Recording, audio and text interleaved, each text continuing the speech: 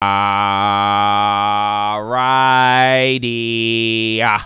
Are we live? Wait for it.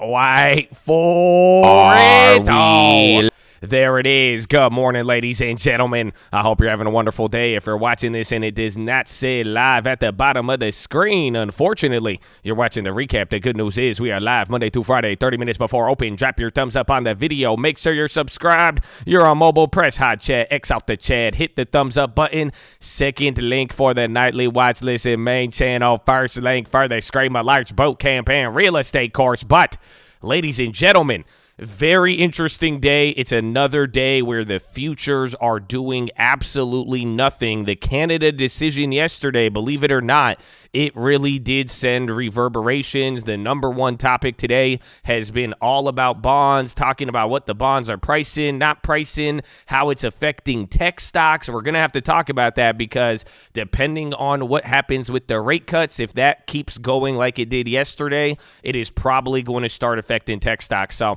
we're going to see how it plays. Yeah, even more smoke from Canada and all of that. You had data out of Japan. I think their economy was a little stronger than expected. Nothing shocking out of China. We will get China CPI tonight. So that means leading into tomorrow morning, we're going to get a little bit. And then you had jobless claims this morning. You could see it right here, but the jobless claims came in. They were stronger than expected, so unemployment was a little weaker. You got a little pop after doing nothing, but then again, we're coming off of a non-farm payroll, so we'll see what happens. It's going to be a fun one, probably a lot like the last couple of days, but we have a lot in store, Chatadonia, so I hope you're ready, and good morning. Oh, Jacob Swag, baby, let's go.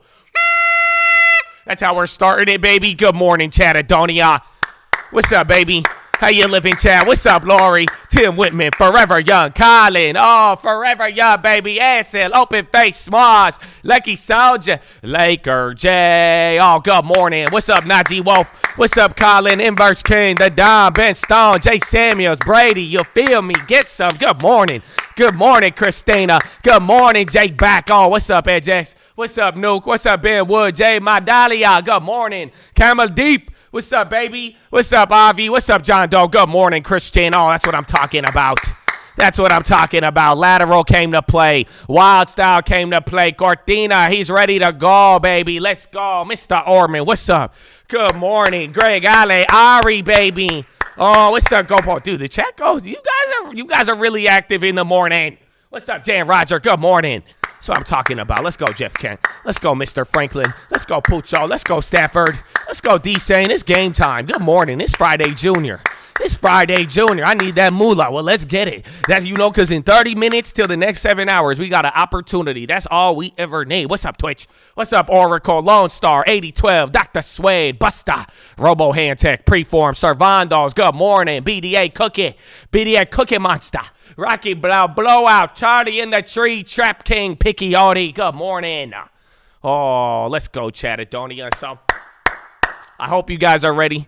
It is Friday, Junior. Let's have a good one. I mean, you've seen the market over the last couple of days. I wonder when we are going to be presented with 4,300 or 4,299, but just keep your head on the swivel. Don't get lulled into anything, and we will see what happens. American Express and Plaid are in a customer permission data pact. But let us get into the news.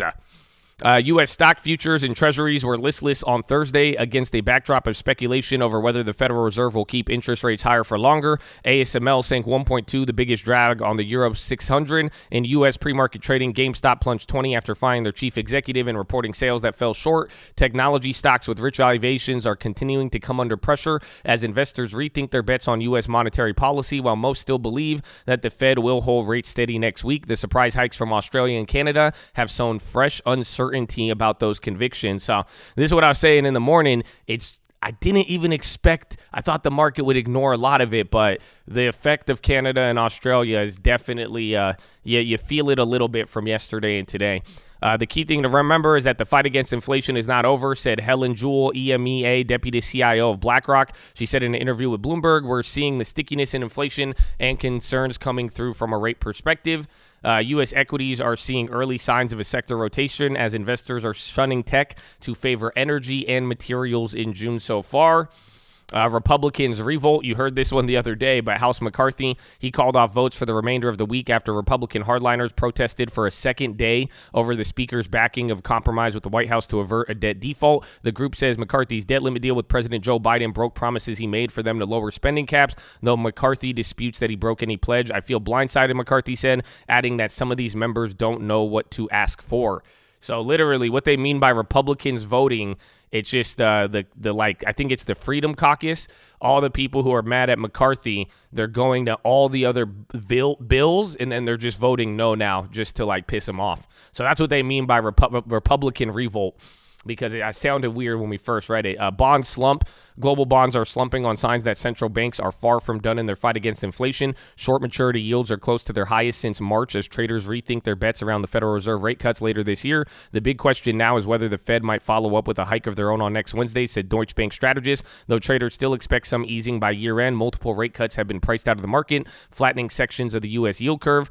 Crypto flows. A filing shows that crypto exchange Binance, along with other related entities, moved some $70 billion of funds through accounts at now defunct Silvergate and Signature between 2019 to this year, including large sums which flowed in and out within a matter of days. Banks are expected to monitor money flow for unusual transactions, including large transfers, and it's unclear whether it was required in these instances. The filing comes days after the U.S. SEC accused Binance of blatant disregard of U.S. securities law.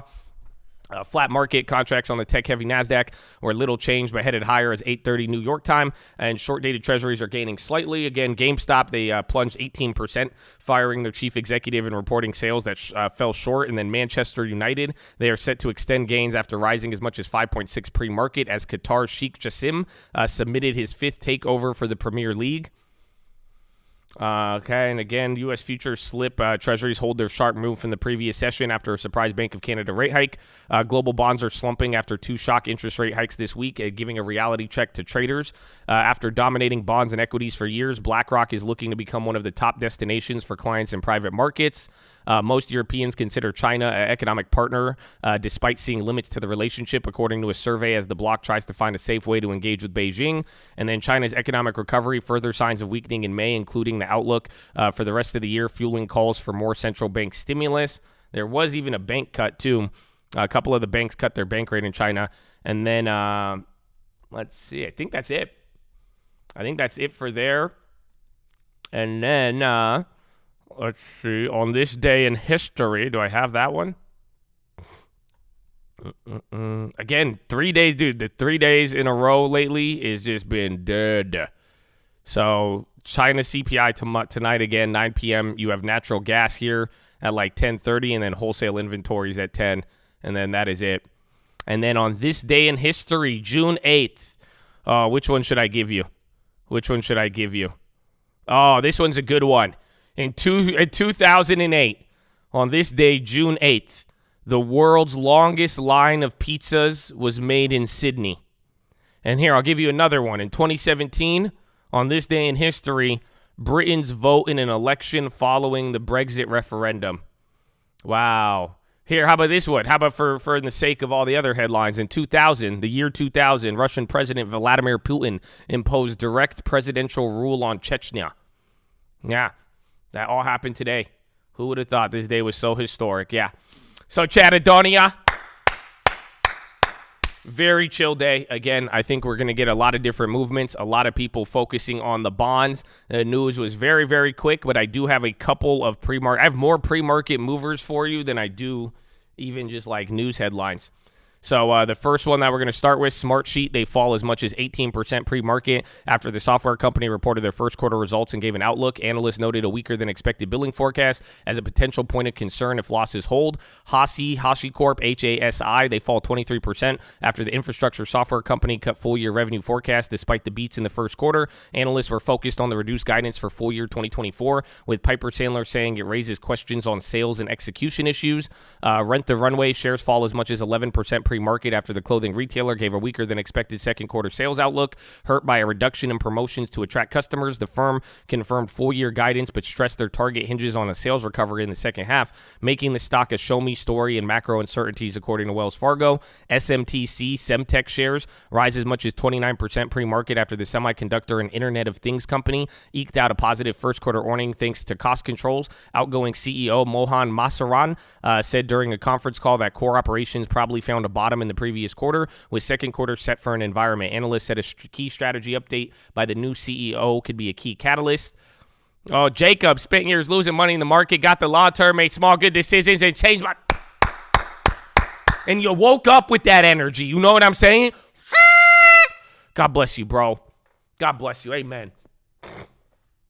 Trip.com shares advance over 4% pre-market after the online travel agency reported first quarter revenue that beat estimate. Analysts said that results were solid, noting that revenue was above pre-pandemic levels. PRVI and EXPI, Privia Health and EXP World Holdings, they jumped pre-market after the S&P has said that they would replace Heska and Ruth's Hospitality Group in the S&P Small Cap 600. And then Signet Jewelers, SIG, they tumbled 9% after slashing their fiscal year projections for sales and profit, citing slowing trends, including softer than expected Mother's Day sales.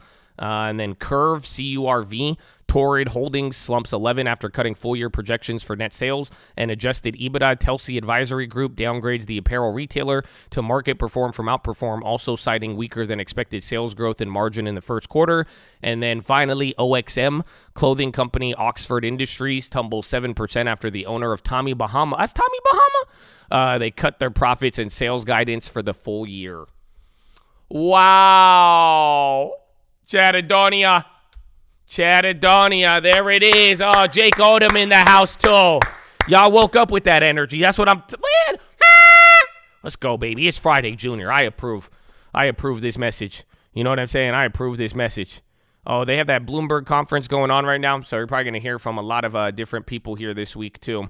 But that is the pre-market movers. I'm going to get the Chad plays ready for you, but in the meantime, I think that's it. I think I'm going to have to go to the potty, my friend. I think we're going to have to get this set up. So, Chad, I love you. Follow me on Instagram at The Trading Fraternity. We're very, very early here, but I am going to go to the bathroom. And they're still playing new commercials here. They have a new BMW, apparently, for $489, that's the terms. Let's see. Is this the Bloomberg Invest Conference? I think we could watch that one. Oh, my gosh. Ba-da-bop-bop-bop. They're making this very difficult. Why do they do this? All right, here. I'll let you listen. This is John Waldron, President and Chief Operating Officer of Goldman Sachs. I hope it's not laggy. And the recent job report was certainly stronger than many of us would have expected. So wage pressure is still there. So if you're running a company, you've got higher wage prices, higher supply prices. You've passed along that price pressure to your customers. The customers have generally absorbed it. I sense at the moment more concern in corporate offices and boardrooms about whether you can continue to price that way and will you have more margin pressure. So there's definitely debate and pressure on margins, which I think is going to be, we haven't really seen that in earnings persistently yet, but I think that's potentially a negative drag on earnings. So that's the CEO sentiment. When you get to the investor sentiment, it's a little bit of a, what rate assumptions do we want to make, what inflation assumptions do we want to make, and what growth assumptions do we want to make? If you want to paint a more cautious picture, you would say we might have a mini stagflationary scenario. It might not be massive stagflation, but if you have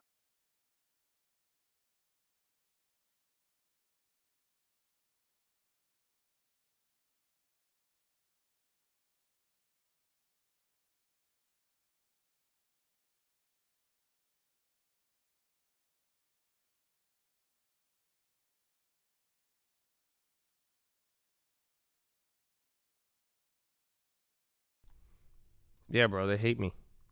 They hate me. It won't work. No, I don't know what happened. It keeps my, anytime I play anything not in like a video player, if I play it on like a browser, it just gets messed up. But don't worry, we're here. He just said something, though. That came out as a headline. Goldman Sachs president says economic scenario in second half could be much better.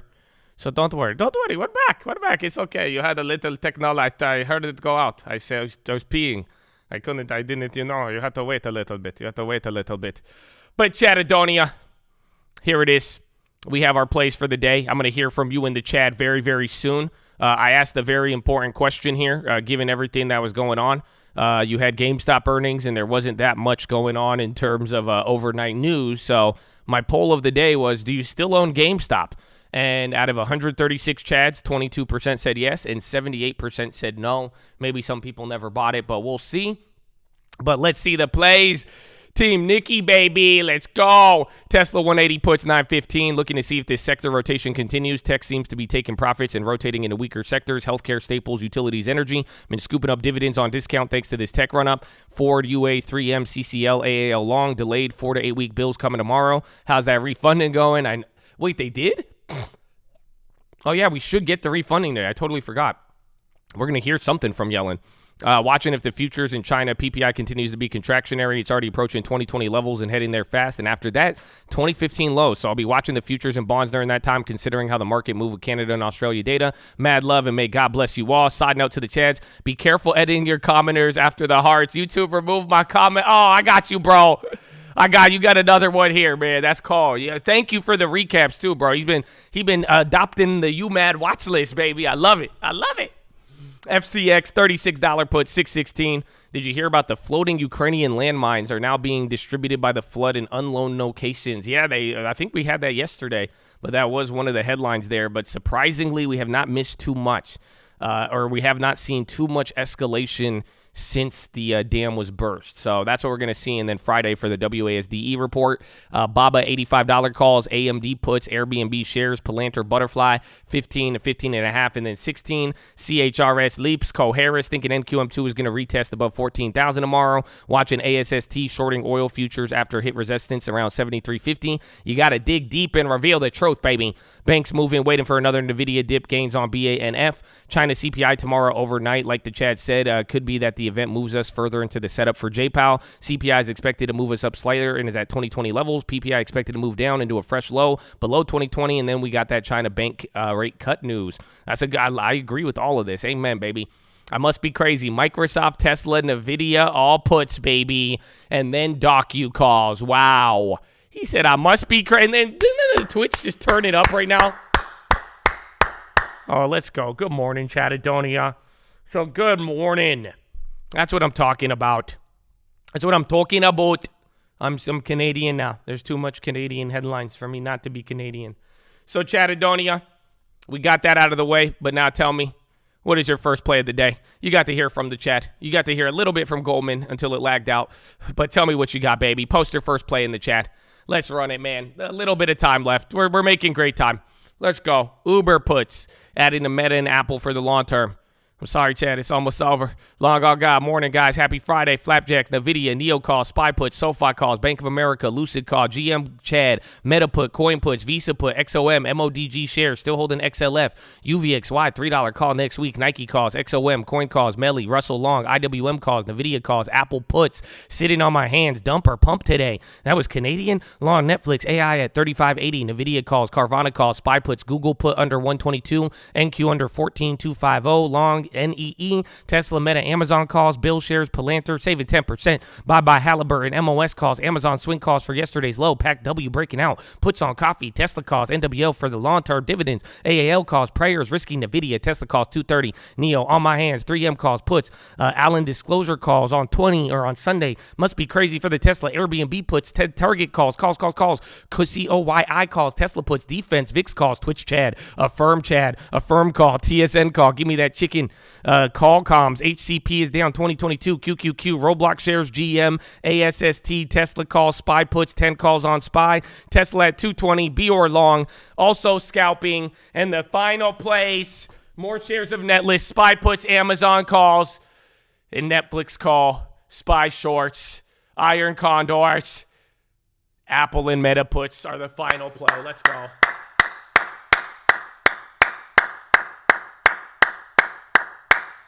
I can take it, Chad. Ready to go. I don't know. Kind of, though, like yesterday. Forgive me. I feel like a lot of calls still.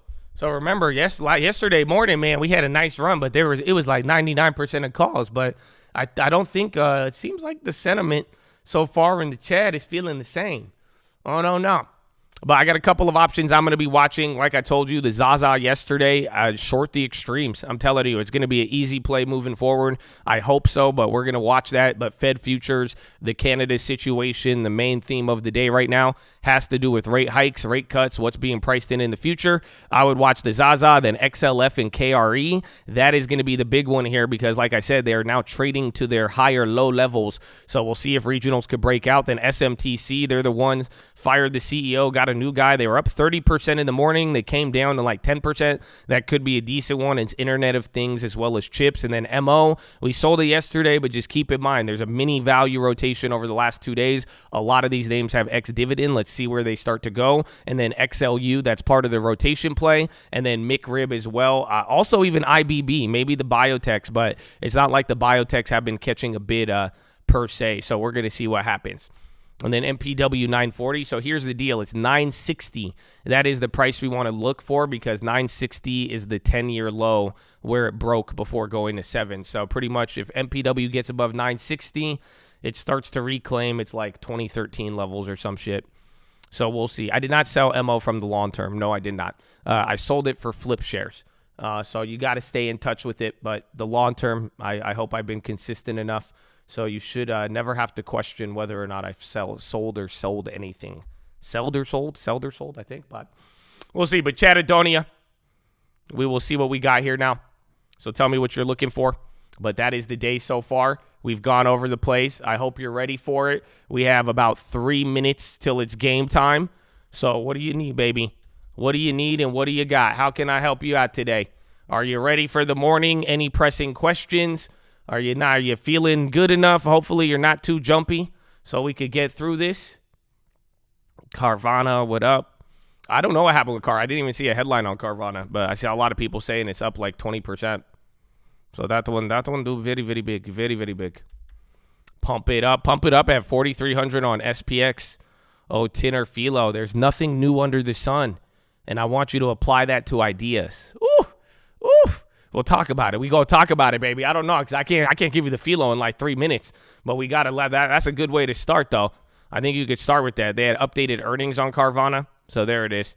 Oh, Cervantes, God bless you. Yeah, positive outlook on the industry. I feel like that's old, but unless they it was them specifically. We did hear car stuff earlier, and then Wells Fargo starts Uber with an overweight rating at $50. And then they start Meta with an equal rate rating at 276. That's coming in now. I don't think is Uber reacting? So they just got a $50 price target from Wells Fargo. Halliburton, I don't know. You would have to check. If you go to TD Ameritrade, you could get the dividends right. Oh, what? They just cut everything? Oh. But if you ever come up here, enter in the stock, and then it'll say dividend, and it'll tell you how much it pays per quarter. So MPW, 29 cents. Japan Security Watchdog to advise financial service agencies and administrative on China bank and securities over sales of high-risk structured bonds. I think that one's too important.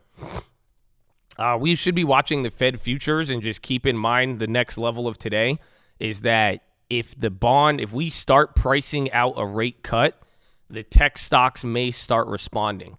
So that's the paradox right now. Because think about it. This whole time, tech stocks have been running while rates have been climbing. So now, why would they start to respond? Because all of a sudden, the market is starting to say there will be no rate cuts. So ironically, even though interest rates were high over the last quarter, interest rates were high, but the market was pricing in 3 rate cuts. So that's why you could even argue tech kind of got a little bit of a lift. So what people are looking for today is we want to see if the bonds and we price out rate cuts, if we price that out, how is tech going to respond now? So now you have higher rates, you have your path, but now it's not like there's an underlying assumption that you will be seeing lower rates in 6 months. So that's what we're going to be watching out for. I think MPW puts to secure the play. Especially if you have a very low position, it could go a long way. But I have another one for you, too. You know what it's called? It's called God Bless America and the Vets, ladies and gentlemen. Oh, yeah, that's my play. So, ladies and gentlemen, boys and girls, it is almost game time. It's an honor to have you here. Thank you for being here. But before we do anything, before we try to chase a dollar, before we try to enrich ourselves, we must pay homage to a very special group of people that has sacrificed more than most of us ever have and ever will. And I am talking about the veterans of the United States of America. So on behalf of the cult, the people here, the people not here, we want to give a huge special shout out. All the active servicemen, past servicemen, anybody who has served this country, even the families. Thank you for your service. Thank you for your sacrifice. I hope you know you are loved and appreciated, and I encourage all of you to show that love and appreciation to all your veterans out there. So thank you, thank you, thank you, and big shout out to everybody else out there giving back to their local communities, all the doctors, nurses, teachers, firefighters, police officers, trashmen, garbage man, the volunteers, the coaches. If you're making it a better place, I hope you know you loved and appreciated, and keep it up, baby. But ladies and gentlemen, please rise. Place your right hand over your heart. Say it with me. I pledge allegiance to the flag of the United States of America and to the republic for which it stands, one nation, under God, indivisible, with liberty and justice for all, baby. Senator Judge!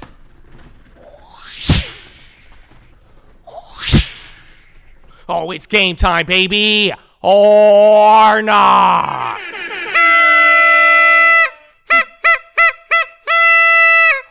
Oh, good morning. Good morning. Good morning. Let's go. Let's go, Mr. Market. Mr. Market, you were getting me hyped yesterday on the real estate call. You know that? And I heard you talking about my bum hair, bro. I was gonna type it in the chat. I didn't want to throw you off though. You were going in, bro. You were going in, but I heard you, Bubba. You got me hyped yesterday, bro. I love it. I love it, baby. So let's go. It's game time, man. We got a minute and a half. Baby. So let's get it. He was shy. I know it was. I love it. And your voice is beautiful, Mr. Market. My goodness, it was just beautiful. And then the story and everything you're working on, I was like, let's go. And then he was like, I cut my hair because only bums have long hair. And I'm like, huh, what? That's me. Let's go, baby. God bless Chattadonia. Amen. So we got about a minute here. Call out any place, Chattadonia. Like that video. If you need anything, let me know. If I need anything too, I'll let you know. I'll tell you, we got to check the news. We got to do a lot here, but we'll see how it all plays out. Again, it should be pretty dry. There is a couple of data points here. You got nat gas, middle of the day, wholesale inventories. Realistically, the bigger stuff will be tonight, but let's see if we get 4,300 or not.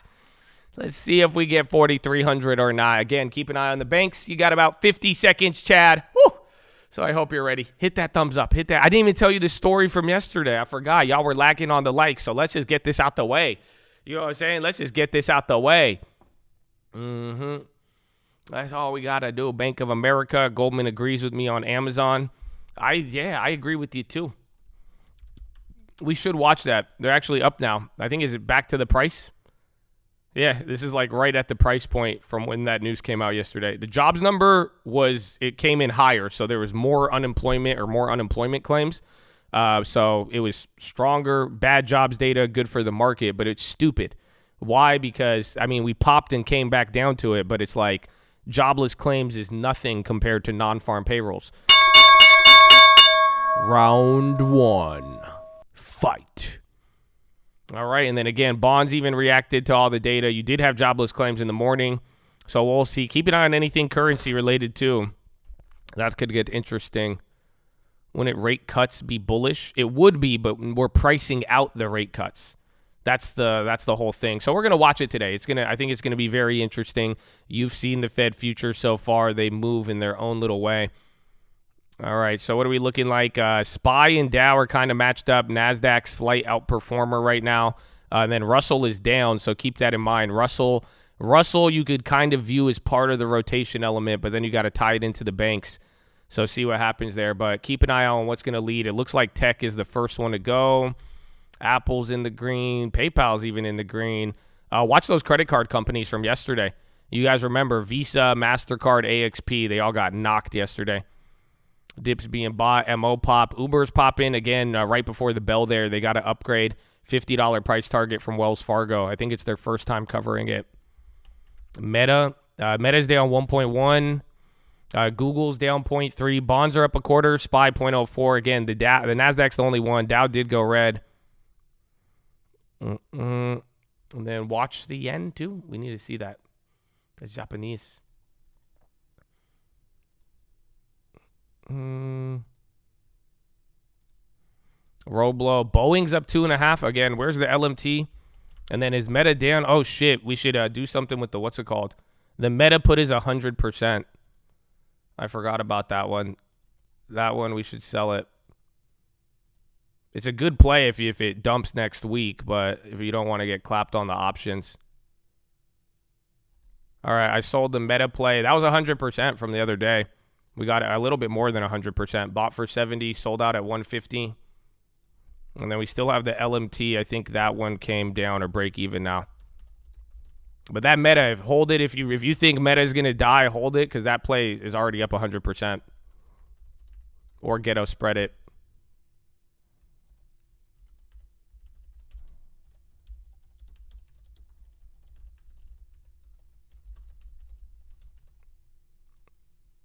AMD dump. Watch the other chip makers again, even from yesterday. AMD is red. NVIDIA is in the green, but NVIDIA is knocked. NVIDIA is way off of 400 from earlier. Intel's coming down here. What's that other one? Was it SMTC? Semtech? Yeah, so this thing was up 30%. Watch this one. Again, because that, if they want to start coming back up there, I think this could be kind of one of those hype movers on the day. IWM candle. Microsoft's coming down. EXPI, shout out Call Real Estate. They just got added to the S&P 600 small caps. That's why they're going. Eric Cecil. What's up, baby? Palantir's running 1.9. Again, NASDAQ 0.8. Dow still red. SPY barely green 0.07. And then Russell is down. Tesla being bought. Regionals are down 0.5. They're coming up. Tesla's barely green. XLF barely red. Palantir. Let's go, baby. EXP. So EXP got added to the S&P 600 mid cap or small cap today. So pretty big. But that's why it's shooting up, because now they will get purchased. Redfin's pop in 1050. And then end phase. Even the SPY right now, I need to check the level, see where we're at. But again, you haven't moved outside of yesterday's range. So you're at 42.72. It's the same thing. 42.75, 42.80. And all of these levels, I mean, we're right there. So it's just like, I wouldn't give too much weight to the levels until we break out of the last couple of days, because all of this is just straight momentum. End phase, you need 185. Palantir, China stocks rising. Carvana, again, Chad says that there was an update with their earnings or the outlook on the industry. Yeah, Baidu is coming back up. So, again, watch the Baba play has been back and forth. And then your boy, MP Dubs, just died. I don't know how you define death, but MPW's down. I'd look at all the other REITs again. Sure enough, VNQ is down a third. So now the MPW's outperforming to the downside after outperforming to the up. Boeing, TLT green, AAP. Redfin just took a candle. Boeing is at the high, 214. NVIDIA dump. Yep. Good call. Watch for that value rotation, because, look, the Dow just rocketed back right there. That candle, Dow was negative, the only one negative with the Russell. Now Dow is the leader. NASDAQ is matched up with S&P. So, again, just keep in mind, watch utilities and a couple of other things. But any of those Dow names. And then I think Dow could also be because of Boeing. XLU is rising up. That's utilities. Tesla's still in the green, but now they just flipped red. Again, you haven't really moved too much. Keep in mind, this is how pre-market looked. You're trading in between you're oscillating the open from literally 7 in the morning Eastern all the way to the jobless claims. You're right in the middle of that. So not much movement, but you're watching this little game back and forth. TGI on the high. Airbnb downgrade. Trip beat earnings. Yeah, Airbnb's down 2. Trip beat. They were up 15 or 10, and then they flipped. So watch even Booking. Where's Burke A? Damn, Berkshire. Oh, yeah, value rotation. Banks are dying. Let's see. Well, watch out for that. I mean, JPM's coming down. Regionals are down 1.2. So this is we do want to see how they hold here. I guess if they come back below 4, if they go back to 42.40, that would be bad on regionals. If not, if they hold here, I think it's just kind of moving around. PAC W, Adobe's up 3. Good call outs. Amazon's on the high. Sentinel 1. XAS. EXAS. That's on the high. 52-week high. Adobe is up there. Amazon. I think Amazon is like what Jay Alt was saying there with the, they literally released the ad tier yesterday, and then the stock sold it off. Again, my reason, I think the stock's just high. That's why people could have been hesitant. But, I mean, they announced kind of like Netflix ad type beat. Is Uber going? Yeah, Uber's barely up, though, because I think Uber was up the higher. It was higher the other day. I mean, they got a pretty big upgrade there from Wells Fargo, or I think it's the first time being covered. And then you're at 42.70 right now. Not done much.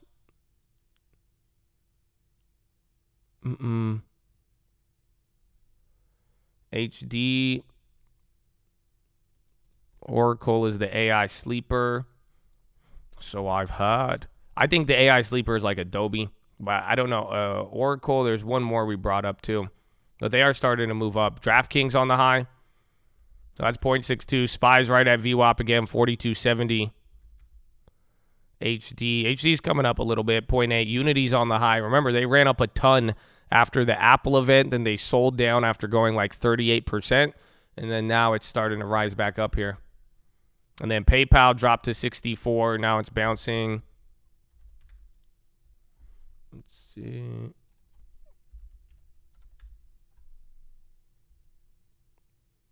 Bidenius.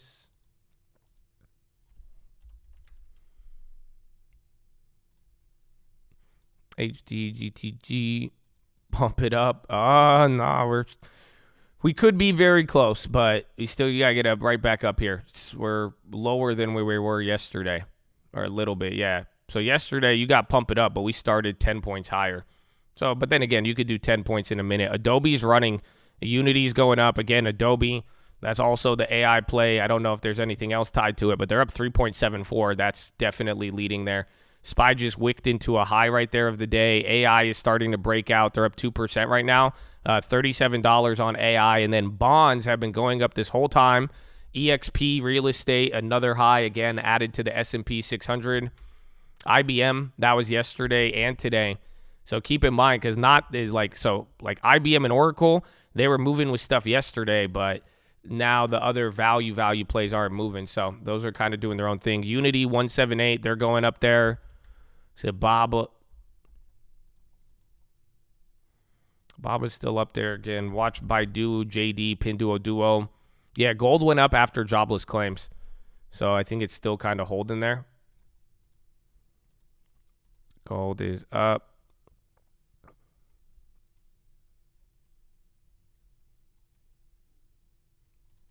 Tesla, again, I think Adobe is quite fascinating there. That's a big move for Adobe, 4%.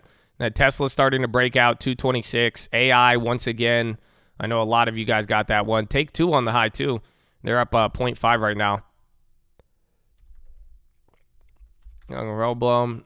Yeah, Roblo got murdered yesterday. He was just at 40. NVIDIA now, 378. And then there's Macron. Dash is on the high. 0.4. Uber's up 1.6. And then again, Adobe, Coinbase even on the high. And then spot silver rises 3%. Oh, yo, man. Coinbase is popping here at the high. So Coinbase barely going green. And I don't know. Do you guys see this? Silver is up 3%. That's a very, very weird one. Gold is up 1.0. Interesting. You're coming back down here now. So literally 2 minutes ago, you wicked into the high. It's already turning around, but a lot of things still running. Costco's on the high. NASDAQ is back to being the leader. SEC is seeking an order to ensure assets of Binance customers in the U.S. remain safe. Coin pretty strong. Just got an update from the SEC on the Binance thing.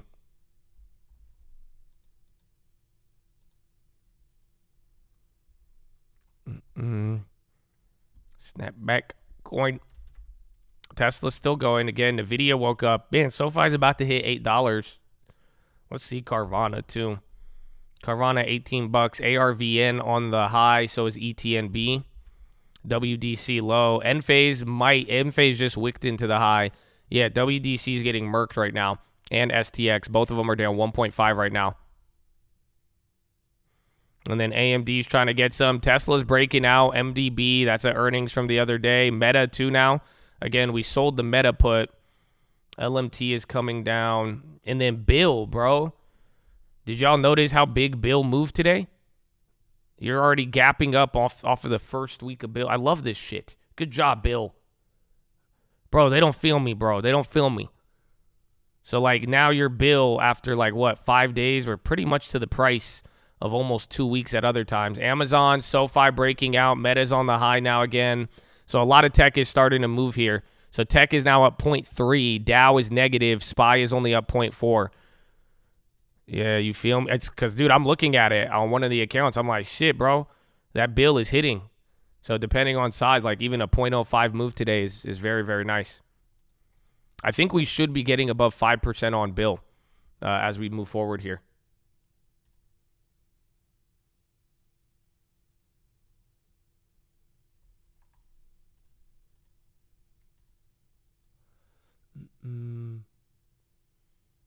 Z-Dub. Where's retail? And then where's healthcare? XLV or Amazon's running.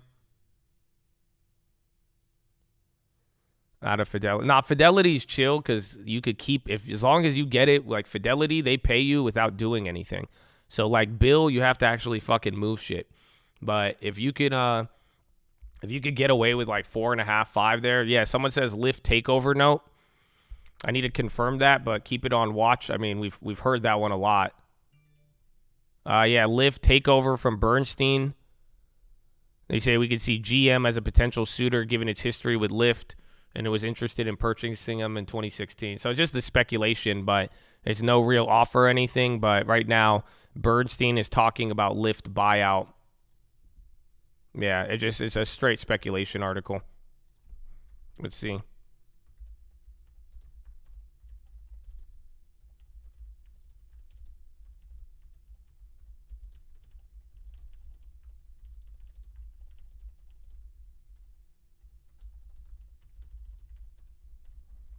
Fidelity's at 4.7, yeah. And then as long as Fidelity lets it like be good, you know. And then Crispin Odey tells Reuters Morgan Stanley move is a massively quick reaction to a allegation by the FT. Crispin Odey, Reuters allegations and Financial Times articles are a rehash. None have stood up in a courtroom. So again, Morgan Stanley's cut ties with Crispin Odey. And then shares of casino stocks, they got downgraded to hold from buy at Jefferies. Netflix is on the high. Let's go BABA. So LVS is coming back up, or Win is, but there's a big downgrade apparently on them. And MGM's only down 0.5. Zoom is on the high. EXPI, EXPI is still almost about that 20. What about oil? And then you're still holding. I mean, we're right at opening candle here. Again, it was a couple minutes ago. You wicked into the high of the day is 42.73. So we'll see where we move from here because that's it. Just once we get away from this, we're either going to be much higher or much lower, or maybe we dance and do nothing. Baba's on the high, 1.1. Baidu's still kind of holding. Some of the other plays are just still holding there too. Pinduoduo keeps going up. And then Adobe, 3.94, still up there. You had AI, Palantir kind of squeezing. They haven't hit a high in like 5 minutes, but they just were.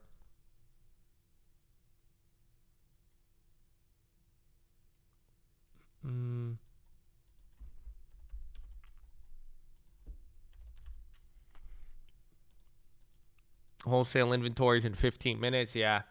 We'll see, but it's, I mean, I'd watch the bond reaction. Because you see it today, there was big bond reaction even after the jobless claims, but the market is cuckoo. I'm telling you, you had like a 1/4 point reaction off of jobless claims, and that's mind-blowing considering you're coming off of non-farms that were just terrifyingly strong. T-Mobile on the high. T-Mobile's kind of popping up here.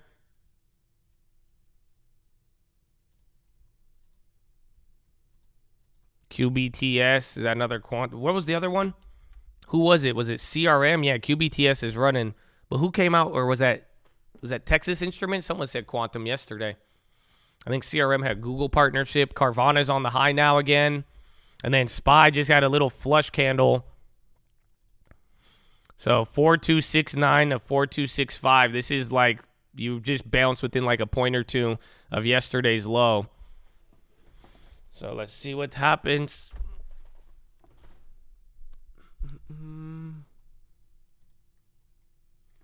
Bardunius.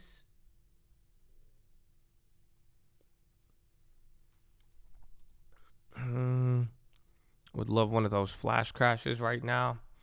They're not as fun as you think, but I feel KRE low. Techie holding the market. Technology.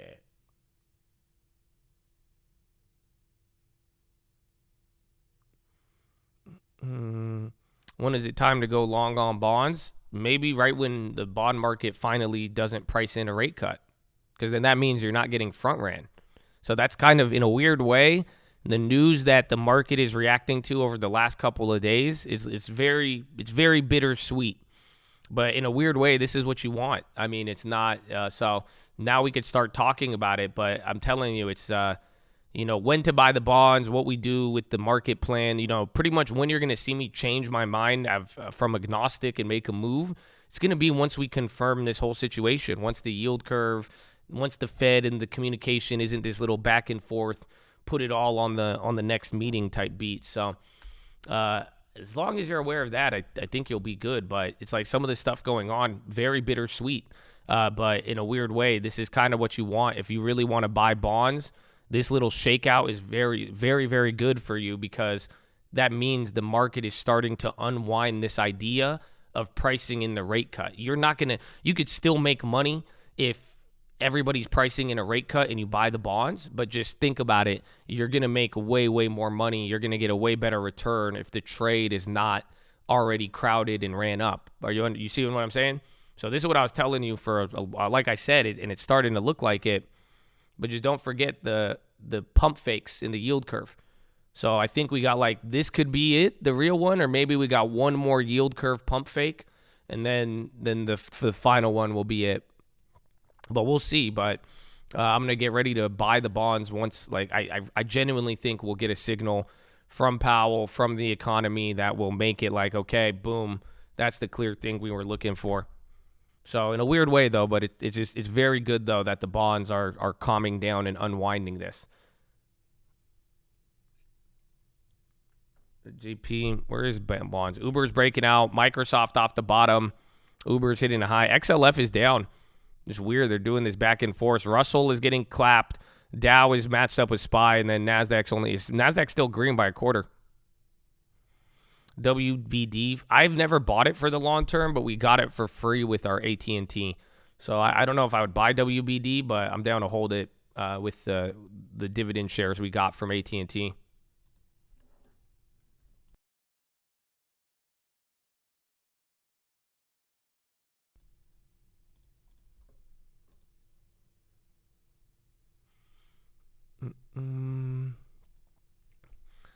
Netflix little high. KRE's at the low. Coca-Cola. Ababa. Very interesting rotation day, more or less. Materials are murdered right now. Where are the fertilizer stocks? See, they're down today, and then wheat actually went up. So they're playing their little game. Check chips. Intel's at the low. Nvidia's near the high. TD's catching up. Baba's second leg. SoFi hit AI flip. JP Morgan is reviewing prime brokerage relationship with Odie. Bro, what did he do? That we got to see. Mr. Crispin.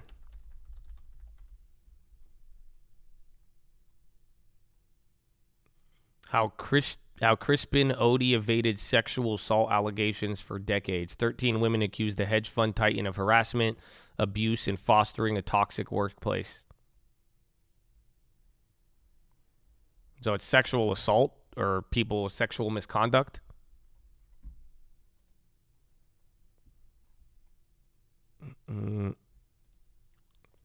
Is TD? A couple of chads were just, I see it in the chat. I don't have any issues on my TD.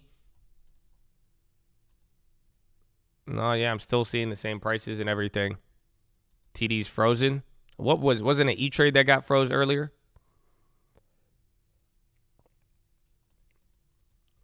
TOS is frozen? Really? Mine's at 4263. I think, yeah, mine works. I don't know.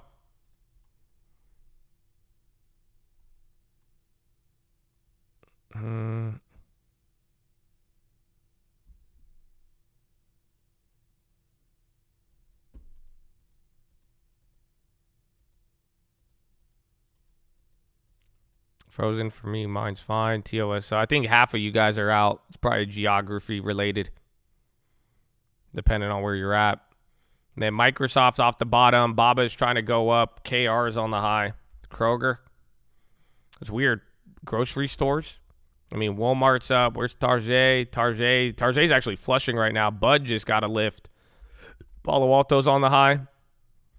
TD frozen, yeah. You're in Cali and it's frozen. That's weird then. Yeah, so something's going on.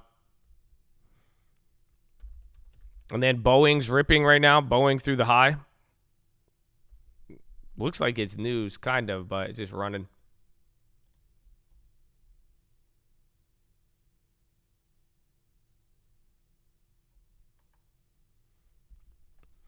My TOS isn't lining up. My mobile portfolio. Very weird. California frozen. Regionals. So, yeah, I think there is some TD Ameritrade problems. I haven't seen on Twitter. You'll go check Twitter, see people are crying about it, but I think there's a lot of you who are reporting it now. Tesla's breaking out. I don't know if that's good for you. 227. Tesla's running. Again, SPY, a little bounce here off of the bottom of the day. So far, bottom 4262. You hit a new low from yesterday by 1 point, and now we're moving up. IoT. Some SATA.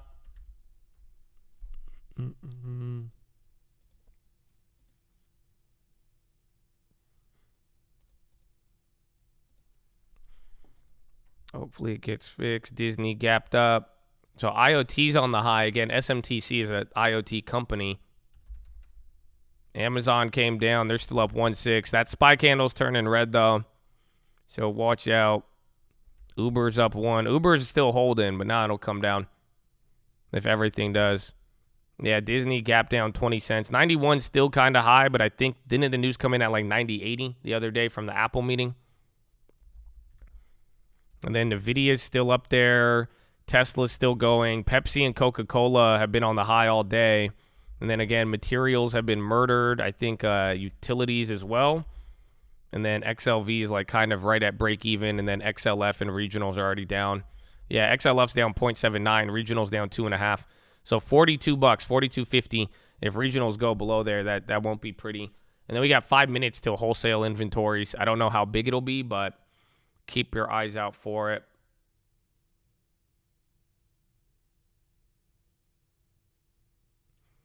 I think TD is back now. Is that why the market's moving? Like, it's good now. It's good. That was Monday. It was this Monday we had the problems with E-Trade. Remember that. This Monday was weird. Everyone's like, did it halt? TZA. Procter Gamble. So that it's like a different set of the value plays are going up because you're not getting full rotation. Russell's clapped. Not everything's going up with it, but like General Mills, Kroger, Coca-Cola, Pepsi, those are your names on the high. Like, so consumer staples are running through the roof right now. TD's working again. Okay, there you go. New low, 4261. So again, 4263, 62 was the low. You're at 1 more point, and this is lower now than yesterday. This is actually lower than Monday, where we opened up, or that Tuesday. So pretty wild. So now the next level, 4260 flat, 4250. You break 4250, maybe 4240, but realistically 4220, 4225.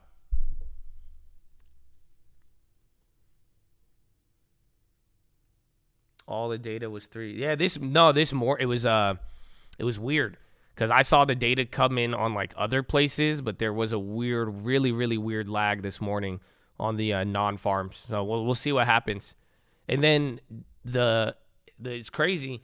I found this one out. Like, you know, the ISM. It's not. Which one is it? it's like ISM or like the Richmond Fed or like one of the regional bank reports. We always look at it and we're like, oh, it's late. It's like one of them is actually scheduled to come out 5 minutes before. I learned that recently. It was tripping me out. All right. Some of you saying you have problems again. It's frozen again. So you're getting a little bounce, hit a new low, then it freezes. AMD's on the high for tonight. So a couple of things are moving. Regionals are at the low. Yeah, AMD's popping to 120. But a lot of the other chips are dying. The NVIDIA and AMD are going up.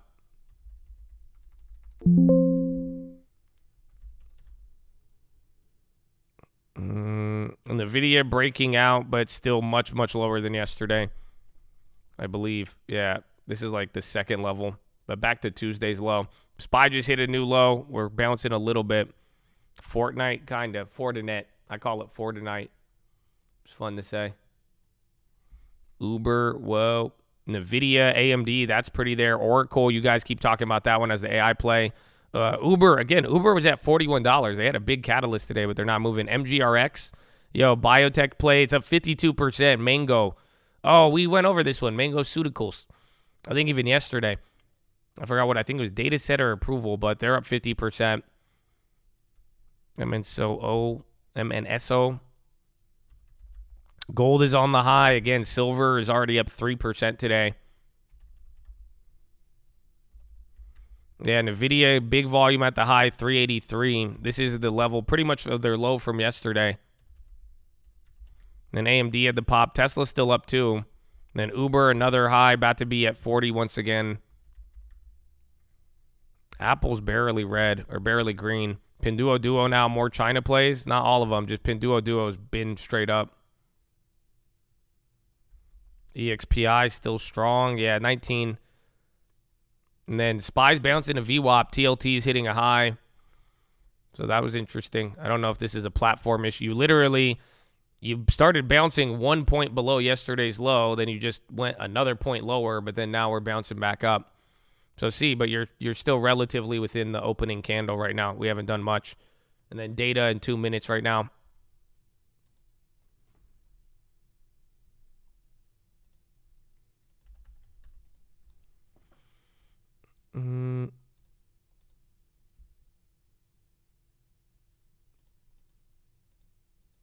Market's been crazy 3 weeks before OPEX.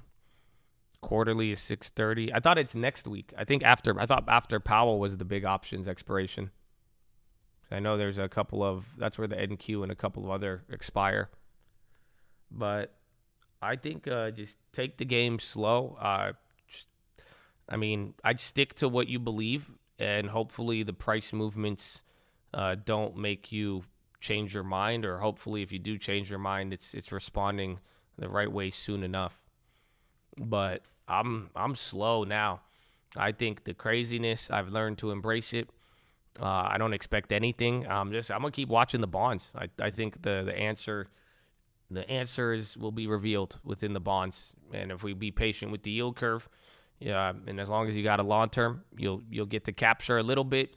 You won't have too much FOMO, and then that's it. But I do think expirations are big, and I do also think, the market is kind of, we're flailing around a little bit here, especially as we've, dramatically overnight went from, buy all the tech to, oh my gosh, interest rates are high.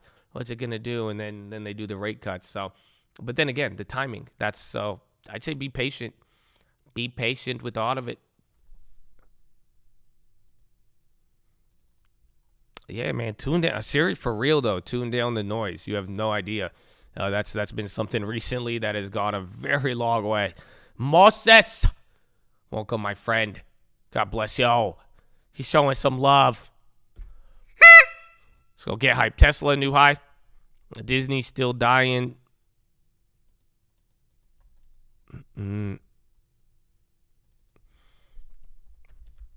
Tesla. I appreciate you, my friends. Hey, man, I'm excited. That's why we got to make it to the end of the year, and I hope you guys balance everything. Get a little bit of cash. Don't be over-levered. Don't be under-levered.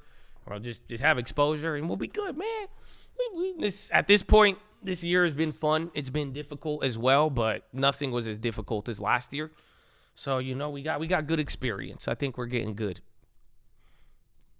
The data is out, I believe. Is it 10? Yeah, 1 minute later. It came in at, where was it? At negative 0.1. Forecast was negative 0.2. So not really anything too. It came in slightly lower. I would argue that's slightly bullish. Again, inventory is dropping.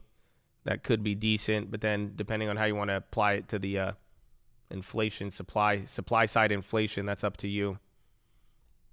But then it doesn't mean it still means the economy is kind of running a little hotter, but then that's also year-over-year numbers. So I don't think it's too much. And if you notice, bonds didn't really move off of it. Could be a dud. Again, tonight, 9 p.m. Eastern, you have the other thing. You have China CPI.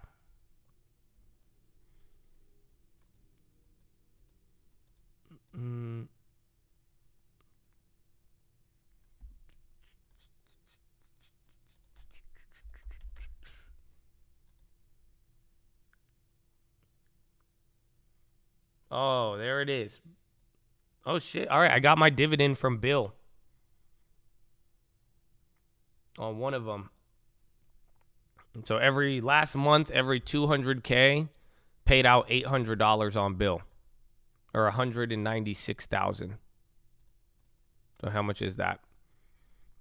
At about 196. That's 1/4%. So 0.5%, and under 0.5% in a month. Yeah, that's an annual yield of 4.8, and that was during debt ceiling. So that means, next month is that's why Bill's running so much now. No, that's less than 250. So like I said, I loaded up the accounts and I kept all of them below 250 so that I can make sure I'm insured while I try to get me my dividend or my interest rates. Because banking stuff, you know what I'm saying? I'm not scared enough where I don't want the interest, but I'm not going to go and put them into uninsured accounts. You know what I'm saying? That's because it's sounding resilient. So you know what I'm saying? Like, you just got to balance it out. That's it. I went full Giannis Antetokounmpo. Rock. Oh, we saw that one yesterday, right? And then Blinken says it'll continue to play a role with integral role in deepening, expanding normalization with Israel.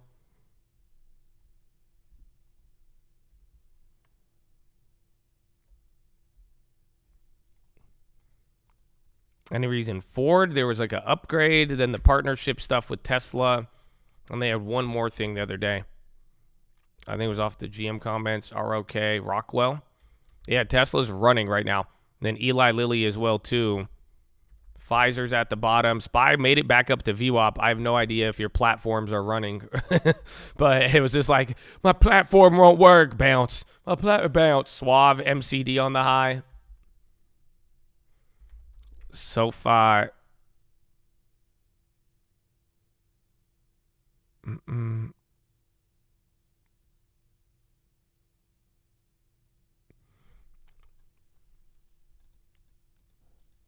Mavis. Yeah, SoFi at $8 is pretty impressive. So Baba's running. Pinduoduo, they were leading earlier. The China names are kind of just going in waves right now. So they're each kind of doing their own thing. And then Tesla, 228. Target back to green.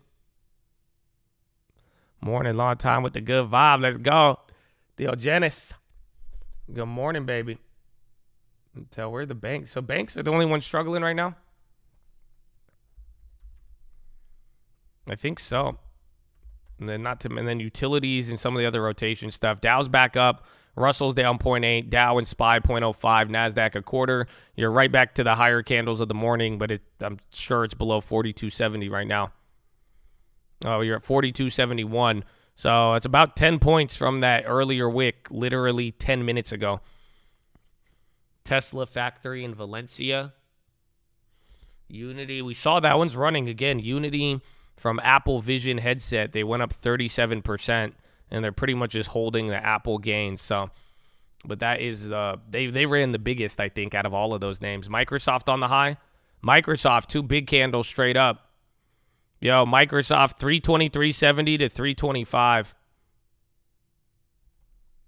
Whoa. And then Tesla's going, Boeing on the high.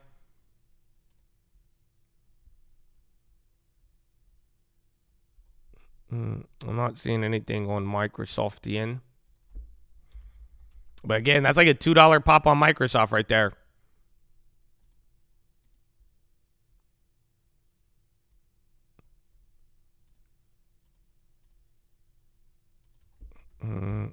DFS. Check the what's it called? The credit card companies, because they had a fat gap down here. They even got a candle there too. MasterCard just got one. Nvidia's running, but again, Microsoft $2-3 there is no joke. And then Nvidia's at the high once again. Yeah, but I don't see any news on Microsoft. But that was like a straight up $3 pop.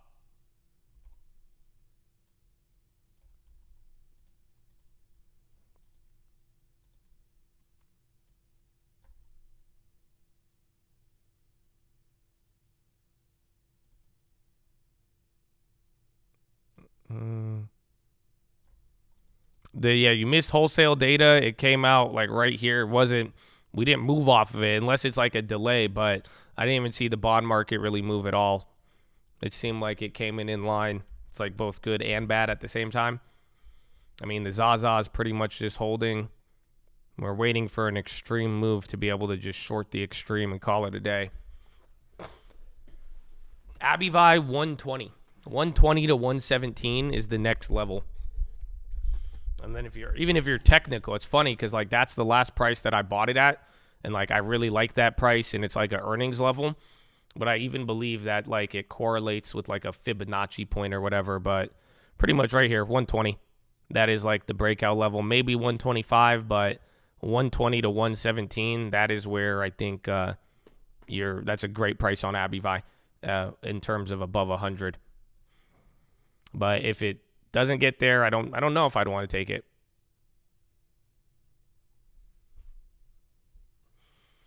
Like above that price. Just because we let it rock. And I like a dividend, Habibi. I like a dividend.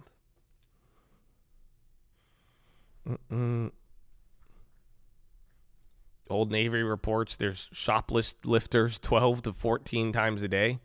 That's why they're closing the flagship store in San Fran. FAA flights to Philadelphia have resumed.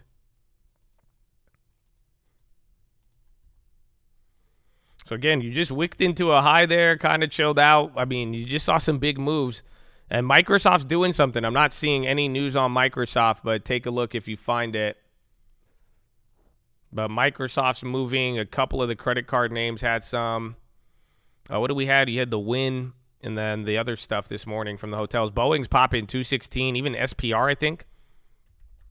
So Spirit Aero Systems is going with them. Could be Activision news. That's a good take. Well, Activision ain't moved yet. They have an event on Saturday. Wasn't they meeting with UK officials? I don't want to. I want to say yes, but I don't know if that was this week or last week. Yeah, Boeing's running. 216. I think you need banks or healthcare to come back. Actually, healthcare was second half here. So healthcare did start moving on when we started to run up here. I think you could ignore utilities if you really wanted to. Energy is still down. My intake on the jobless claims is foo-foo. It doesn't matter. That's why I'm glad the market came back to the same price when we opened, but that's it. There's no point of talking about the jobless claims if we're not talking about what the non-farms last week showed us. The non-farms last week were horrendous. So I'm glad the bond market was like, yeah, Josh, you're right. The jobs market, you know what I'm like. The bond market was the only one that responded to it, but that's so that's why I'm like the jobless claims is much, much less important. And it was a slight beat, but to get a way, way smaller number and have a reaction, I think it's pointless considering equities ignored the non-farms, but bonds had a large reaction. Amazonian, Microsoftian too, and CRM.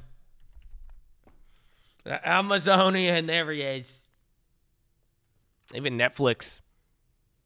The U.S. will keep playing role between normalization of Saudi Arabia, Blinken says. PST.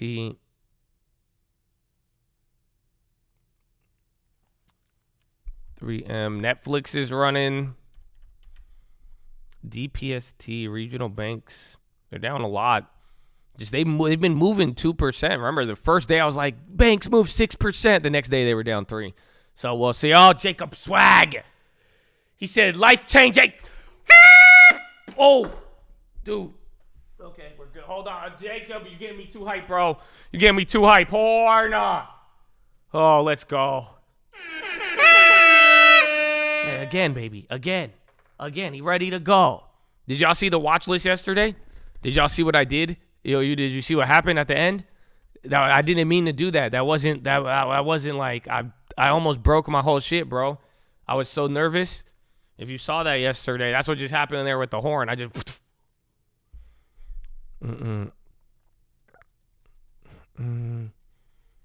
LNT, you locked in tick by. It's all good, Carissa. Handle it, baby. We got you. You let us know if we can help. Because it did. It really did. It was awkward. It was. Because I've never seen my mic stand move like that. I was like, ooh.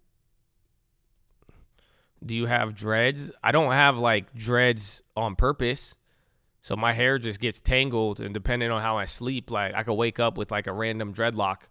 Low key. But then it's weird because, like, I got no hair on top. So I don't know. Have you ever seen a receding hairline dreadhead? It's very weird, bro. It's very, very weird. I don't know how to describe it to you. It's like it don't even look like dreadlocks. It looks like an old donkey. Like it looks like an aging donkey is the best way I could describe it. Like, you know what I'm saying? Where it's like the hair gets matted down. And then he just like is like a kind of like an old dog. Yeah, like Alex Karp, but I got a little more swag than Alex Karp. You know, he was kind of scary. You know, that was my first My first impression was like, this man is probably brilliant, but he's terrifying. You know, I'm sure I leave some people with that impression, but I probably don't leave you with the terror. You're probably just like, this guy's a fucking weirdo. That's, you know, but that's like Alex Karp. I don't know, man, but I could something like that in terms of looks. I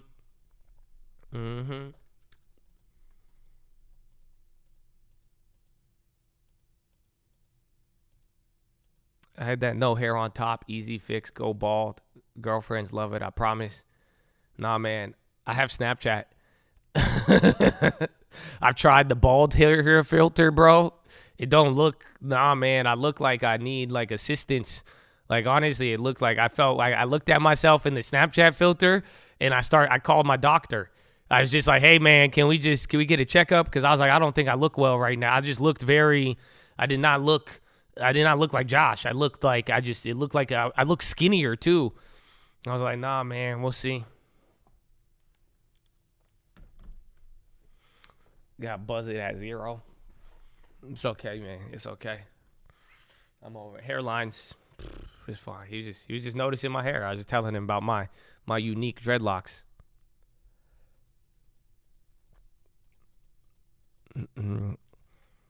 One more huge TOT and we're going to Turkey, maybe. Well, let's see. I bet I bet the odds is like if we hit, let's say we hit the world's best TOT play, the odds will be there will be a doctor in here who will hit it and he'll be like, Josh, come on. That's what happened last time. He said, come here. Come on, Josh. I'm taking care of this for you.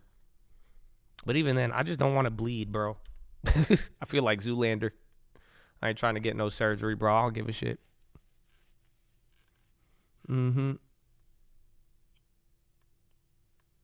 Tesla, all right. Spies going. Boeing one more time. Amazon, now healthcare. Cigna. Yo, Cigna's waking up 1.28. So that healthcare was the first half of this rally here that picked this up. And watch if the banks come back too. That's big. Netflix on the high. Sentinel won again.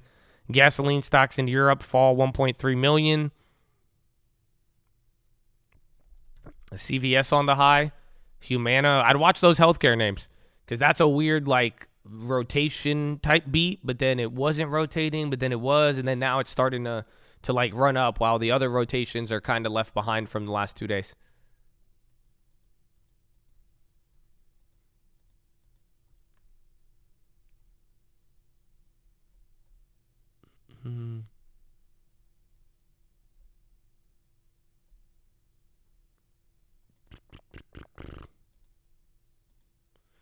Amazon.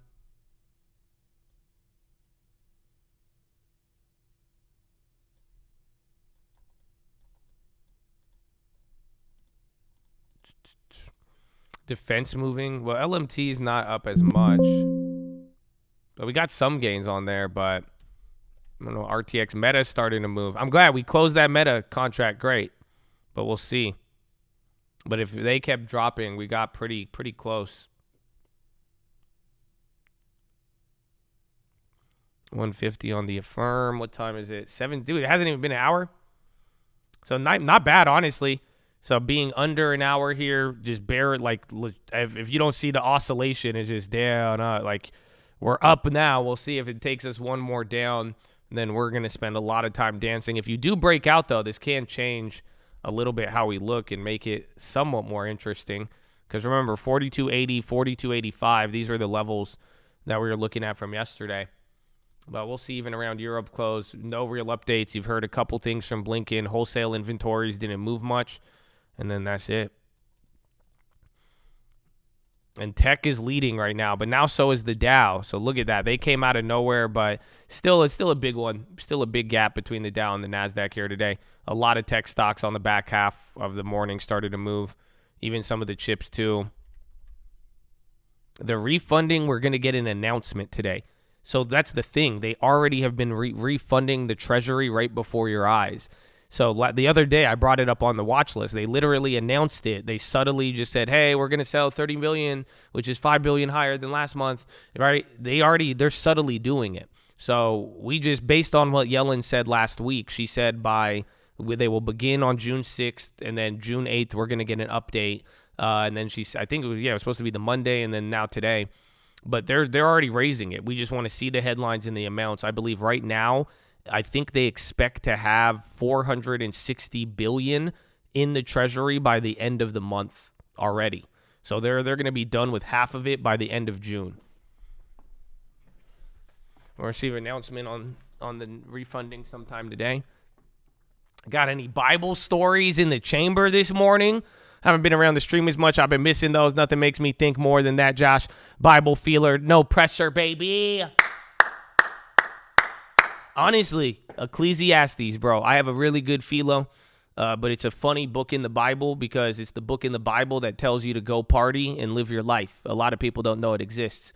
But Ecclesiastes, there's nothing new under the sun.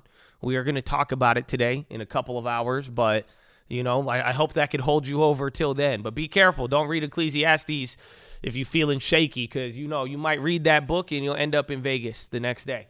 I've seen it happen. Not myself, maybe myself, but I've seen it happen. Here from Tennessee. Citadel looks to buy stakes in AI startups. AI. Oh, wait, is that not moving? From the information, I don't know if I have that early or late. That's the problem. Literally, Citadel looks to buy stakes in AI startups.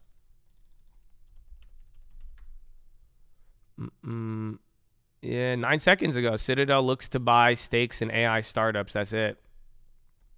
Just one headline on it. Not AI, but AI startups. So AI would be one of those.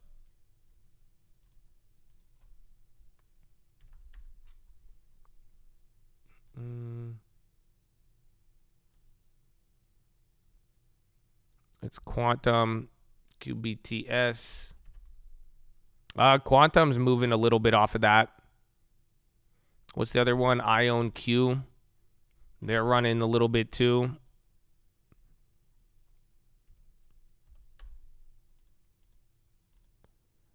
CVNA.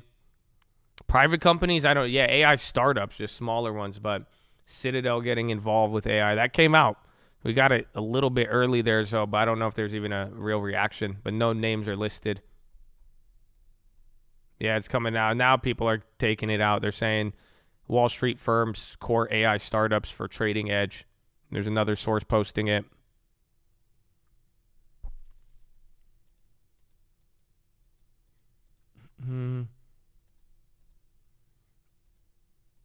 Dude, the Twitch chat killed it on QBTS. Dude, QE was calling out QBTS here. I was going to buy it on the pullback, but I was like, this thing's a fucking trip. I have to really feel it. But nah, they killed it. Bro, yeah, QBTS, dude, the Twitch chat been running that up.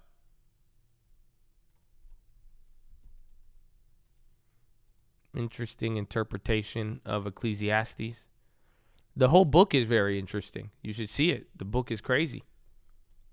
It's good. There's a deeper meaning. It's actually meant to be satirical. It's kind of funny.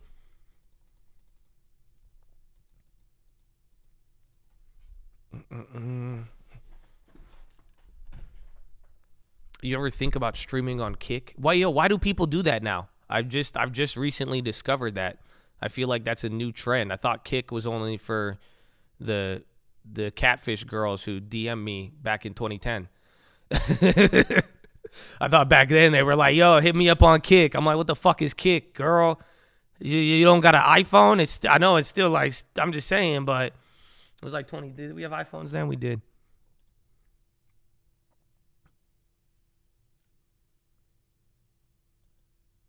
It's more take home. They're going to start paying part-time streamers $16 an hour. Really? No Ideas original is the song you keep reminding of. Is nothing. Great song. Dude, hey, man, I love that. Whose world is this? I know I can't be what I want to be what I want to be. If I work hard at it, I'll raise rates where they need to be. Where be, boys and girls, listen up.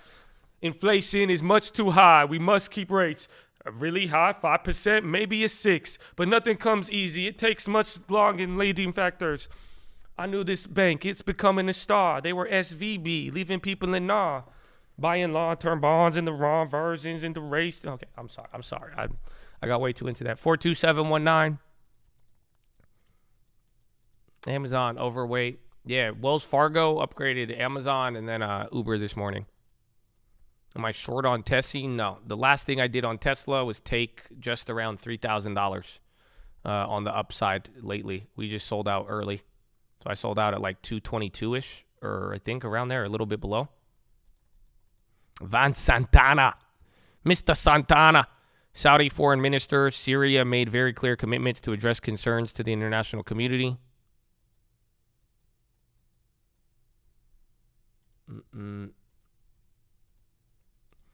Would you be mad if I started streaming the stock market live on Kick? Well, if it's not me, of course I would be. I think it's pretty simple. Because last time, you guys could do whatever you want, but just don't. If it's not your shit, don't do it.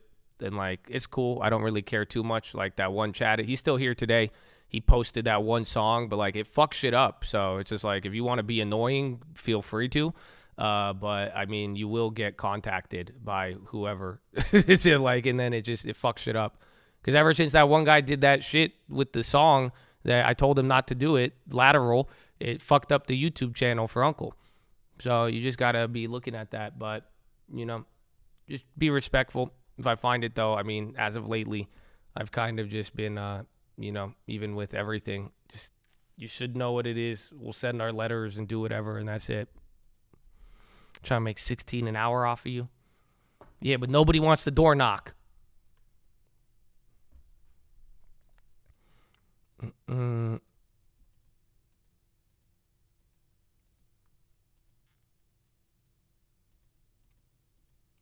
Blinken says U.S. is not asking anyone to choose between the U.S. and China. And then they say they will not normalize relations with Syria.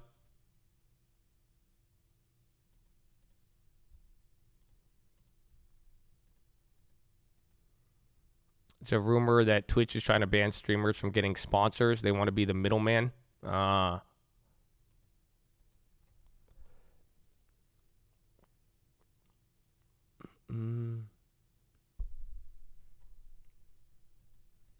you streaming. Well, just don't knock the work that we do. But that's it. You guys can do whatever you want. I mean, I know the reality of it. I'm the wholesaler for like at least 1,000 different like stock services. So, but then again, anytime it's just like if it dilutes it, it's the same thing. I mean, we did the Bloomberg stuff. You guys started reproducing it. We get banned. We do so it's, you can do whatever you want. I'm not here to control you. But hopefully you further the goal or not. Otherwise it becomes dilutive. And then that's it. If you have the rights to the content, feel free to post it. But if it's my content, I will enforce it and I will not allow it.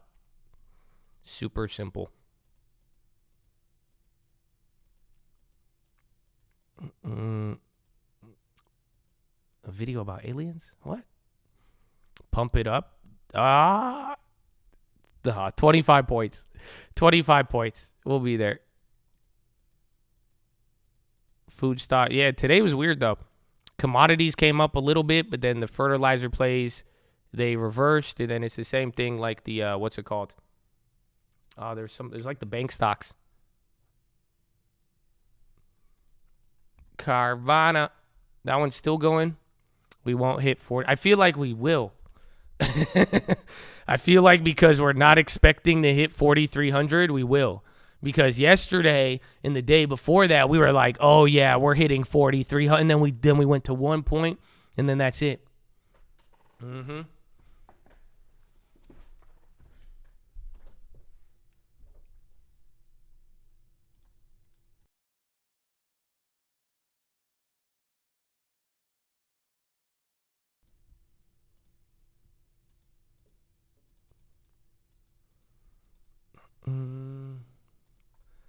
Exactly. So I don't know. I feel like the fact we're like skeptical of it today, it has a shot. Has a shot.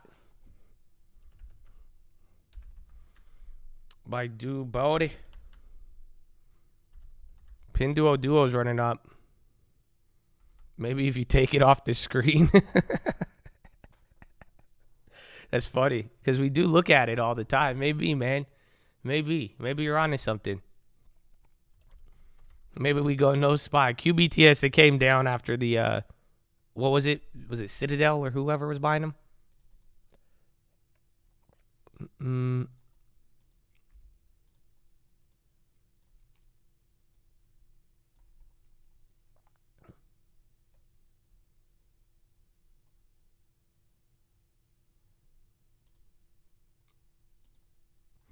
Huge orders getting taken out. I mean, we're at 42.75. So remember, this was the level from yesterday. We couldn't get past this yesterday from 11 o'clock. So it's here and then 42.78 or 42.80 pretty much. So this is a pretty big level. We just need to kind of move out of it. And then it's early. It's been literally 2 minutes shy of an hour. But then we're also, I mean, we've already got the data. Tonight you're going to get the economic stuff from China. But we'll see, I think, now too. And even the bonds, they haven't really moved too crazy. Nor have we had anything bond market moving. So even the wholesale inventories, they didn't really move the bonds. The jobless claims in the morning did. But that's it.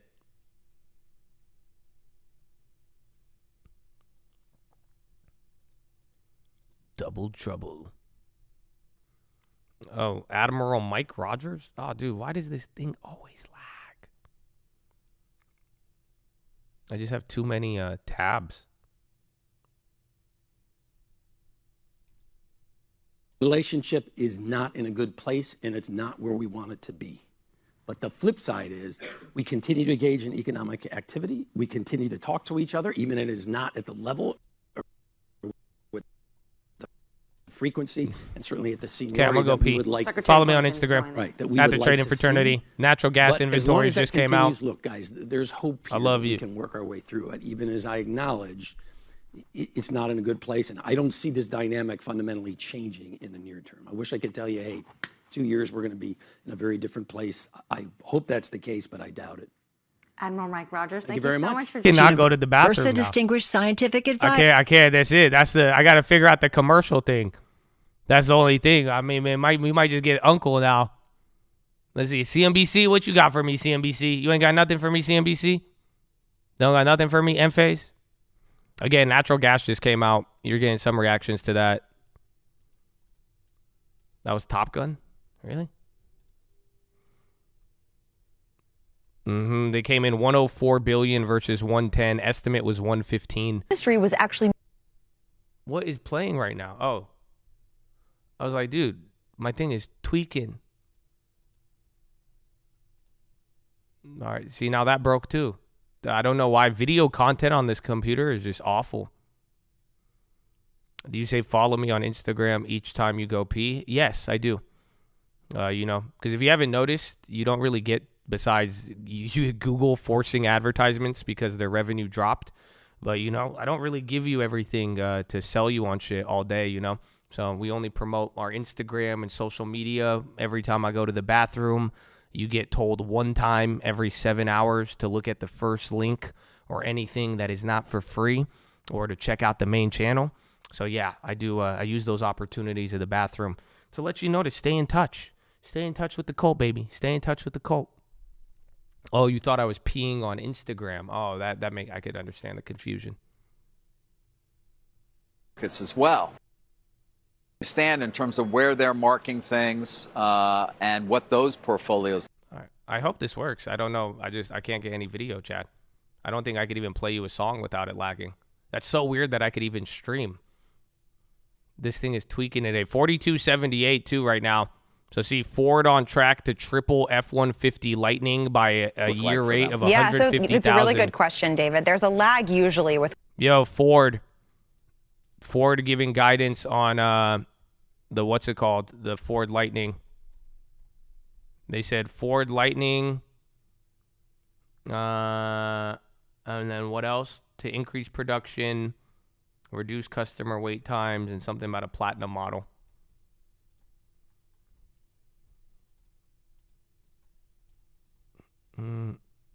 That's good for Tesla.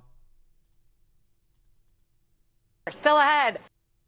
Yeah, this is CEO of.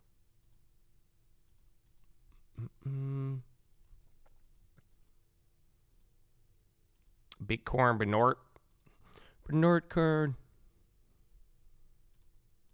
Again, a little guidance there out of the Ford. You had a small, decent pop. I mean, they're right at break even.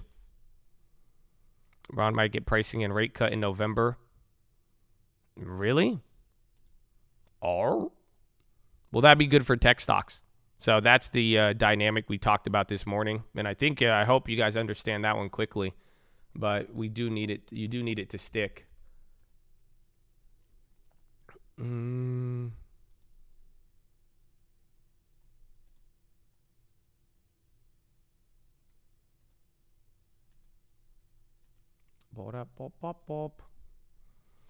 So let's see, December. Yeah, they're kind of moving back there a little bit. But when you look at December, just keep in mind there's also odds at like even lower ones. But yeah, it's not too much though.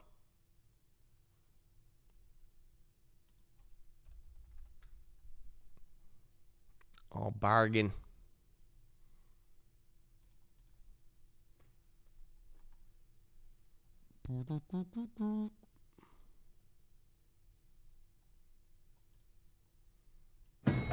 Is this travel? We'll see. Hopefully that works. PayPal's coming down. Dude, PayPal at 65 problem. At least it held 64 though. Then where's Uber? Again, you hit a new high, wicked into that, kind of coming down a little bit. Let's see. So I'm not going to talk about COVID. Reaction, overreaction. I mean, we've never had. I hope this works. I'll be right back. Such shortages. We had huge shortages, after COVID, and then we had huge gluts right after that. So we had too much connectivity coming from. Too much reactivity shit, coming bro. from. This is Nassim Taleb. Connectedness. Globalization is a very Listen to good. this guy. He's fire. Bloomberg is very happy with globalization. They sell terminals everywhere. Put people out of poverty, everything. But you got to know what comes with it. It's like when you drink a lot of wine, you got headaches from wine. So you got to make sure you're measuring those side effects. So that's a side effect of more globalization, more winner-take-all effects. That's fat tails. More athletes making $50 million a year when the average soccer player barely can feed herself or himself. So these things. accelerated. And to give an example, let me talk about COVID. So, Stan. Can I quote first? No, but what yeah, quote. I'm going to quote chapter 23, Taleb on COVID. Perfect. Nassim Taleb lay sprawled in his bed on the top floor of a house in Beirut, breathing through an oxygen mask. You were really sick. Oh yeah, so I was yeah, but that was my anti-COVID thing came much before. My crusade in favor of vaccines came after that episode. But going back to the story with COVID, is that it took 330 years for the plague, the Great Plague, to travel from what Constantinople, what's now Istanbul, to northern England. One single weekend, or allowed COVID to travel around the world. You see, so just to give you the idea that we're dealing with different reactivities to the system. So once you know that, you realize that it makes everything fat-tailed.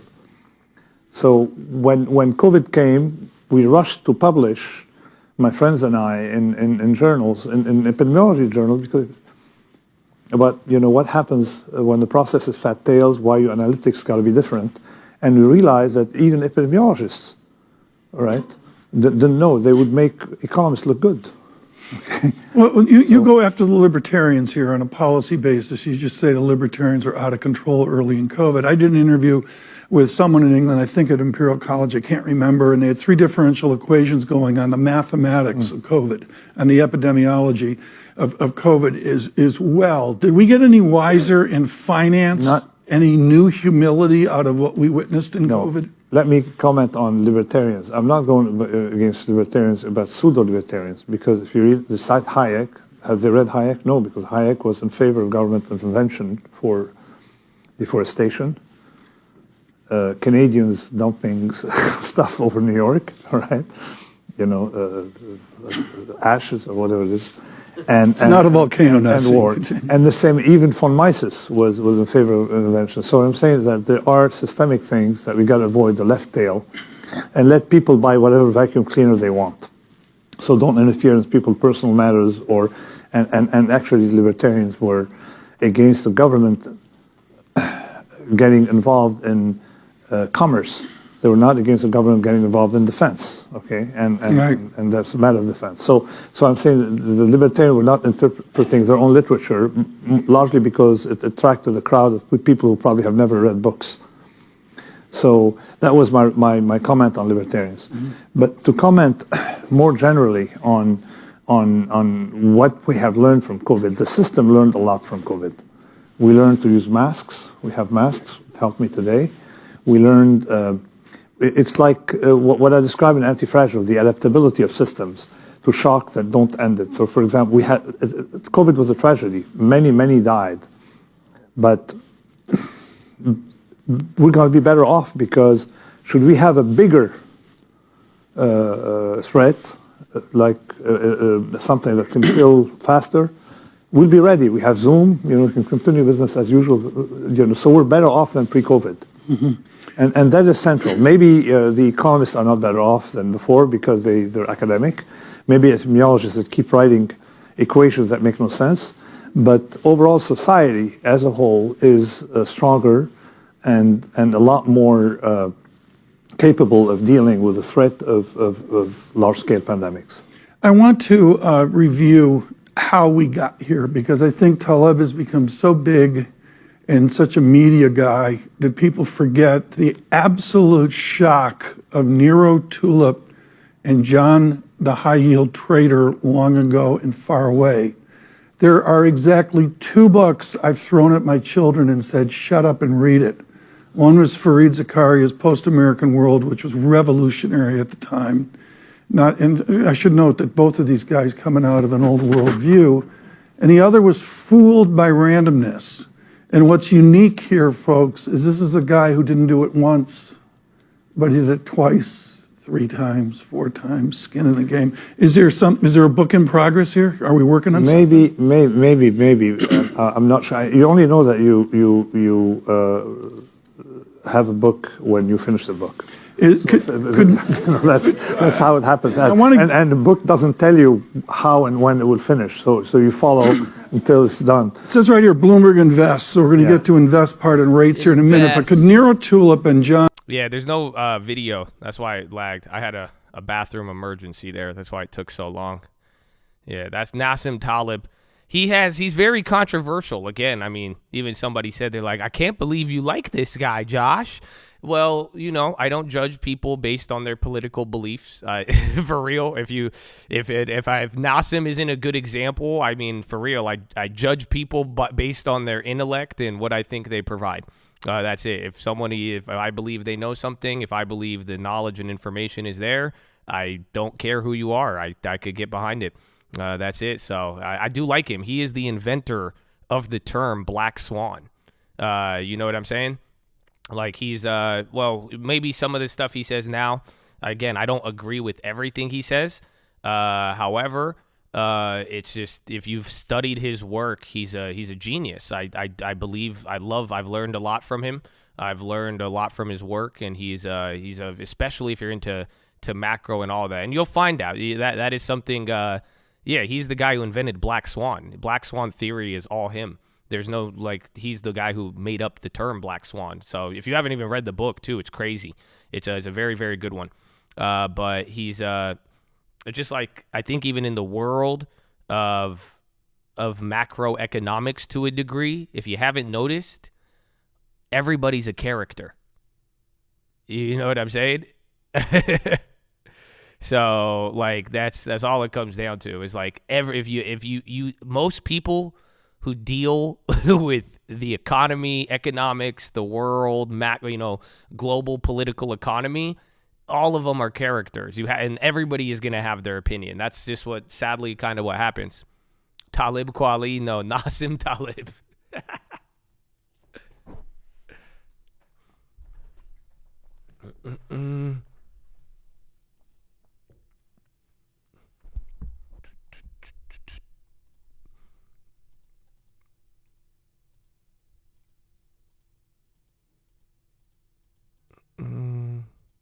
What's his IQ? I don't know.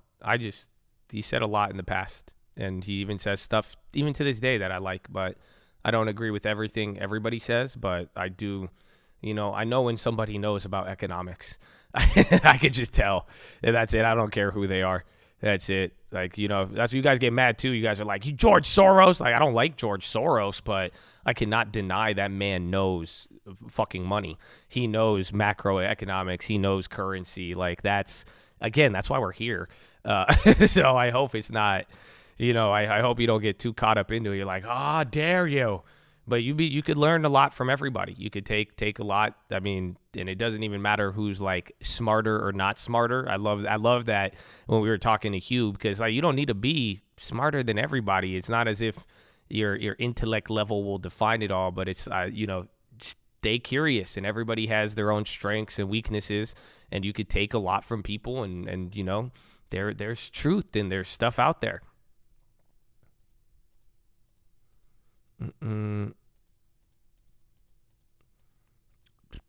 Smarter than you lots, no need to get sensitive. I'm not getting sensitive about it. I mean, you throw a lot of shade like randomly and weirdly, but what I'm really saying is that it's not all about intellect. I would argue 80% of the people in here are smarter than me. I could stand by that. And that's what me and Hugh were talking about. You don't need to be smart to be in the market. But it's just more along the lines of hopefully, we source information and you guys are able to take info from where it is, but pay attention to those who know economics. And there's some people you may not like what they're going to hate certain things, but listen to what they say about money. Listen to what they say about money.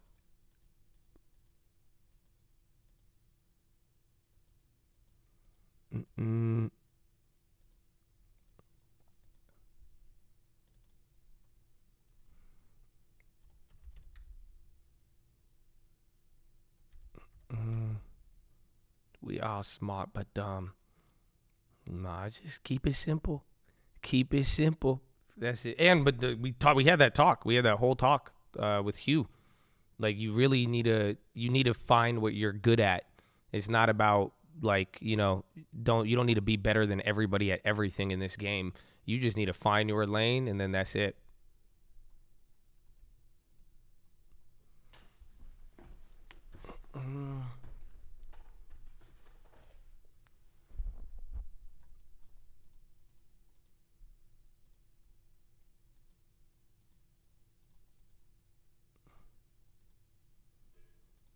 Right, intelligent investor, usually the smartest people do not do well also. Yeah, I mean, take example A. None of the economic data. That's if you knew all the economic data, you're like, what the fuck? How did this?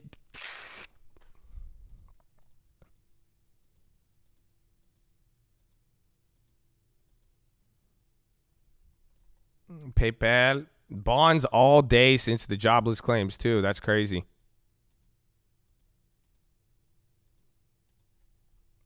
And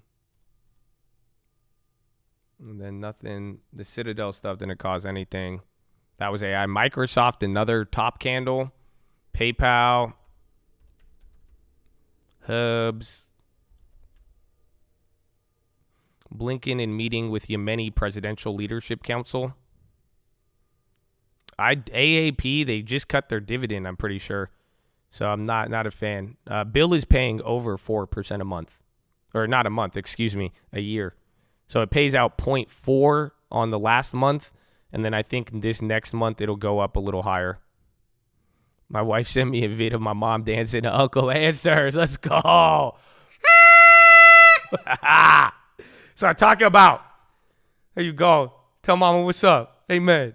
Amen. Do I like Smith & Wesson for the long term? Nah. I think all the gun debates get things to go up.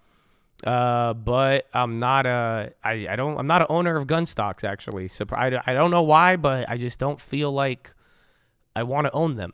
Something about it is just because I've seen their performance too. It's not like a moral stance as much as it is just like they don't do anything. But then every time there's like gun debates, they always get their pops. But I just don't know how, like, you see what I'm saying? It just doesn't do much. But there's a lot of things I'd rather invest in than guns. And like, the only time I'd invest in guns is if like we're not investing in stocks.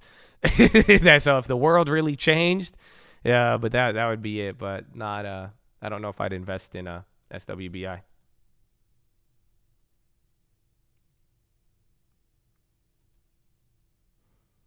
Yeah, I'm long the Second Amendment, not the companies involved. Yeah.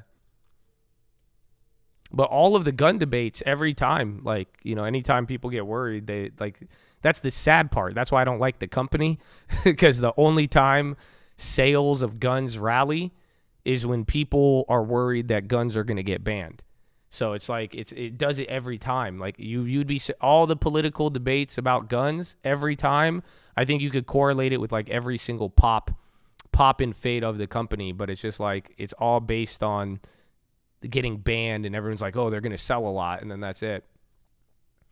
So not the biggest fan of it. Not the biggest fan. Meta and Amazon at the high, Upstart.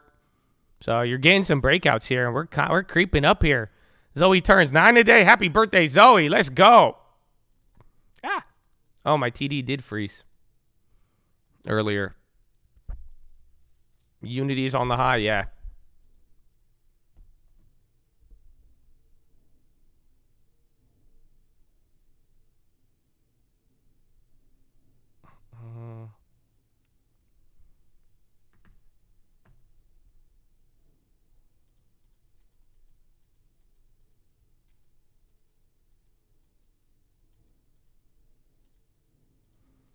Sons of average egg.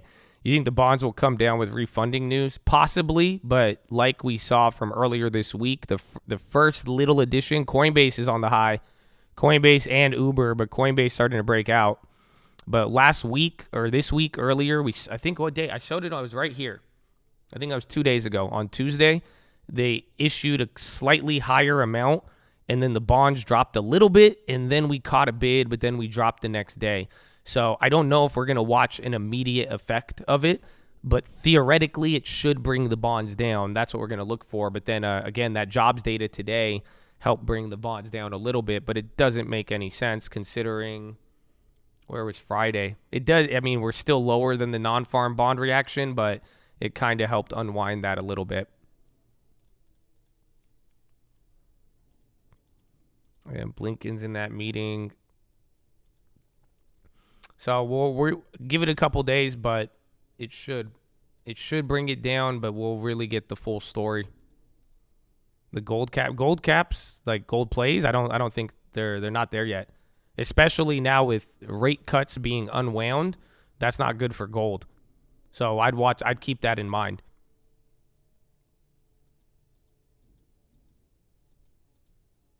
Oh, are you talking about a hat, like merch?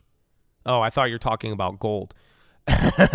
Oh, my bad. Yeah, I don't know. We will have some new merch very soon.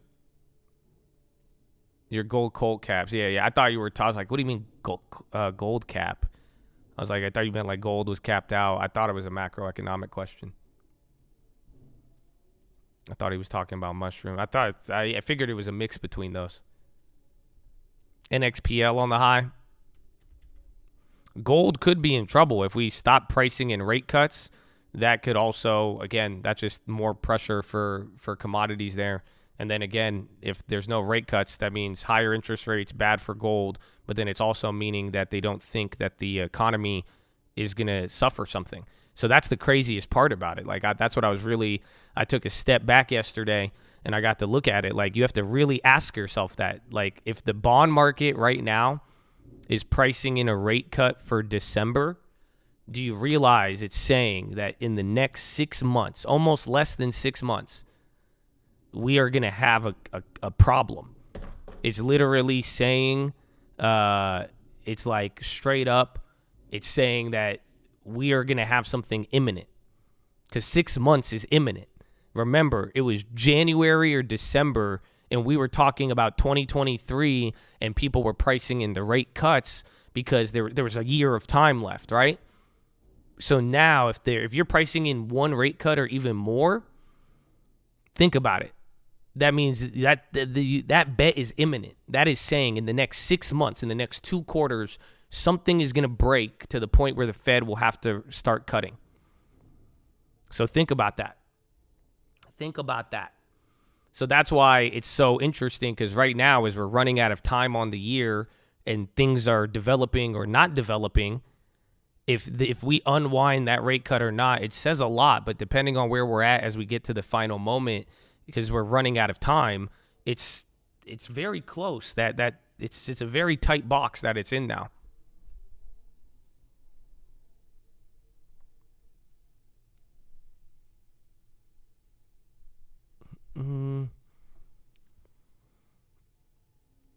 Blinken, we should sell more merch.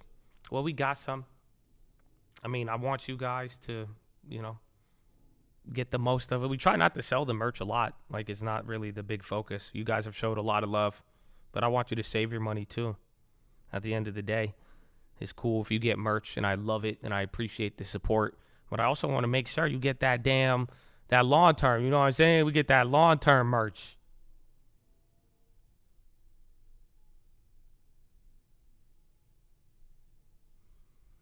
Banks moving up. They were down earlier.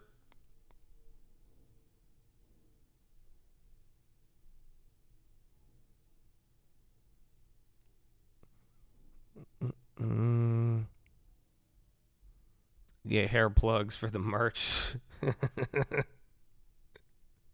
Bro, I told you, right? I told you I saw a TikTok. I think the girl's name was Toupee Queen. It was like one of those like hairstylists, and she be hella doing toupees for guys, and they look fresh. I was like, "Ooh, girl." She tapping the market. So I'm kind of down, man. I'm kind of down.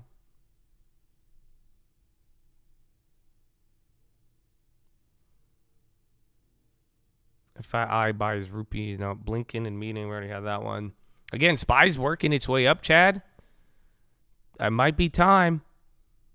Now you're 20 points away. So this is big, though. You're above 42.80.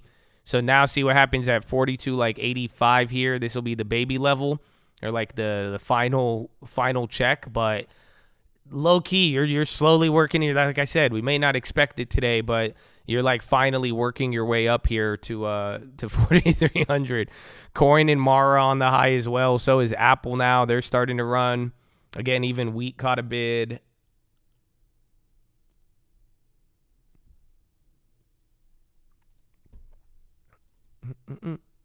Got to pump it up.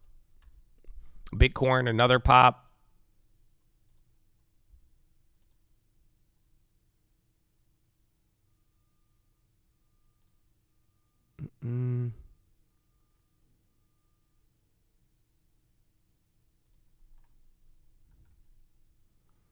Just bought spot puts. Oh, the story from yesterday. We don't even have 1,000 likes again? Damn, that's cold. Because that's why I couldn't give it to you yesterday. That's it. I only need 50 likes, though. If you got it, I'll give it to you. I'll tell you the funny Chad story, because it's pretty funny. Made me LOL a little bit.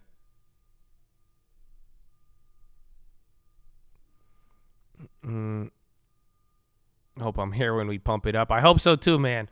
That would suck if somebody missed it, you know? Especially if you were, like, waiting on it. We get 2 likes. Run it. We hit it. All right.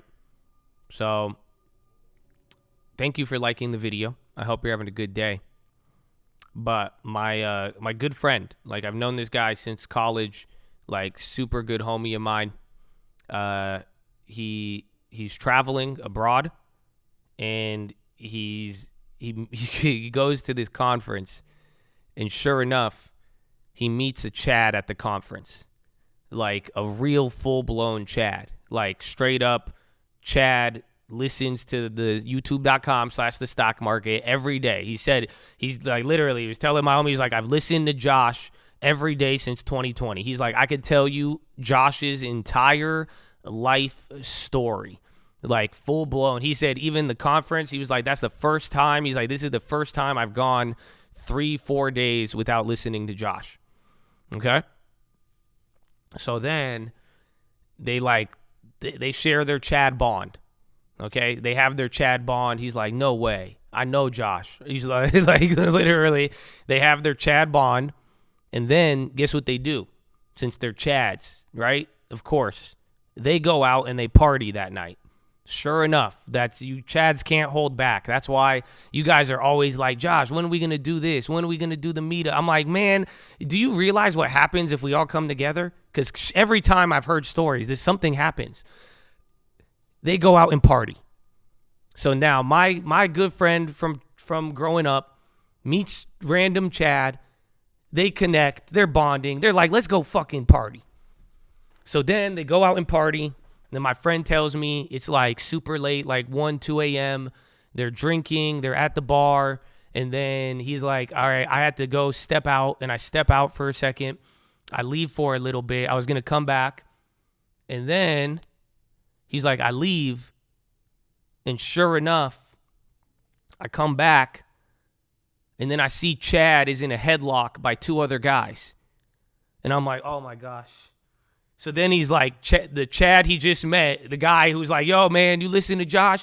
He's now in a headlock outside of this restaurant bar. And my homie's like, what the hell is happening? So then my homie runs up and is like, yo, what the fuck is like, what's up? Stop, chill. And then they were like tripping about like the tab or something and the thing. And then my homie was like, dude, then my homie paid for it. And then they rode home. And then they went home. And then that was it. And that was the story. But pretty much my homie, good friend of mine, I'm telling you, I've known him since college. Meets Chad, they party. They go out and party. And then he saves him from getting jumped after not paying a bill or a miscommunication. Chad after hours goes crazy. We'll see. I'm waiting. I think they will be back in a couple of days, and I think maybe we'll hear the Chad tell us the story. We'll see.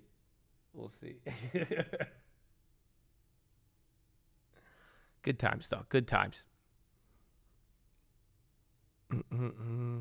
How do they know when they cold? Because I think they brought up stocks, and then Chad Like they were talking about their work stuff and what they're doing, and then they brought up stocks, and then sure enough, the Colt, baby. The Colt. I was like, I was crazy because I know exactly. He told me, he was like, do you know this name in the chat? I was like, fuck yeah, I do. I said, no way. I was like, really? I was very surprised. I was like, man, y'all just stay safe out there, man. Stay safe. Okay, got to stay safe.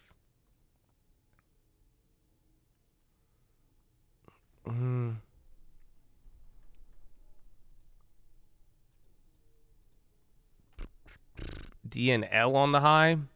Tesla's still holding. Everything's still holding. Amazon, Affirm, NASDAQ up 0.68. You're at 4280. You hit 4283. 4285 is the next level, but this is a very good level if you could hold support. But you're 20 points away from it. I don't know when Biden is speaking. Asked about media reporters. Ukraine has started counteroffensive. Ukraine Armed Forces General Staff spokesman says, we have no such information. Always be checking. EXPI.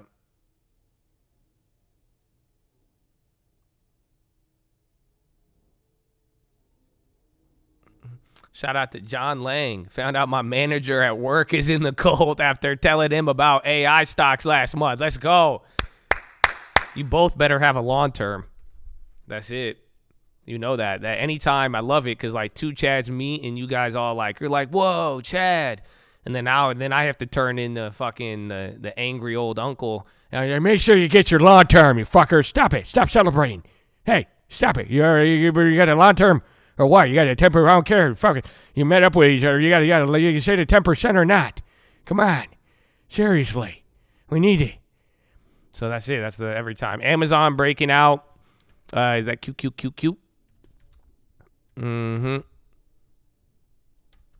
then Qualcomm, and then Adobe, Amazon. Adobe was 3-4% right now. No crazy headlines so far. Again, very, very dry day. And then bonds ever since, where was it? Wholesale inventories, we climbed up a little bit, but I still think this is the jobless claims reaction. Microsoft's hitting a high now too.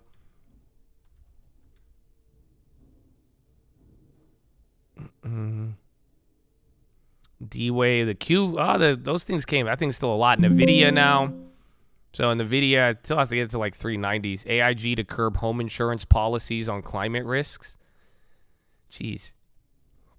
So that's what we were talking about. Remember, because you guys kept asking me, and even Lending Tips brought it up.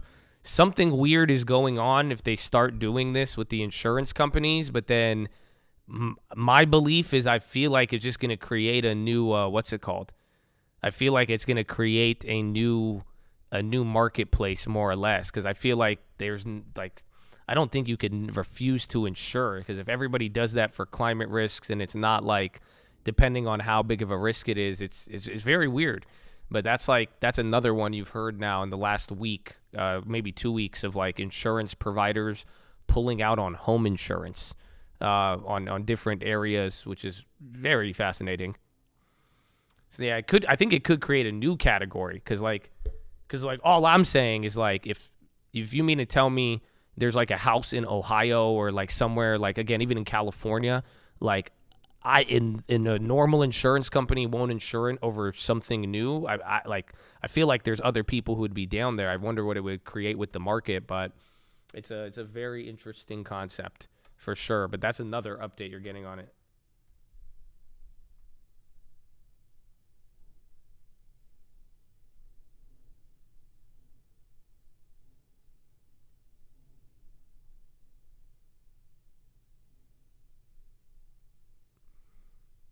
New plays.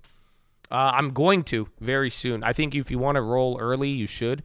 I'm probably going to roll over mine in after Powell, give or take, or before a little bit. Maybe before Powell might be the best move next week. They can refuse, so you will not be able to buy. Well, yes and no. So, like, if your insurance provider refuses to insure your house, it doesn't mean you can't buy it. You could buy it cash, but then now that just limits houses to cash purchases. So you tell me who that benefits. But other than that, it's just like if you could find somebody to insure it, then there you go. That's what I'm saying is like I feel like people would create, if some of these insurance companies start arbitrarily just denying insurance, I feel like somebody will step in and fill that gap or fill that market.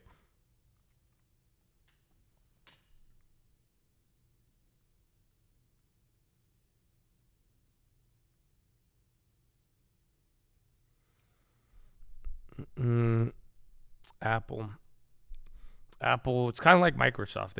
They move in their bursts.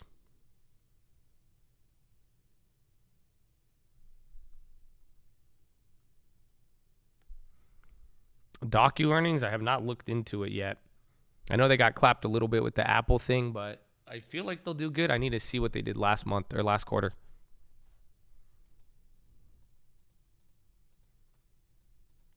The insurance, 29, very little coverage, all you need. Liability insurance. My top dividends, I mean, we have a couple. Like, there's quality. Like, we own AbbVie and Coca-Cola. I'd say those are really good ones, like, in terms of quality. Even JP Morgan, a little bit of banking risk. But then there's, like, higher ones like MPW and MO and Walgreens and 3M.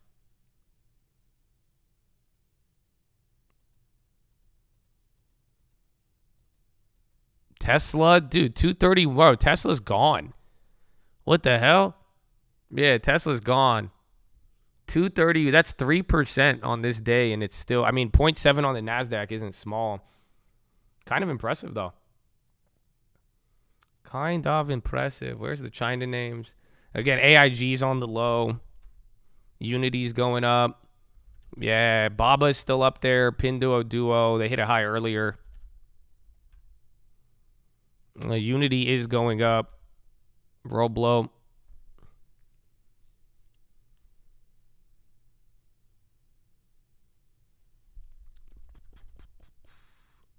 Delta. Let's see, is Uber up?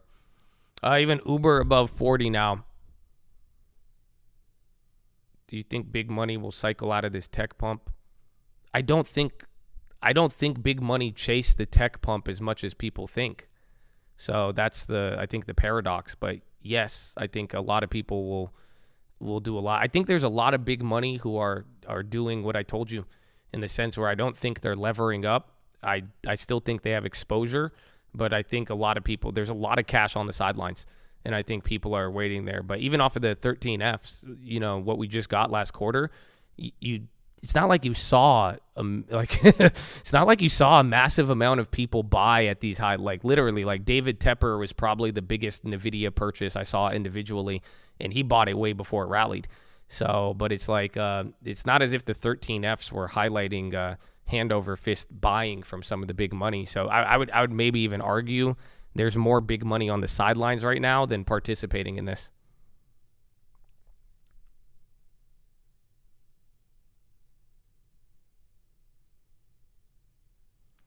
Yeah, Tesla's running now. Meta and Netflix, 42795. I mean, you're 20 points away, man.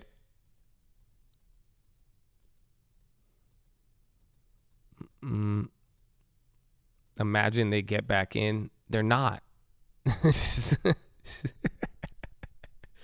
I'm telling you, that's the paradox about all of this.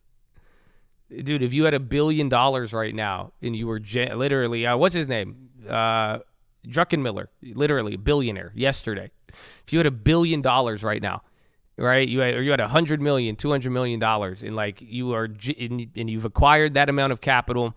You're looking at the interest rates. You're looking at the world right now.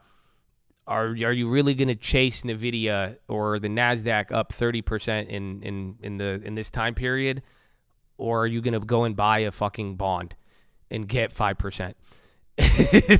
Just do not underestimate the effect of interest rates, and that's what I'm trying to say. That's where I don't think that's why it's weird, because the culture of the market now, and then it looks like we are, but it's like it's there. So it's interest rates, and I don't think until, you know, some people are buying now, but I think a lot of money is just taking advantage of 5% until there's clarity, and then they'll pile back in. There's no point to pile in when the rates are high without the real confirmation.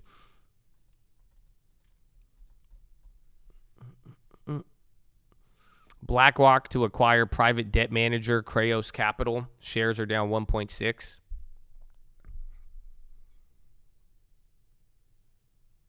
Morning, Josh. Yalla, baby. Let's go. Hey, baby. Yalla.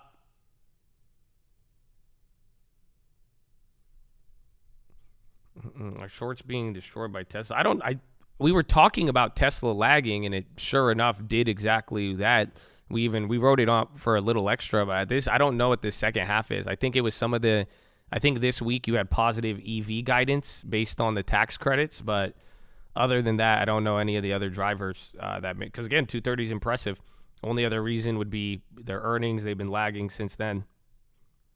So now they're kind of getting the post-earnings run. TLT is equivalent for they call it ultras because it's ultra long, so it's 20-year plus. I think they even got a couple of shorter than 20 years, but TLT is for like the 20-year, 30-year bonds, whereas IEF is 7 to 10 years, the middle, the belly of the curve. SPY's going up. I could not jobless claims in the morning. That was their only little catalyst that could have been somewhat positive. I mean, we're still higher than Friday because last Friday, or I guess you're kind of at the same price. But not bad non-farms, we went up. Good jobless claims were going up, but then the bonds are at the low. But it's one of those days like yesterday. It's a very, very dry day. If you had billions, would you still choose bonds over real estate? Yeah. Unless I could get real estate at a discount. But I have the problem now. There's real estate I want, but like even if I raised $1 billion tomorrow and wanted to buy real estate, there's not enough good deals I could buy with that money.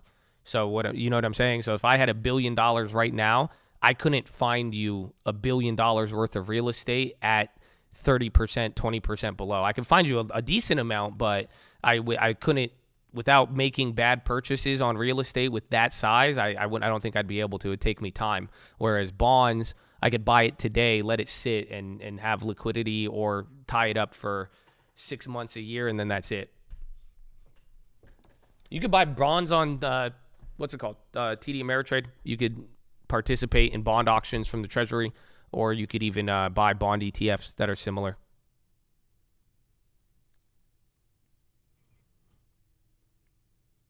If I had 200 in equity, what would I use it on?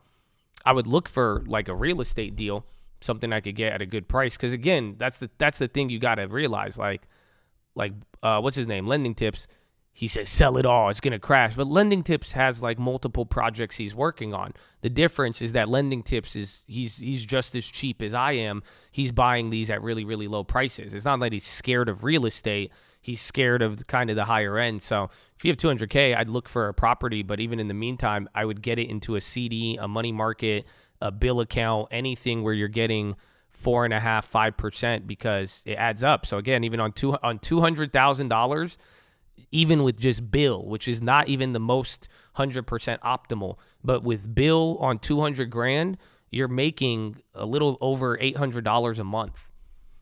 So, which isn't a lot, but that's doing nothing. I mean, so that's like getting a $200,000 property and then it pays you $800 a month. Now, yes, there's taxes and other stuff you got to look into. Hopefully you figure that out. But if you could put your money getting a gain while you're looking for that good real estate deal, it's beautiful.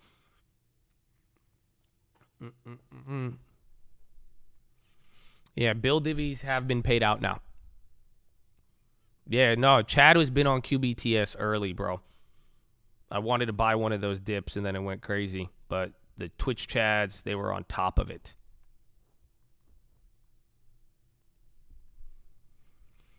Well, I do both. So I've been using Bill a lot lately because I just want the flexibility. Because I don't know how long this is going to last, and I just know. And then the first half of the year with Bill, we were talking about potential rate cuts. So, we didn't know how long it's going to last. The reason I went with the ETF with Bill is because I like the liquidity. I like the easy access. I could be here today, gone tomorrow. I've already showed you guys throughout the time we've held it. The minute I want something, I could easily Just boom, go in, get out, and that's it. So I use that, but I've also purchased a couple of bonds lately too. I was going to make a car hacking video. Yeah, I could get you one. But I got pissed off because I have a good car hacking video I want to make for you guys, but then I sat back there and then I got mad at myself because I was like, man, motherfucker, I don't want to show you how to spend more money. I need to show you how to make more money or save more money. But even then, we've talked a lot about saving. I think we need to get a little bit more into now making money because that's what I told you the other day. It's easier to make money than save the money.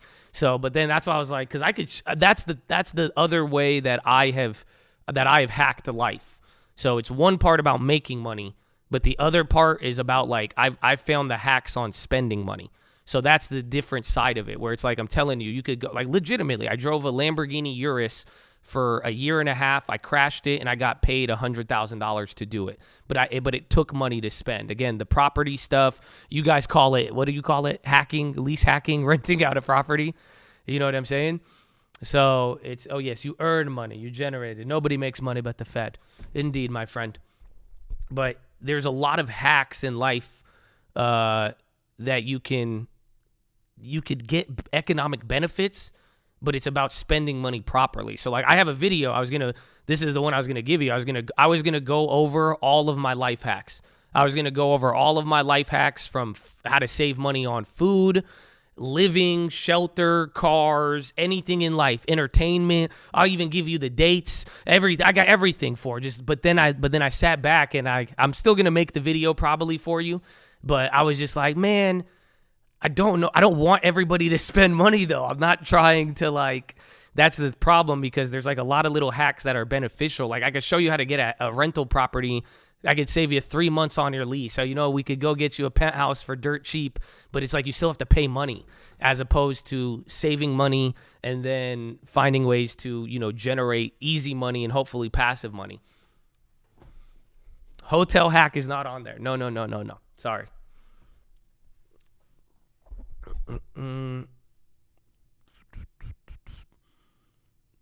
But yeah, so we'll see, but I'll get you one. I'm never going to give you the hotel hack, bro. I'm sorry. I can't. I wish I could, bro. I wish I could. Can't be passive. Let's make some money. No. I like your attitude's in the right place. All right, little homie. 20, you're like, I'm 23. Can't be passive. Let's make some money. I'm going to keep the last part, keep that drive and energy. But while you're young, you want shit that you don't have to work for. And what I mean by that is that you need to start making as much money as you can, but hopefully you put it into things that could passively get you money. Because if you do that at 23, by the time you're 30, then it's a different ball game. But you do want passive, though. It doesn't matter how young you are, but that's where it really starts to pad the stats. Again, that's why I like Bill, because Bill is unlocking a way for people to get it passive.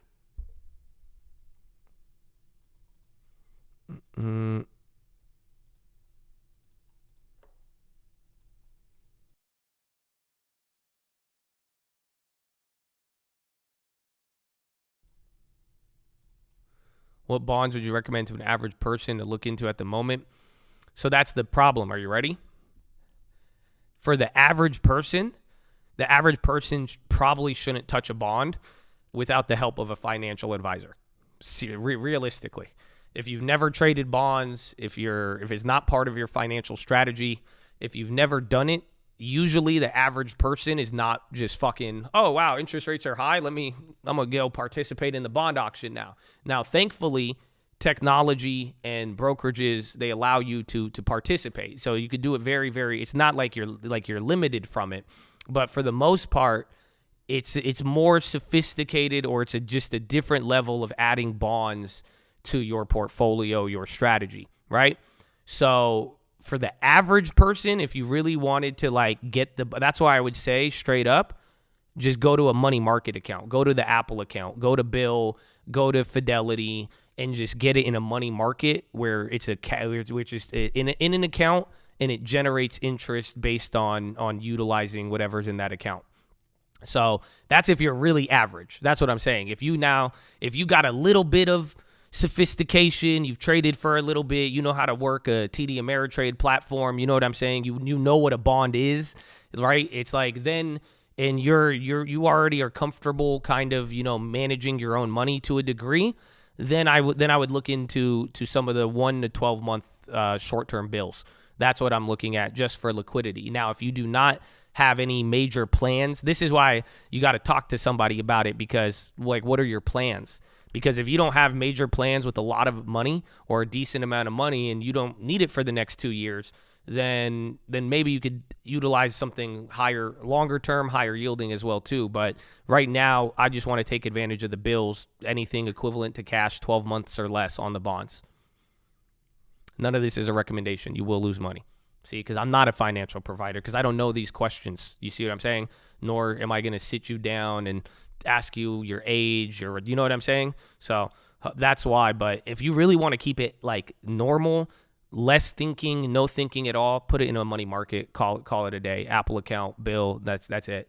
But you could play with some of the bonds. It's not like you're going to lose a lot. If any, like bonds, it's fixed income, but it's just like you don't even need to go to that step to take advantage of the yield now, unless you're like really ready to and want to take upon that task of monitoring it. But the beauty is that once you do it and you get the rate, you don't need to worry about it ever again till maturity. I've heard of Apple account a few times, no idea what that is. So Apple, like literally about a month after we made the bill video, remember, are you ready for this? It's been about 3 months since we've made the bill video. So it's ever since then, and as interest rates were coming up, I said, this is going to be one of the biggest trades of the year. I said it in the beginning. I said, it's not going to be like a TLT where you make a lot of money, but I said, watch, this is going to get extremely popular as everyone's starting to realize what's going on with rates. But a month after that happened, Apple came out with a banking product with their, what's it called? With, I think, the Goldman partnership. And they said they're offering, if you like load money, you can make an Apple like checkings or savings account. And if you make this Apple bank account, whatever it is, it pays out 4.5% a year, which is almost equivalent to bill right now. Bill's a little higher because it adjusts with the yields. Maybe theirs will adjust too, but they are, it's an Apple account. It's a savings account. So you just make this Apple account, you create it, you deposit your money to Apple, and then they pay you the interest you don't have to do anything. You make this account, load it up in there. Some people have said like they require like a 2-day advance notice for withdrawals, or that's how long it takes. But for the most part, it's a very easy option. That's what I'm saying. I'm not trying to, I want you guys to learn and I want you to understand this, but the result of this, I hope people actually do it. But it's like, the easier, the better. I don't, you know what I'm saying? So it's like, hey, if you could just make a bank account and then just stick it in there and then that's it, boom, 4%'s a lot. That's just, remember, we were buying AbiVi a little bit below or a little bit above 4%. We're like, wow, like 4%'s big. So, and it's going higher, and it actually is higher right now. Everybody's looking at it from before. So it should be, right now, it should be at 5 to 5.25. So all of like Robinhood, AXP, what's his name, Apple, those should be at 5 to 5.25 now, because in the last month, the rates keep going up. So we'll see. They should adjust with it, but that's the whole logic of all of this. Welcome, Heather. Oh, whoa, you see that? D. Hunter. We love and appreciate you, man, your time, effort, and, of course, your passion. Yeah, man, thank you for you donated to the campaign. Yeah, buddy, let's go. Have a whole porn. Oh, make it go boom, boom, boom. Boom, man, just like that. Oh. How do you get this thing to work? Hey, do you sniff it? No? Okay. My adjusted yield on AbiVi, I think my yield at cost is like 6.2 or 6 point something.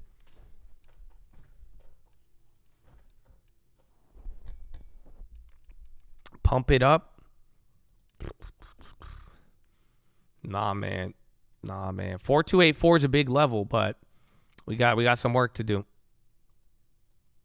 JEPI and JEPQ is more risk. That's linked to equity. It's not linked to bonds.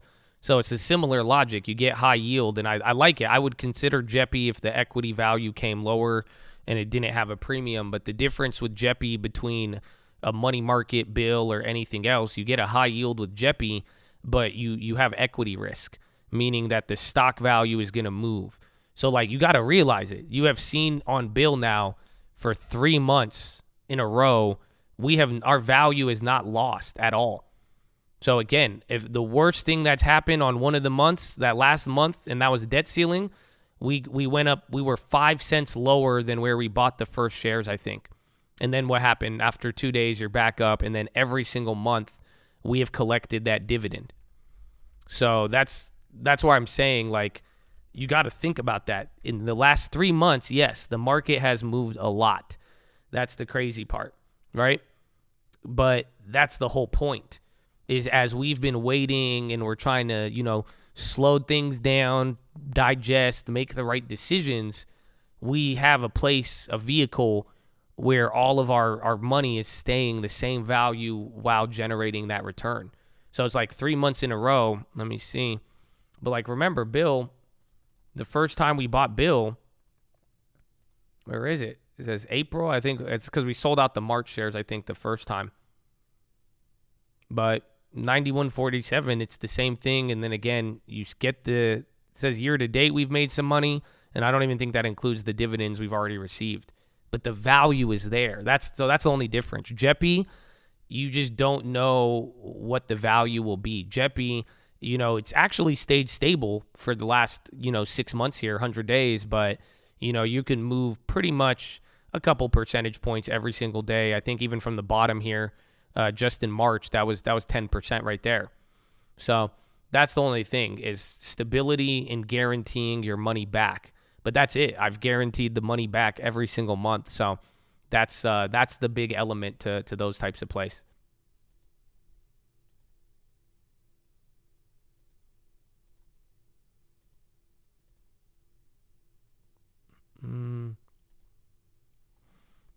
Airbnb's on the high. Oh, Victor. Let's go. Tesla's still up. 14,490. A lot of sell orders. I mean, we subtly moved up. I mean, we were just at the low of the day, and I was like, I don't know. You guys are like, we're not hitting 4,300. We're like, nope, this would be the day we do it. Right when you don't suspect it, then they pants on you. You know? 3A. AMD's on the high.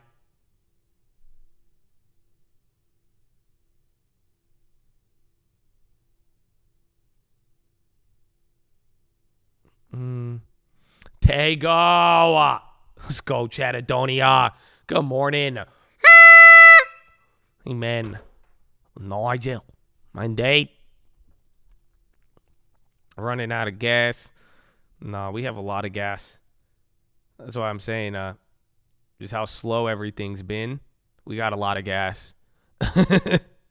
Like, think about it. We're still holding high 4,200s on 3 days of nothing. We're coasting. The market is like a Prius, bro. You know what I'm saying? Because if there was no gas, we were able to be here. There's only one thing. Does this look like anything to you guys? There's only one part I don't like about. There's two things I don't like about this setup. IWM. Actually a lot off the bottom. Watch regionals. Volatility index hits a new 2020 low. 1376. Wow. That's crazy.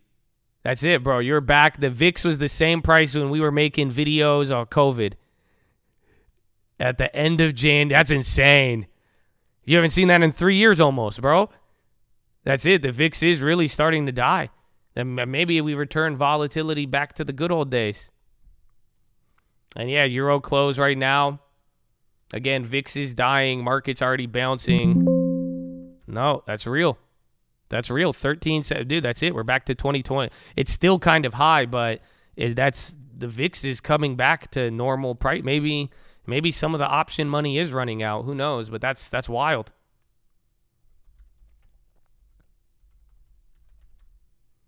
What was I going to check? 42829.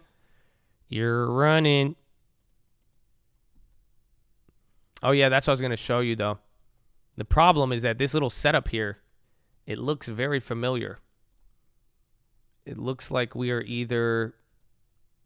where was it? It reminds me of this thing or this one. So we're either right here from the last June rally in 2022 when we went to the bottom and then you just held a pin, or you're at this one right before Jackson Hole and then we pop off and then we run up and everybody feels good and then we see what happens. CBO volatility. I can't believe that, though. That's wild. AYX on the high.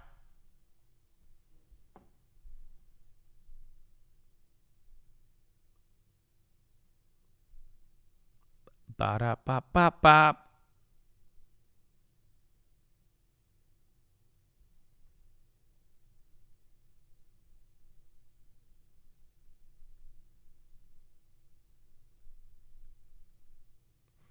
DXY just bleeding. He's still up the dollar, but the Dow is up. We'll see. Well, like I was saying, until the dollar gets to those levels, it's tripping out. And then that little surface check I gave on the watch list yesterday, there's a lot of weird shit going on. I mean, that's China currency hitting 2023 low, the lira going crazy, the Nigerian naira, even a little bit of the UK stuff with the pound, but there's a lot of that stuff happening.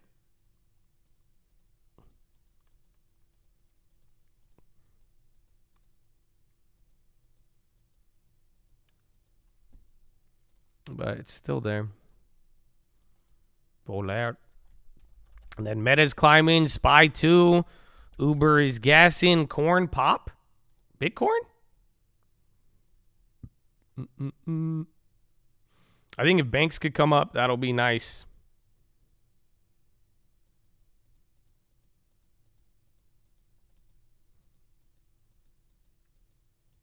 This QQ. Somebody stop me or I'm going to do it. All right, send me like 5 Gs first. That's it. I was waiting. That's it. Then you're like, somebody stop. Just send me the money, Dan. Come on. Dan, send me the 60K. I'm going to take 5,000 for me, and then I'm going to put the other 55 in Bill. Honestly, you're still going to, I don't even think you're going to make enough to pay my fee, but still. I can then, but either that's my only suggestion. Otherwise, be patient. YOLO the SQQ once the yield curve uninverts. That's it. If you can't be patient for that, then I don't even know if it's worth the gamble. Like, that's what I'm saying. Like, if you really want to gamble, you got to be patient to gamble. It's very simple. Just gamble when the yield curve uninverts with any of those plays.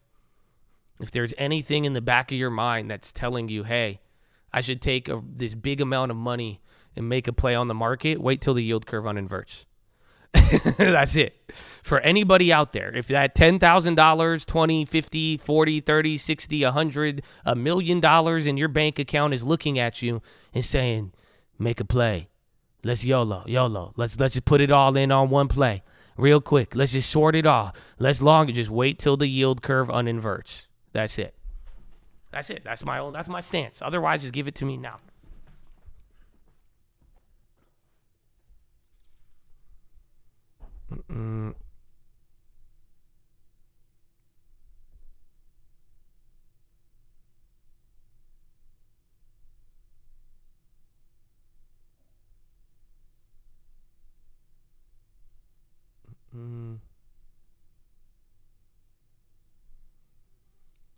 I YOLO all day, every day.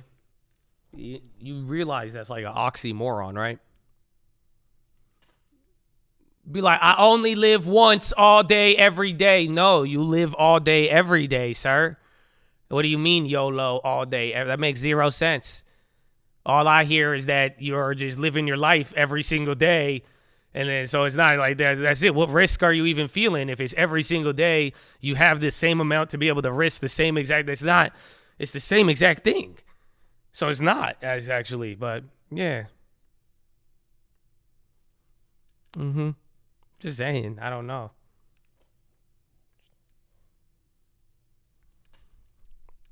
That would be YOLO. You only live all day, every day. Yeah, I think that's YOLA. YOLA is the motto. YOLA, cause we get it every day, all day, every day. Cause we don't bench, cause we don't even play. Yeah, that works. It works. Oh, there's Trev. Trev is like 100K. Are you ready for this though?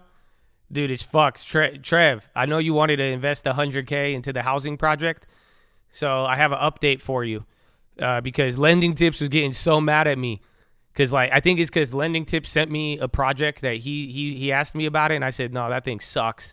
And then he's like, and now you're sending me $30,000 houses in Flint, and you actually want them? And I'm like, kinda. And then, so we're talking, and so I remember yesterday's conversation about Flint and the houses and the cheap houses. Well, Lending Tips started making a joke, and then it ended up turning into evidence. In the sense that Lending Tip said, why are you trying to do this? He said, you're better off buying a house in Iraq. And I said, what do you mean? And then he actually went and searched it. And are you ready? Houses in Iraq cost more than they do in Flint, Michigan. Even Kansas City or wherever too. This guy starts sending me $100,000 and $250,000 houses in Iraq. And I'm like, what? So in a weird way, there is places in America that are cheaper to buy a house than in Iraq. That's a fact. I could show you if you like. What's the address? The address is 123 Al Khomeini Boulevard. What? Habibi. I was actually mind blown.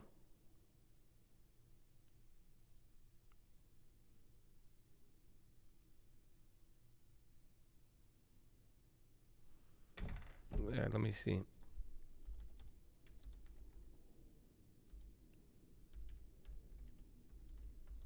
I don't even know how he found these.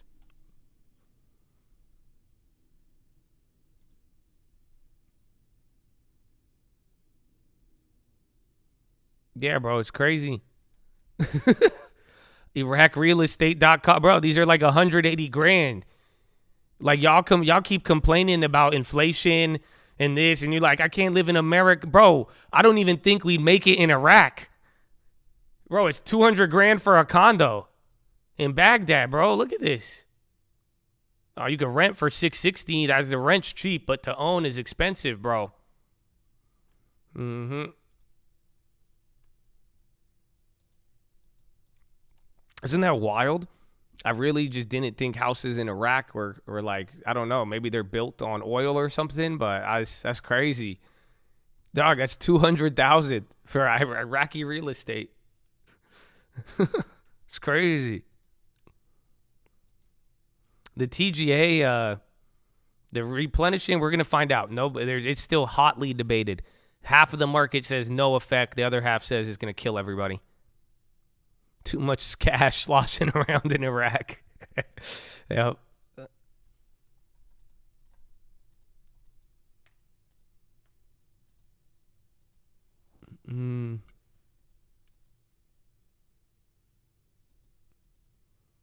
Oh, all the government contractors get paid premium, and they know it, so they got the rates up. I don't know. Just you tell me. But did you think houses in Iraq costed that much? I didn't.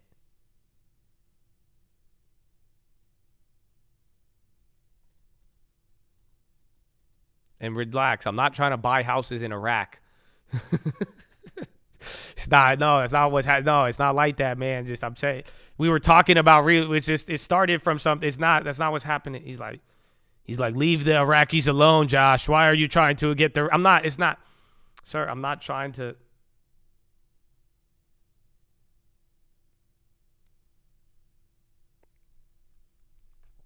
And we are just holding up mud.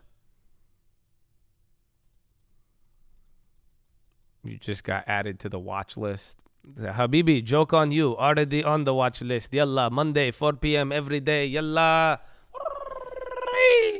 I can't do that. Do you guys know how to do it? Do you guys know how to do the Arab where they go? I can't do it. All my mom and my aunts can do it. Anybody know what I'm talking about? I feel like the OG Arabs in here know exactly what I'm saying. You know what I'm talking about? They go. I can't do it. It's crazy. Oil. Brent crude extends losses by $1. Yeah. It's weird, though, because commodities are still kind of holding. That's the weird part. So, like, gold and silver are still up. I mean, wheat came down a little bit.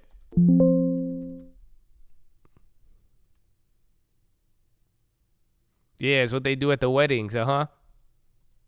Nat gas got clapped. It's funny, storage fell by 30% than expected, but they were like, nah, it's fine. We're good.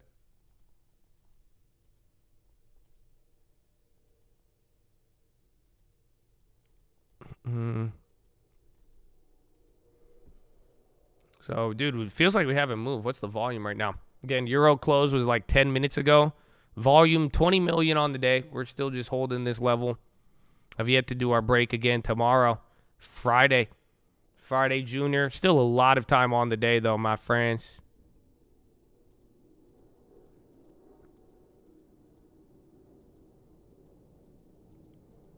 ES un grito. XOP on the low. Yeah, oil names are starting to get clapped. That could hurt the SPY.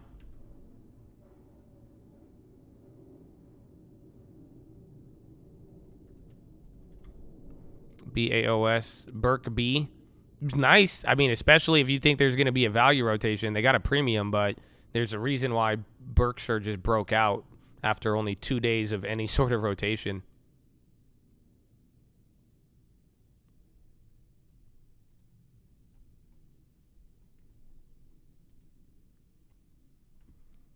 And then silver. Silver is a fascinating one. 3% on silver all day today, which is pretty wild.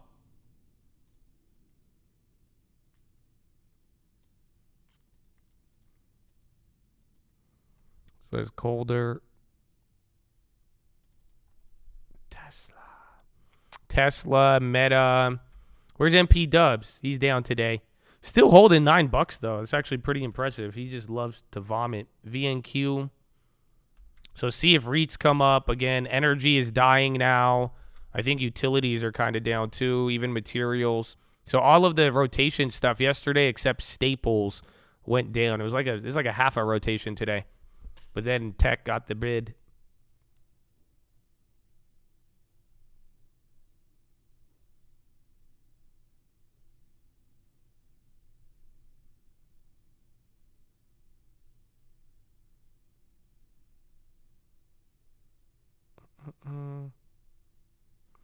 Bitcoin pop, the second or third one.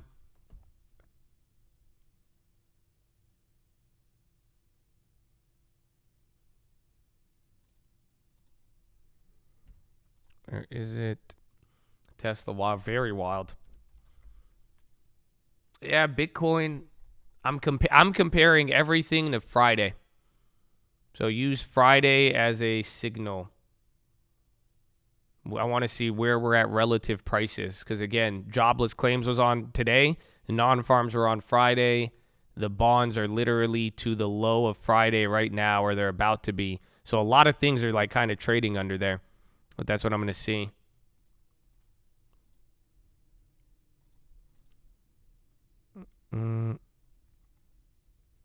Annoying with questions? No, never, man. What was the question? Did I miss it? My bad if I did. VIX looking to dip at this level. I can't believe the VIX is there. And then Tesla, 3.7, longest winning streak for Tesla since January 2021. Does it feel like that? That's crazy. So we definitely sold out our day or two early, but I did not know it was that big of a rally.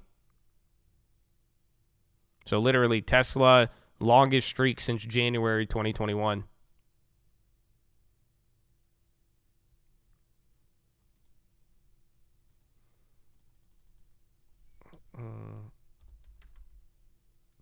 Oil again. And then Nvidia's on the high. Oil keeps dumping. But watch how that affects the SPY.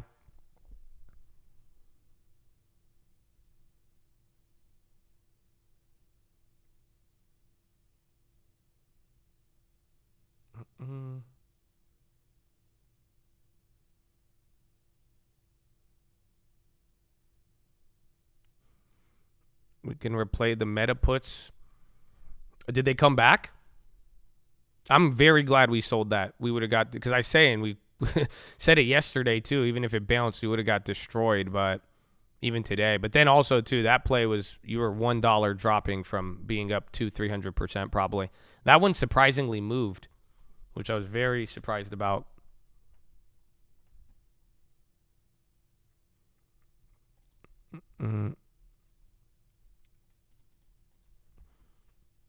So bonds are going up here too.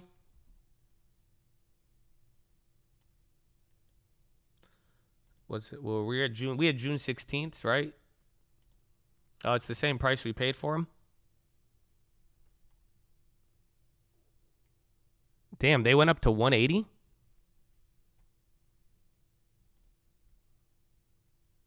Yeah, 154.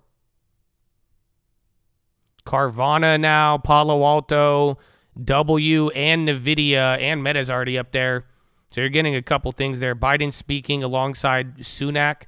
AUKUS defense partnership will make Indian Ocean safer. Yeah. You guys want to see him? Where's your boy?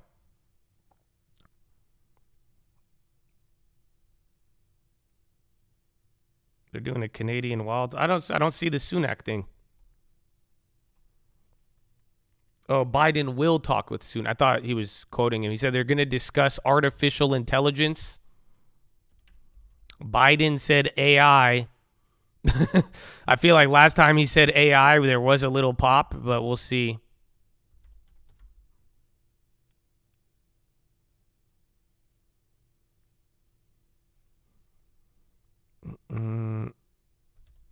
Oil's down 4. Yeah, that's actually huge.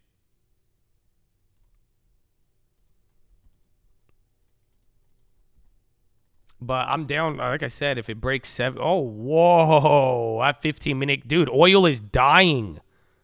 Hold on. Yeah. No, that's aggressive. Dude, it just broke through 70. What the fuck just happened? Yo. Dude, something's going on with energy right now. Keep an eye out for that. The fuck, man?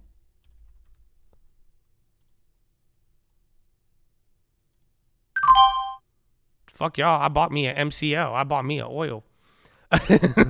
Wait, what's I don't know what's going on, but I said I was going to tell you below 70, I'm trying to buy it, but then I'm like, I didn't think it was going to flush $2-3 right there.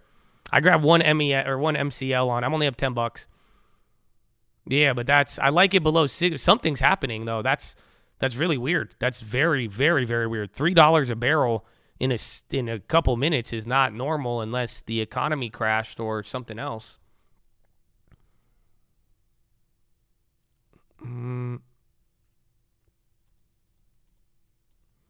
If Saudis dump the dollar, I don't think they will. They just partnered with the PGA, bro. Telling you, man. Honestly, you got to realize from a political standpoint, I hope you realize that the Saudis are not that big of a threat anymore. We've partnered with them on golf, dude. On golf. That's it. We're good. We're good, bro. That's it. You guys don't care about any human rights violations. So that's all right, I sold out the oil. $40-$50 there. That was literally $1. So not bad. It was that baby one. MCL. But something's up with energy, I would say. And then bonds are going straight up too. Golf is the gnarliest diplomatic tool, I know. Russian commander briefs Vladimir Putin on situation at Zaporizhzhia. Says Ukraine tried to launch surprise attack on Zaporizhzhia front. What? That's why Ukraine said, Ukraine this morning was like, we didn't do anything. We did not. We heard reports of a counter. We ain't doing nothing, sir. And then Russia said, in Russia, they tried to take out the plant. We are defending the power plant of nuclear, and they tried to do a counteroffensive. I don't know why both of us tried to blow it up, but still. They said no offense. We say we stop the offense. We call it the defense. No offense.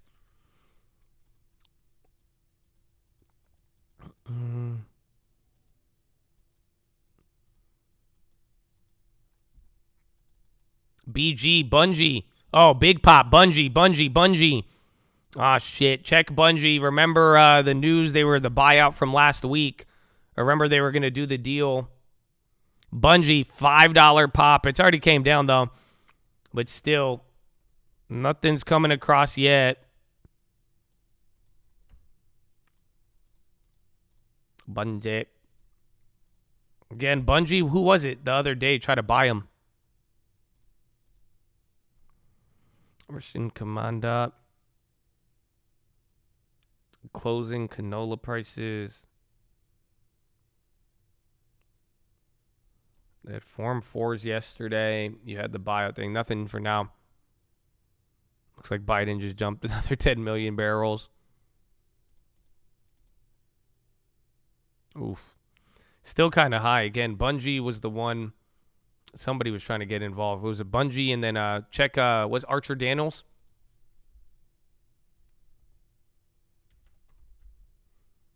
What's Archer Daniels' ticker? ADM? Yeah, they're popping too. All of the food plays. Watch the food plays right now. I don't have the headline right now, but something, we saw this last week too. MSTR.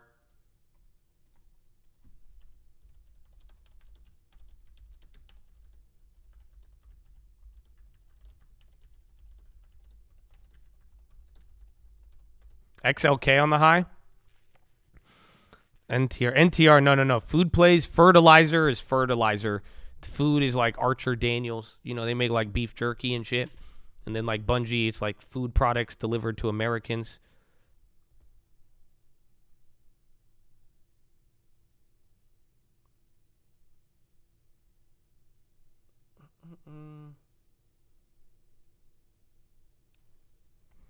ADM, Carvon. Now they're coming down. So now Bungie just flipped to red. Tyson's still down. 100 on the weeklies. Ooh. Let's go. McDonald's.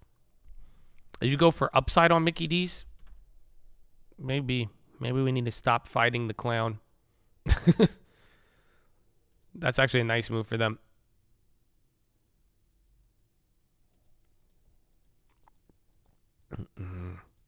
Russian commander, again, briefing Putin.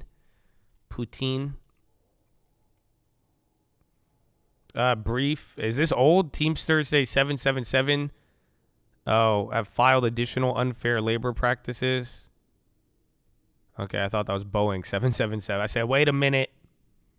Oh, yeah, here it is. Boeing is finalizing $30 billion merger with Viterra.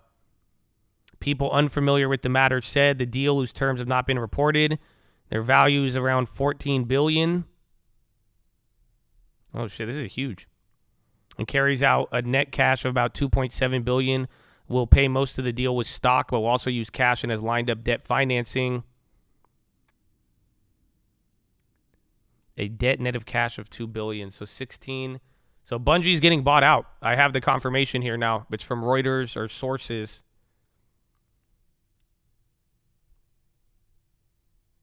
Again, we had that earlier.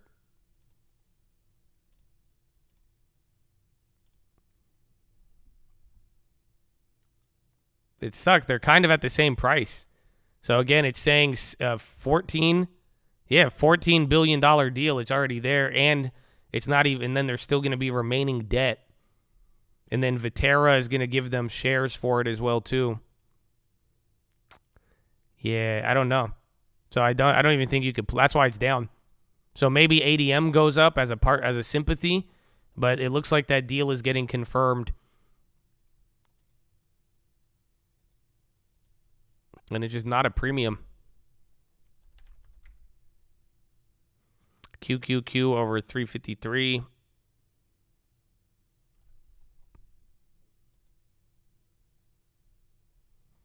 Whoa.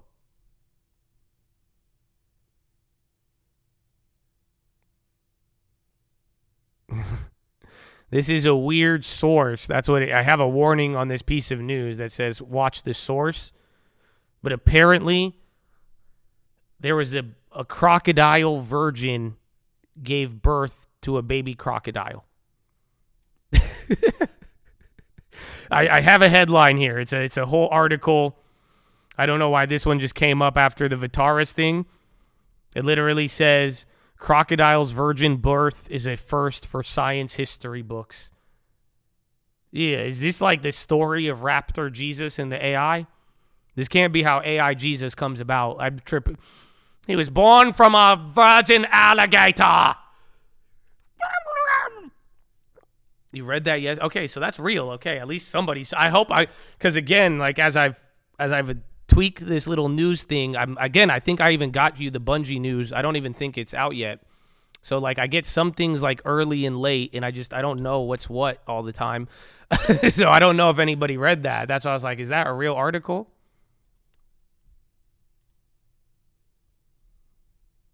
So yeah, I don't think that news is out.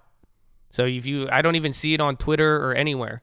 But that Veritas is confirming the deal. It's just a shitty deal at $90.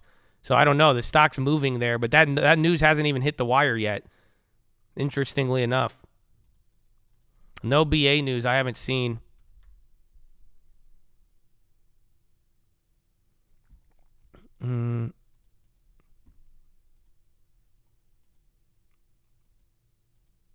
BG, not BA, yeah. Not Veritas. What is it? Vetera? I forgot who it is. Vetera. So it's weird because, again, it's a $14 billion buyout. They're at they could go up like 30 more cents or something. Maybe, or you could go up what? Every $10 will be $1 billion. So you could go up $3 more a share. And then then some of the debt is also getting carried over. UK Prime Minister says Blackstone will build its European headquarters in London. I'm watching the fertilizer place. I'd watch ADM, and then there's other ones like TSN too. But it's weird. We're going to have to talk about this. I'm telling you, I've been noticing it. It's super wild. Because, like, remember the MGM news 2 days ago? Remember, I told you MGM news, straight up conference, straight up CEO guidance, and the stock didn't move. I've noticed that as, like, for real, like, if Bloomberg doesn't put out the news, the reaction doesn't hit the same. So keep that in mind. But right now, that Bungie news is there. Why is Bungie's red? Because the news is confirming the buyout price is at the price they're at now. So, like, they're going to get bought out for $14 billion market cap. Their market cap right now is 13.7, and then there's also a $2 billion carryover of debt. It's pretty much at the buyout price right now.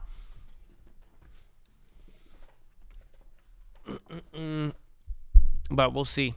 Because, see, if that headline gets circulated, watch for second reaction.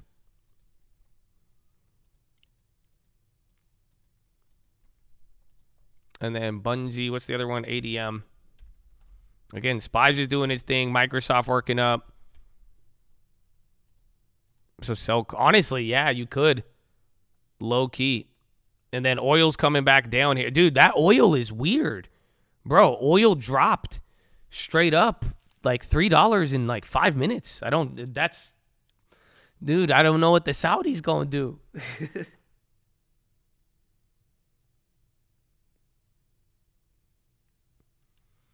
Tesla, red candle, greedy short here. I could see that. It's still kind of early, though. That's all I would say. It's just 9 o'clock. So, like, we still got a lot of time.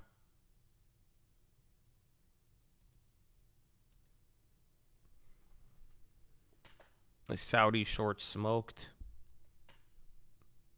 They don't care, bro. They just got golf. The Saudis don't give a shit about that short, bro. Okay? I don't think you know how us Middle Easterns work, bro. We get really excited about accomplishments, you know? So they're like, we have a PGA Tour. Yalla. Like, that's it. They don't care about if they down $25 billion on a short in a month. They say, we'll get it back, Habibi. Don't worry. Don't worry. Money come and go. You know, let's eat first and yalla. Don't worry. It'll come. You think the American stock market, they will react. Don't worry, Habibi. Don't worry. What's $11 billion? Who cares? It's 11 billion, 10 billion, 5 billion, 100 billion profit. Don't worry, Habibi. Yalla, sit down, eat the hummus, relax, Habibi, relax, okay? We talk about it Monday.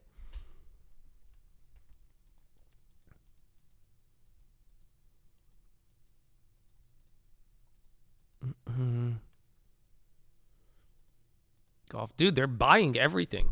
They're buying every single sports thing, and they're not getting, and nobody's stopping them too. So that's also the crazy part.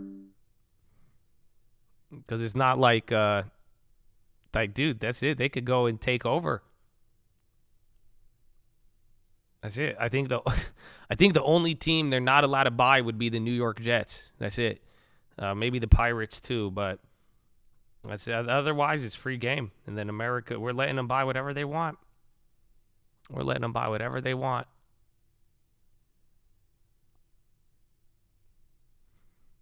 All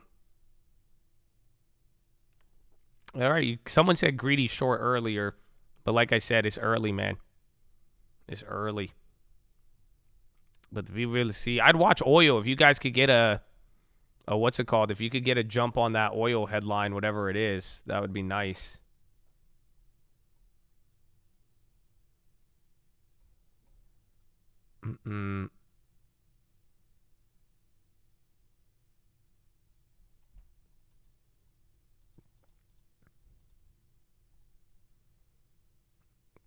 Blackstone will build European headquarters. I'm seeing one place post the Bungie news now. So it was new, but now it's starting to get circulated. That's it. But if you don't get like a CNBC or Bloomberg hit, you don't get the algo pop. It's honestly like kind of wild after noticing that. Did you make more? No, I sold it. I made $40. I made $40 in like a minute or so. I might be down to buy it again here, but that's weird. Something's happening.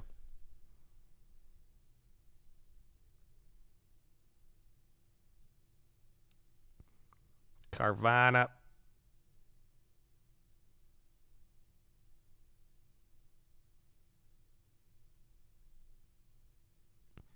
$6,725. Iran news hitting oil and equities. Is that what it could be? That would make a lot of sense. If I think we had headlines, or they were talking like Syria, Turkey's longer dated dollar swaps slip 2 cents. LNG tankers headed to Britain, Belgium, and Netherlands. Turkey 5-year credit default swaps rise. That's it. And then I know earlier we had Blinken saying stuff. They were talking a lot of that drama.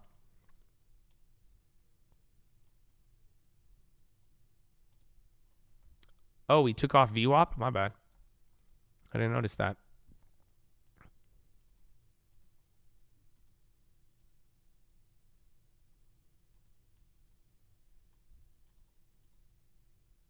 MOS, are they going still?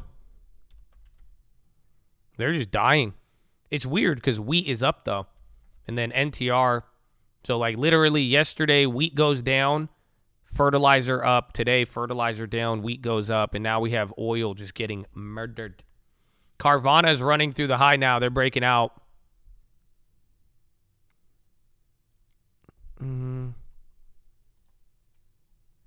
Oil fall. Yeah, you're right. I'm getting a report here. Oil falls, update number 8 on potential Iran deal. Weak demand prospects, weaker dollar, Saudi supply cut support. Fed expected to keep interest rates. Google in July will introduce new ad transparency policy. So something about a new ad policy for transparency on Google. Watch Meta and Snapchat, because it doesn't sound like a lot, but last time, anytime they change anything for transparency and policy, last time it led to an Apple privacy fiasco or killing all of the ad names.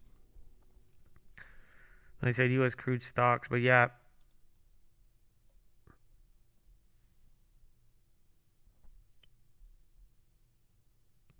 So yeah, oil fell $3 on Thursday. Demand weakness and a report that U.S. and Iran may be approaching a deal on oil exports outweighed expectations of tighter Saudi supplies and a potential pause to interest rates. Oil fell on a news report citing sources that Iran and U.S. are nearing a temporary deal that would trade some sanctions relief in exchange for reducing Iran's uranium enrichment. Yeah, I don't know. I think you could buy it. I don't know if I believe Iran deal. How many times have you heard that? So that's it. It's a Iran deal.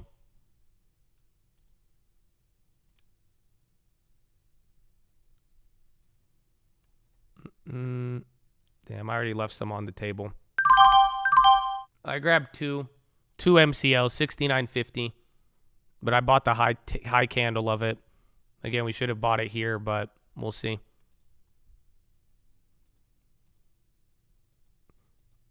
No, because I don't think it makes sense. I don't think that the Saudis are trying to stage a price comeback and that the Iranians are going to work with them. And then the Iranians are like, oh, yeah, America, here you go.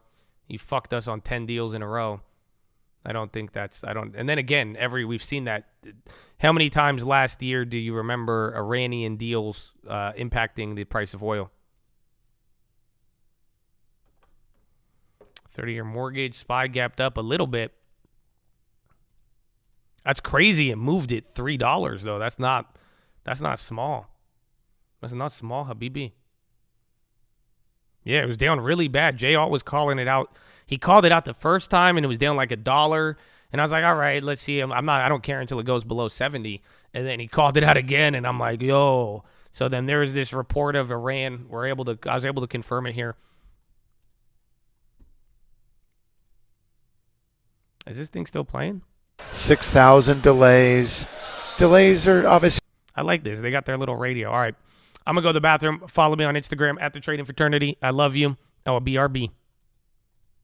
Managing through it. You can fly airplanes through this weather, but you just got to separate them more. So it creates more of a challenge. Since we're in New York, obviously East Coast, how does that differ whenever California has to deal with those types of smog issues when it comes to travel? Or are they just better at dealing with this than we are? Yeah, I mean, I think they're probably a little more used to it. I mean, I've been out there for California smog.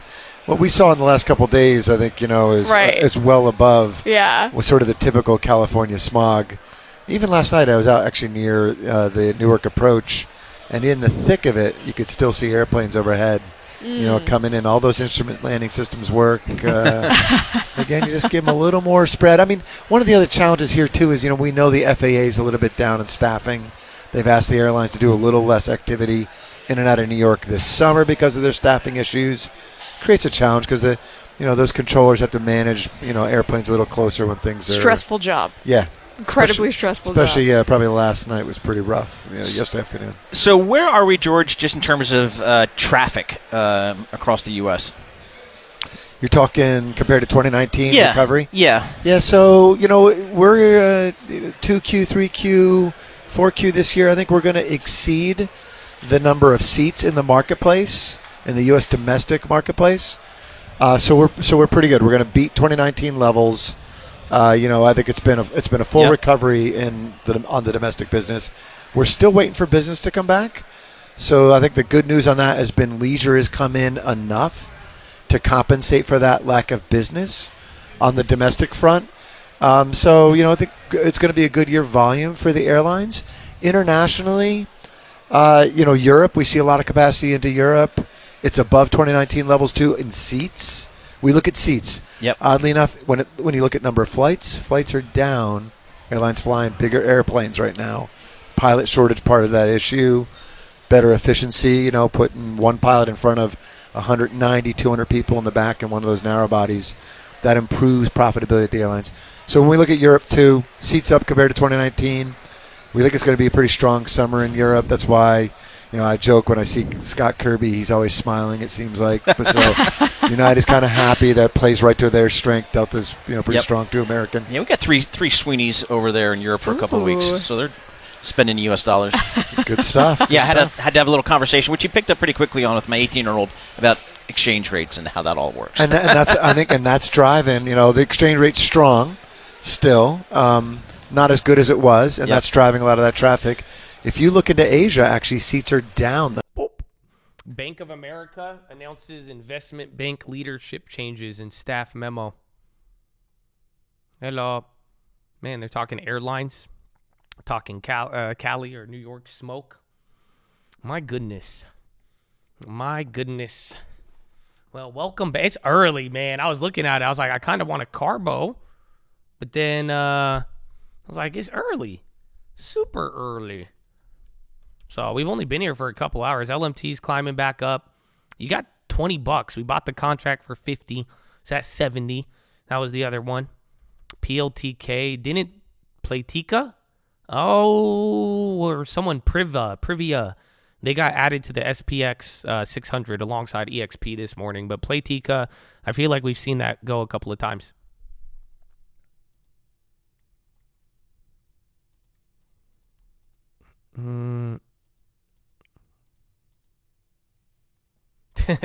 The wildfire smoke has workers asking again if they should work from home or head into the office. Wow. That's a take. That's a take right there. It's pretty funny. That's it. Who would have thought the fires are bringing up the work from home questions? Who would have thought? Oil play, I have one. I'm up on it, I think. I think I'm up another $40. Yeah. I want to ride that one for a little bit. I mean, I think if I could get good gains today, I'll flip it out, but I'm kind of down to hold it. But then again, I have exposure through wheat. So if oil gaps up, I think wheat will play along with it given the recent headlines, but we'll see. Because that's just weird. Again, that doesn't make sense. Again, you mean all of a sudden Saudis come out and they're like, we're cutting. We need to stabilize oil. And then the Iranians are like, we'll do a deal. I don't think that's true. Or at least maybe it is a talk. Maybe the talks are true, but it leading to a real outcome, I don't think it will.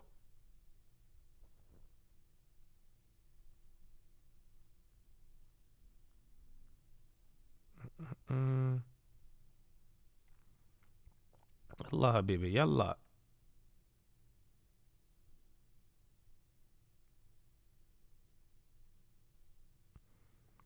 OMT bottom yesterday, might sell. They move. The spreads are just big. And then it needs to actually be able to hold it. But all of them have done good. And then the Bank of America, that note didn't change anything.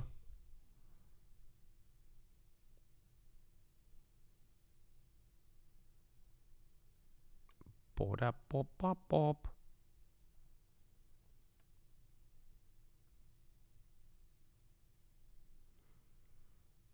Just buy semis.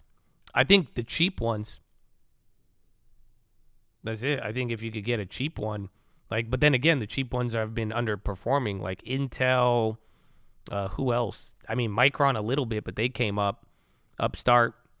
I think Tesla will have a massive pullback. I think just get ready for Tesla to trade like Netflix. I mean, it's no coincidence. Like literally, Netflix and Tesla, we traded them at the same exact time within a day of each other. I was down on both of them, and then I went up on Netflix again, $2,000, and then it went another $3,000, and then same exact thing with Tesla. So I think they were the earnings laggers. So I wouldn't be surprised if it plays out like this. It'll kind of break out, pull back, but then Netflix had some news, so just get ready for this. But I'm not saying it has to go up. So it could pull back. You could get one like this, and then it could lead to something else. But I think it just depends on what the market holds moving forward. Again, the next, you only have one more day. White House says they're postponing Pride event to Saturday due to air quality.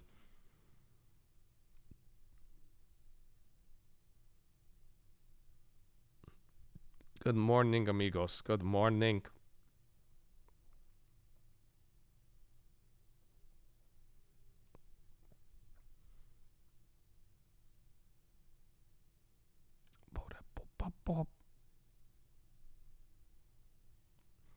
Damn, today's June 8th. 6-8, baby. 6-8. Of Neo. I've been looking at Baba. That one looks very interesting as well, too. But Baba's still kind of high over the last couple of days. And then China, you have to be very, very willing. But I still like the Baidu. I'm in that. Again, the China, I think you're just going to get a lot of both ways still. I still think the same thing applies. I think China has little less downside this year, but I think that thing is going to be a real big 20% this quarter, 20% that quarter, and then just keep playing the game.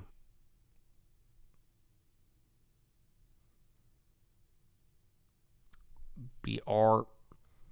What's the bull case for the market? The bull case for the market is that a soft landing arrives. That's it. If you really, because some people say, oh, I don't see the real bull case, this and that. It's very simple. It's that inflation moderates, comes down without destroying the economy, and we see a mild recession or something no worse than what we've already dealt with, and then somehow the world's largest interest rate tightening cycle leads to only a slow economic pullback, and then the economy is able to resume growth by mid-2024 or end of 2024.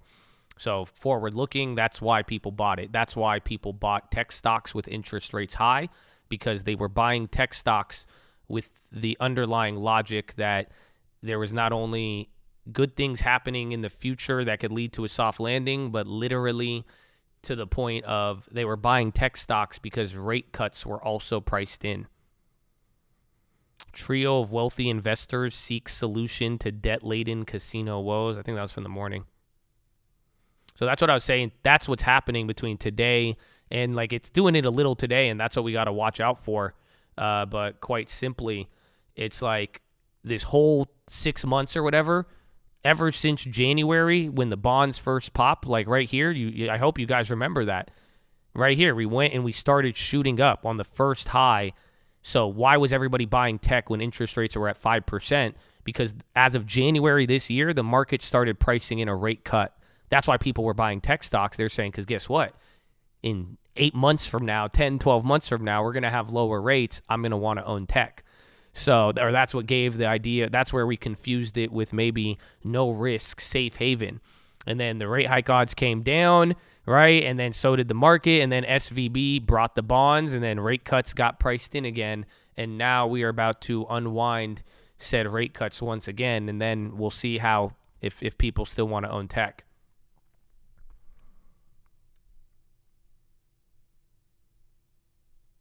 So, yeah. A lot of fascinating things right now at the moment.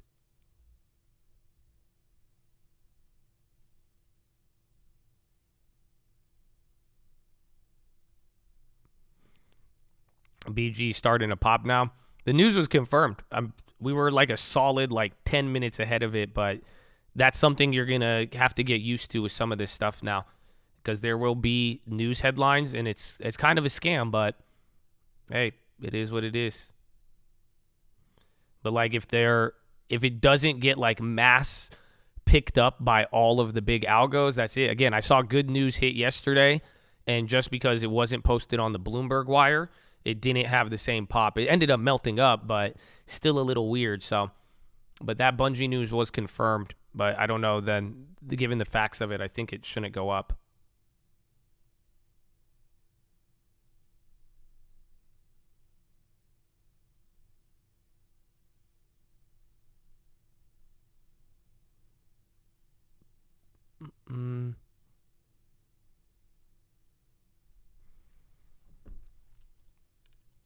White House postpones Pride events. Reality is nuanced. I think reality is slow. I realized it. Did you see my video yesterday? Did you guys see my YouTube short? Did you see the AI talking with me? Oh, I have to show you that if you didn't watch it. Did you guys see my AI experience? Oh, man. VIX is at 13.6, bro. The SPY is at something. It's at 4. It's probably right next to 42.85. Yeah, right above 42.85 right now.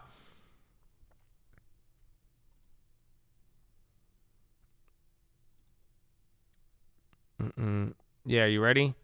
Here, I'll show you it. This was my video yesterday, and then you're breaking out. This AI experience I've had so far, it reminds me of my dad. I'm asking this AI, I'm like, what's the average home price in 2023? He says, Habibi, the median is 436. Okay, it's too laggy. I can't even watch videos, bro. It's just so whack. Bank of America pop again. The earlier note of the leadership change, Bloomberg just put it out 2 minutes ago. We had it 7 minutes ago. But now you're getting a little pop, but then I think everything else is moving. And then Microsoft 365 is having down detector. Again, Nile, Pegasi, and Zuari are working on equity debt deal for casino.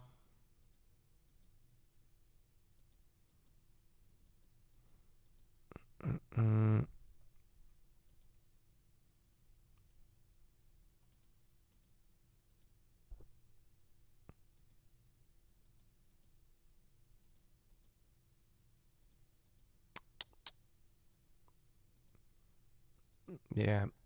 But I'll tell you, I don't think you have heard Papa answers. I don't even think if you heard my mom once or twice. But I realize it. Like, reality, you guys better just get ready for things to take time. And it's a movie. But I feel like a lot of people in the market nowadays, they remind me of my dad when I'm watching a movie with him. You know what I'm saying? Where it's like we both are watching the movie and we're sitting down, and then the character comes. He's like, "Who's this? Who's this guy? Okay, where did he go? Why did he do that?" It's like, I don't know yet. I don't know. We gotta watch the movie. There's still, like, you know what I'm saying? The reality, like, we could infer from the characters and we have ideas and stuff like that, but it's just like, no, just watch. Like, you gotta see, like, the plot is developing right there too. But it's like the movie takes time. So I don't think reality is a question right now. I think everybody is just the timing of it. It's like we think we're arguing about reality, but I don't think we are. Everyone's just arguing on time. It's like, that's it. Like, so if you're bullish right now, I don't think you're really bullish. Or, like, what you're really saying is that nothing is going to materialize in 6 months that is worse than what materialized in the last 12. That's it. 4289. Oh my gosh. Chad, you're back into this. This is it. This was where Canada was. Right above, right? We're right below it. This was the Canada candle. I think this is Canada candle. Mm-hmm.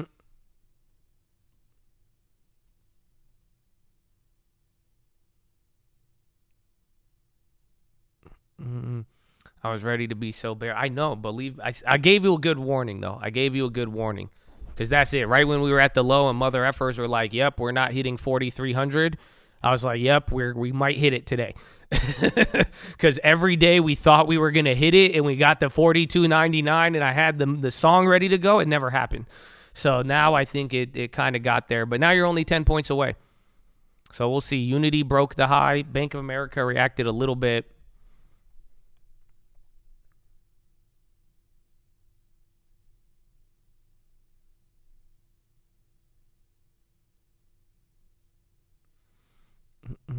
Scary Uber pop. Eli Lilly again. Watch any of the healthcare and financials. Pfizer's coming up. Would you be able to explain more on WASDE report? It's just they go around and then they see the plants. They see the harvest. They say, how much are you expected to harvest? How much have you planted? What is the quality of the crop looking like? And then that's it. So it's just big. It's just like, it's kind of like it's like a non-farm. It's like a jobs report for the crops. So corn, soybeans, wheat. I think I'm missing one more. But they all just give updates on how many plants cropped, the hectares, how much acreage, how it's looking, and then the stocks respond on that, or the commodities do.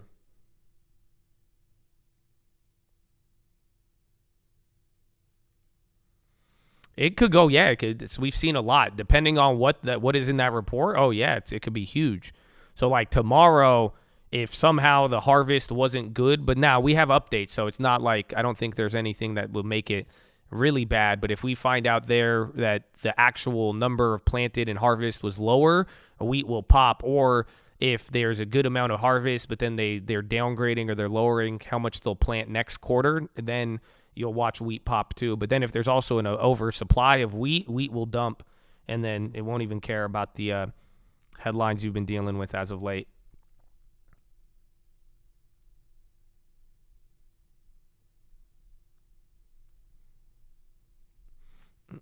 FRO, huge candles. Oh shit, I'm up on oil. I forgot. I made 165 on oil now. So from that bounce, where is that? That's at 70.40. So yeah, almost $1 on the oil.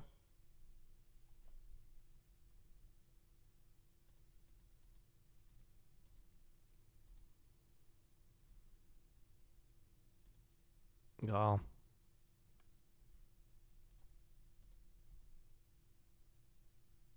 I think they really want to kill this thing at 70. Griffall avoids options given small number of shares.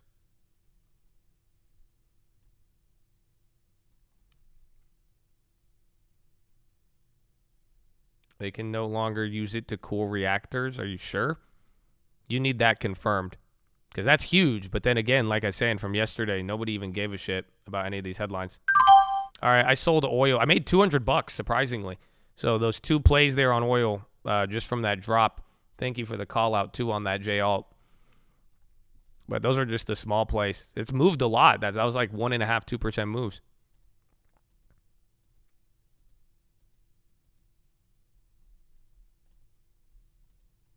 I think I'm in Chicago Kansas City. ZW. I think the ZW is Kansas City. The nuclear plant is running. Its cores are cold. No need to be cool. But don't they have to do something where, like, because I know the plant is shut down. I think it's just like in shutdown mode. So you just have to make sure it's good. But he's been listening all week with me. He remembered your name, Josh. He's doing the chat. Let's go. Let's go. It's a cult thing, man. It's a cult thing. That's good. Y'all better both get the long term, though. That's it. I already told you the story of my college friend meeting a Chad. Y'all party and everything, and I have to be there to tell you, just get the long term, okay? The long term and 10%. Everything that we were going to have fun, but long term and 10%. Don't ever forget. All right, you're going up, Chad. You're I don't know. I think you're going to do it today. I hate to break it to you, but that's it. We're 10 points away now. It's 9:30, dude. It's 9:30.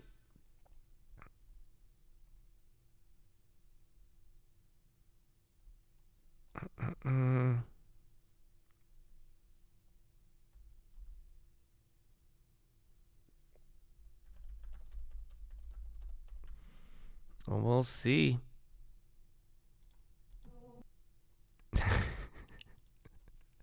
I have it queued up. I got it queued up. We'll see what happens. What's the long term? The long term is where we deposit money in the stocks every month separate from our trading account, so that we make sure that while we're trading, getting the news, spending every minute here, we want to make sure we walk away owning something forever. So we made 2 YouTube accounts back in the day to highlight this point. And these are just stocks we hold forever, a balance between growth and dividends. Not forever, but until we really need it for a big life purchase or real estate. 70K. That's a good place to start. Yeah, if you got the 70, I would take 70K saved. I'd take 7K, start off with your long-term, deposit like $1,000 or $2, $2,000 a month from the 70K. Put the rest of the 70 get in yield, and then just little by little, and then look for a house because maybe you'll find a good deal.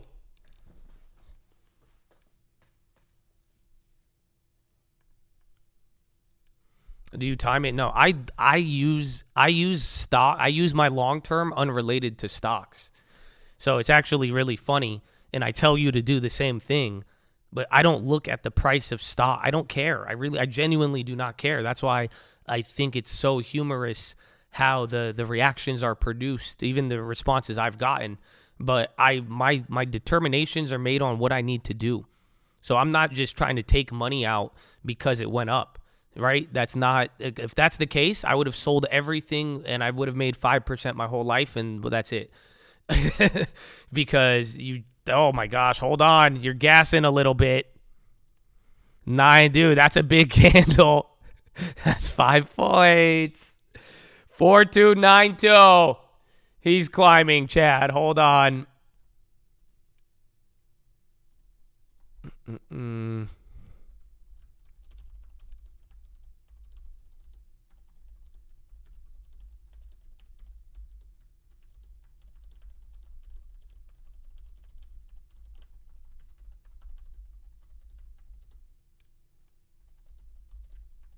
XLE is just rock. I should have held. If I held that oil, I would have made another 100, I think. Yeah, that's it. Fortune, everything. Energy's lifting up the SPY. Stupid. That's it. Bro, that was the easiest one. I think maybe everybody in the market's like, no fucking Iran deal is happening. That's it. It was a pump fake on oil. And now oil, see, it shot up another $1. Now it's coming down, though.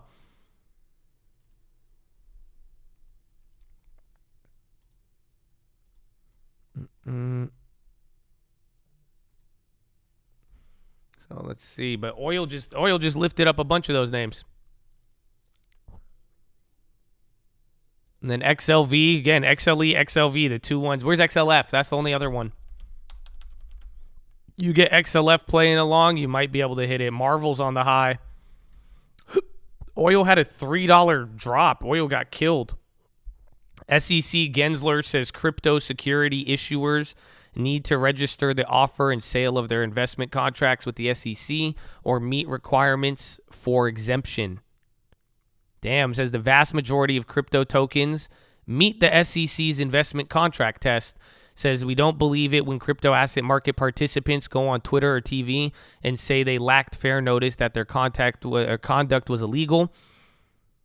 He says some additional utility does not remove a crypto asset from the security definition of an investment contract.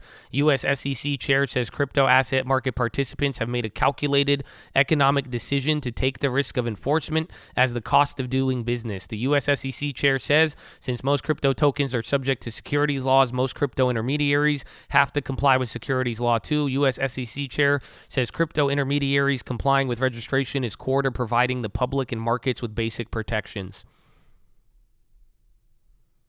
No, he's saying everything is a security. So they're saying almost every token in the world is a security. Therefore, everybody has to be regulated as if it's a security.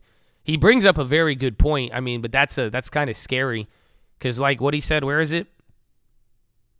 This is going to be their whole court case because this is like a legal thing. Like if you don't know, but he's saying literally says market participants have made a calculated economic decision to take the risk of enforcement as the cost of doing business. So that quote that's huge, low key, because he's pretty much saying this is what all of them did. They're saying you guys as companies, you did this very strategically, knowing you would just pay for any fee rather than rather than actually trying to comply. So he's saying you guys are all full of shit. Because he says if you make $20 billion, you don't care if you have to pay $5 billion.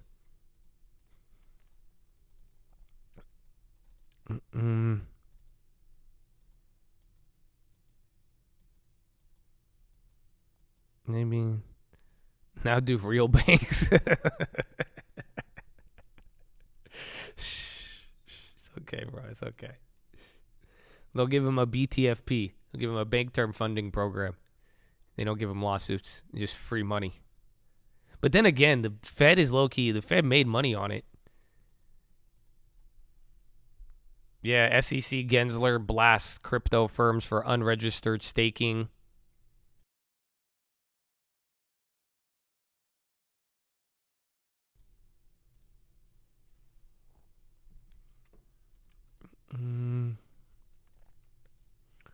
Boeing's on the high. Coin's coming down. Nvidia about to hit 390. McDonald's still running.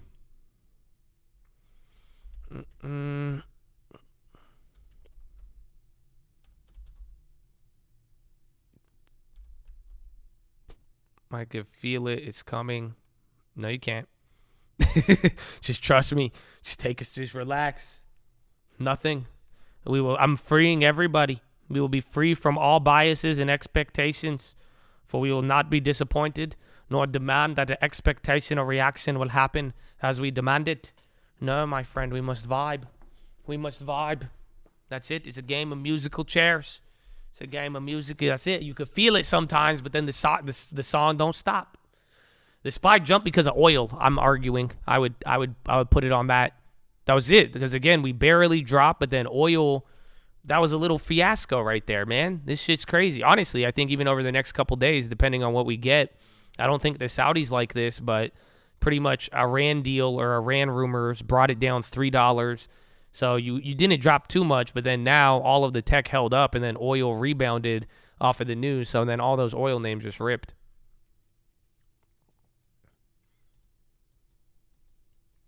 Hypothetically, if Russia decided to use a nuke, what would the market drop significantly? I mean, you tell me. What does your mind tell you when you ask that? Like, what do you think?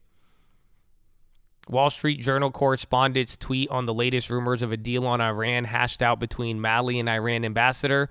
My info is that Mali has been in Paris and that Ambo is in New York. So that raises real questions about this report. And my understanding is that Mali has not met Iran in a couple of months. So there you go. So Wall Street Journal reporter saying that it's fake. Or saying that the Iran report probably isn't real. Again, if you've watched anything with oil, you've gotten a lot of Iran deals over the last couple of years.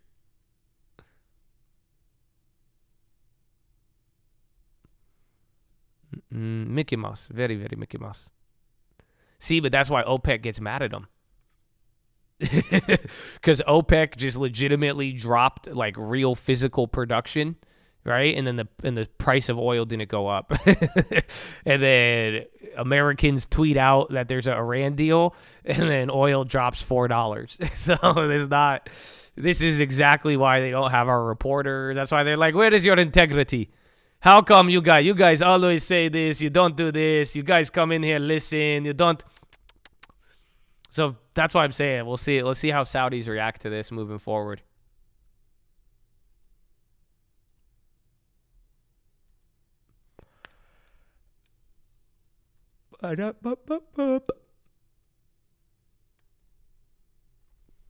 Tin, I feel that, Tin. I think they're trying to fill the reserves at 60, 70 before it's too late. And then the Chinese or the Saudis go crazy.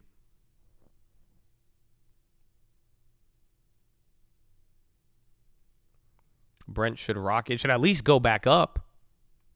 But I got out of it. I like the idea. It just kept flushing too much. I don't know if you saw it. I just took the red candle because I'm like, one, I don't think the news was real. But then I'm like, 3% on oil in 5 minutes is massive.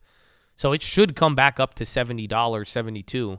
But it's slow after that. That's what sucks with oil, because once you get all those movements, it just it kind of trips it out a little bit. You could do USO options for oil, yeah. I don't think you'll make as much. So I took a very small risk if you think about it. But to make $200 on that move, I don't know what you would have to do with options. But yeah, you could definitely trade USO. Or what's it the one, because USO is an oiled fund, but there's one of them linked to the price of crude. So if you want, try to go for an ETF linked to the spot price of crude. That'll probably be better for you. You made 150 with options. It's not bad.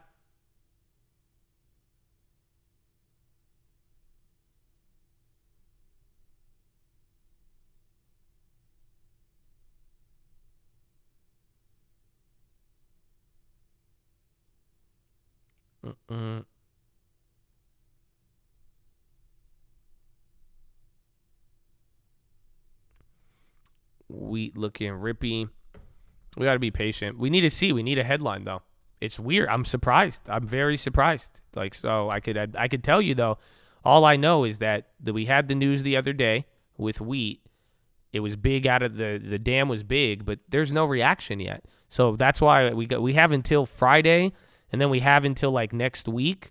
But it's very simple. If people don't react, I'd be quick to get out of this one. However, I don't know if we're getting hustled or not. But I'm very surprised that there was zero tensions from the dam so far. National Security, Kirby says report of China building spy station is inaccurate. So there was an update earlier today that said China was trying to establish spy facility in Cuba off of southeastern U.S. But Kirby says that is false.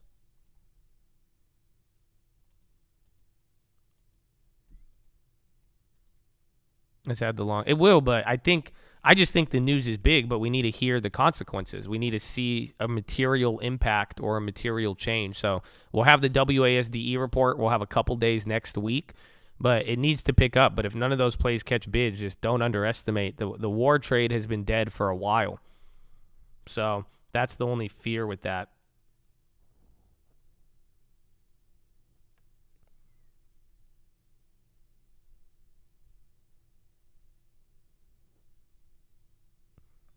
Well, WASD, I think 8 a.m. or 10 a.m. tomorrow.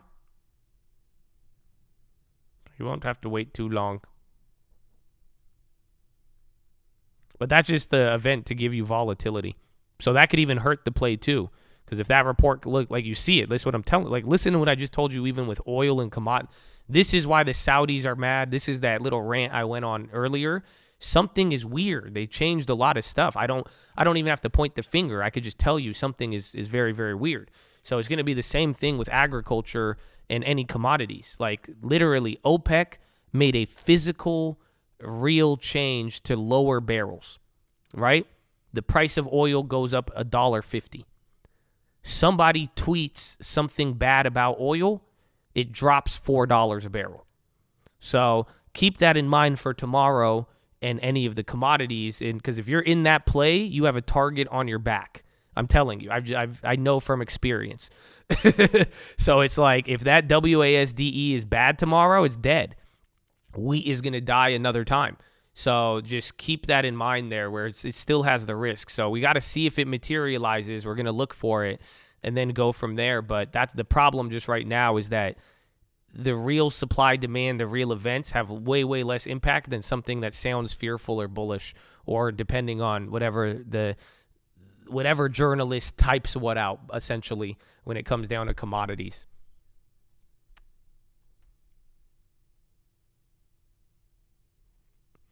White House says it's not accurate when asked about Wall Street report about establishing spy facility in Cuba.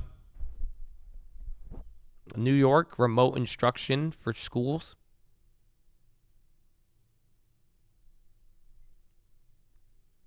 Coin dumping. Dude, Gary was pretty aggressive there. I didn't know that's the stance Gary's gonna, that's gonna be his whole legal argument. He's just gonna say, you guys know better. Again, KYC, know your customer. He's going to play it all on that. He's going to say, you should know better. He's going to say you knew exactly what you were doing. You're using lawyers and all of this to play a game, but he's trying to form it as it was a strategic economic decision. So, because people do that, like that's very common. He's saying you guys didn't, you didn't have, it was just pure negligence, but not even negligence in the sense like you did it purposefully, knowing that the fees and the exposure would be worse or less than what you'll make off of it.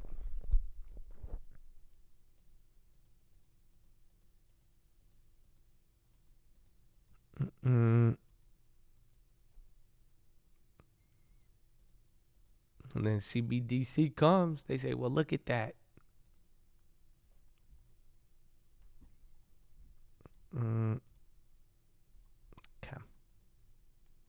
Small cap shares are moving lower today. The tech-heavy the shit out of me. 100 rose along with U.S. Treasuries after data showed jobless claims surged more than expected last week.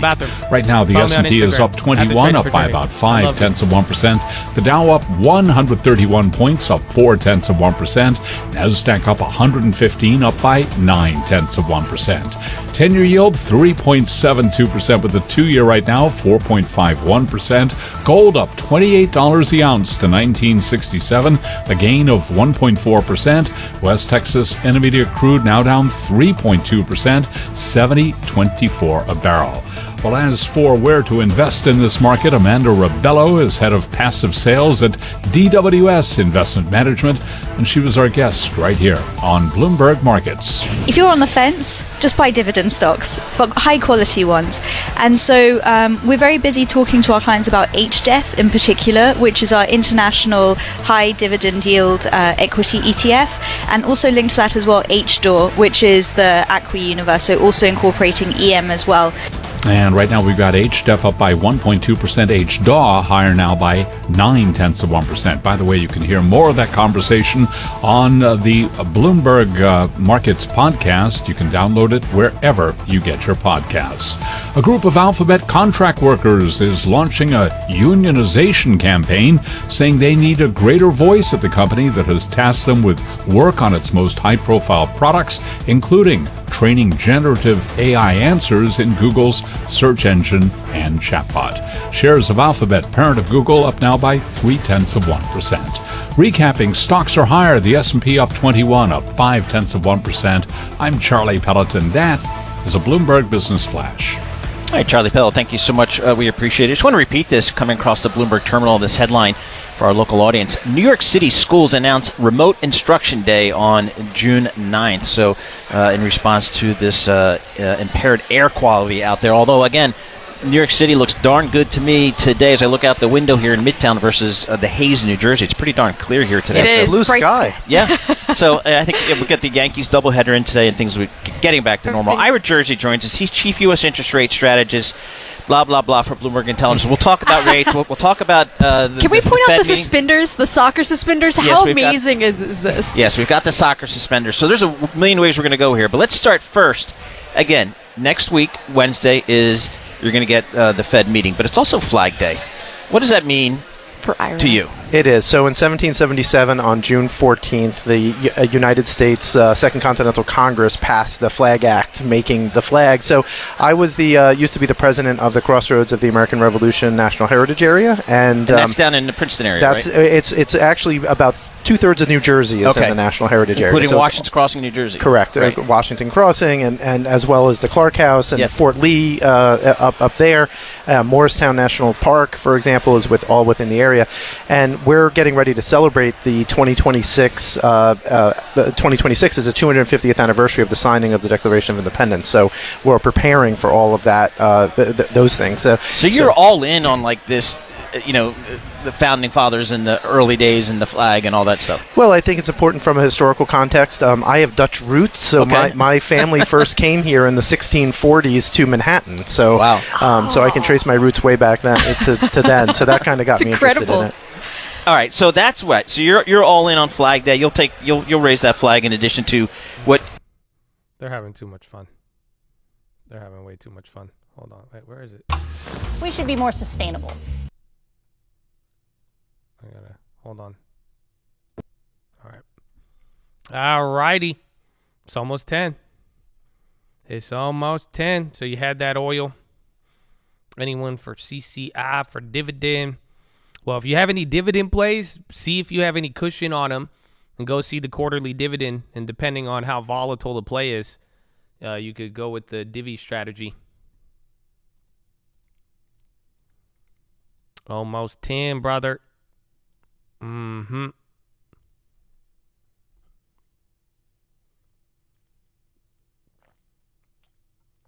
MO 4530. Happy birthday. It's not my birthday, but thank you. Happy birthday for you, too, whenever it's your birthday. Walgreens. They still got a little bit, but Walgreens has been a little bit more volatile. Again, I think this is kind of where we even got the latest shares, but we'll see. McDonald's. Docu. BGFV. I've heard of it, I think. Big Five, yeah. Everybody know Big Five. But I don't feel like they're kind of old. I don't know if they pay a dividend or not. I haven't been to a Big Five in a minute, man. I'm not going to lie.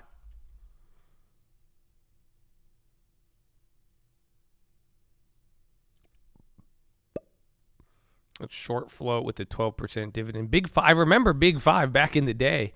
I don't know how they've been performing lately. Microsoft selling off. Again, Coinbase is still going on. I'm not in DocuSign, no. There's Baba, Baidu. They're chilling. All the China names, I mean, some more activity than not, but they haven't, like, faded or not and did anything crazy.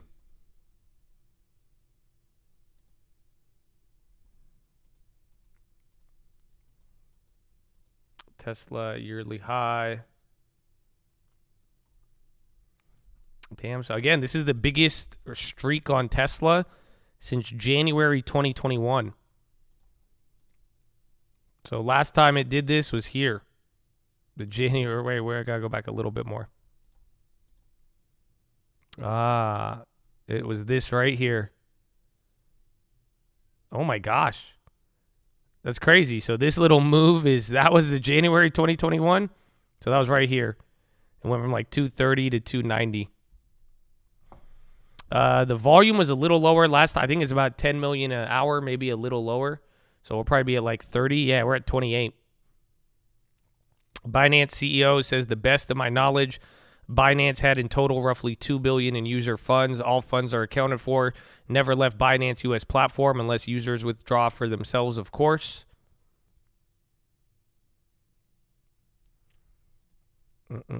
I'm back in trouble. I need to make another 50K by tomorrow. How to get it done, but why? The first time we did it, did we work? Did it work? I remember I told you wait till the Friday. I remember that one. I hope that helped. But why are you in trouble again? How did that happen? I don't think that's the part I don't like, because then it's like, if at this point it may not be trouble, it may be a habit. Does that make sense? So it's like you do something one time, it's like, oh, I got in trouble, I need to make this bad. But if it happens every week, it starts to look like a schedule. You know, because I'm live Monday through Friday, 30 minutes before open. That's a schedule. You know? Just assume I always need to make 50K by the end of the week. Well, you got to have money for that then. That's what I'm saying. Otherwise, I can't really help you, in the sense that I need my 10% up front, and then it's not, but otherwise I still probably wouldn't be able to help. It's too risky for my blood, too much liability on my end. So I'm sorry.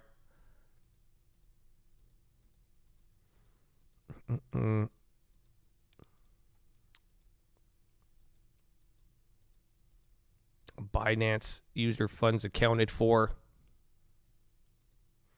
Tesla. Oh, that was a big run though for 20. I didn't think it. I mean, again, we would have made another 2-3 grand, which is crazy, but I was very content with mine because I was down on those plates. I had a baby child support. Well, Tesla's paid us this year, actually. I don't think I've had a losing trade on. Oh, fuck. Why'd I say that? Never mind. Take that back. I don't want to put that out in the universe. But, you know, Tesla, good job, Tesla. Thank you, Tesla. Tesla has not beaten me as much.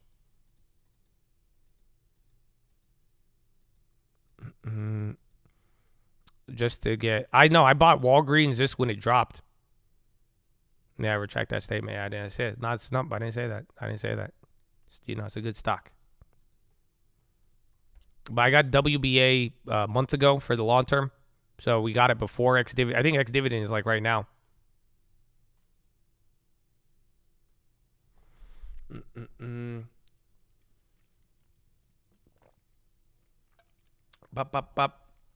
I need 20K ASAP. 20-year housewife living with your ex. Oh, man. Well, the thing is, when it comes to quick money, you need an event, unfortunately. That's the thing. That's why I tell you, like, for real, if anybody, do I recommend you go for this mentality? Never. Never, never, never, never, never. Okay?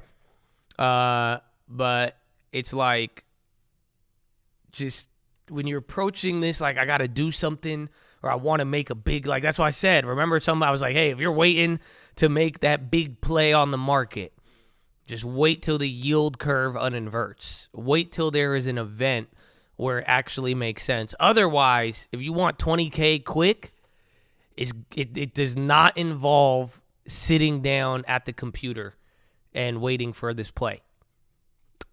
You see? That's it. The stocks will supplement until there's an event. Again, if we get the right events, you guys have seen it various times throughout here. The right events start to hit, the market gets crazy. It is a very, very good opportunity to start pulling in big plays, get your little quick bag, whatever it is, right? But then it's like other stuff. Damn, Candy, you said OnlyFans right away. We didn't even get to real estate agent? That's crazy, girl. Oh, man. But I say go real estate or go get a house deal. Traders raise bets on higher U.S. interest rates.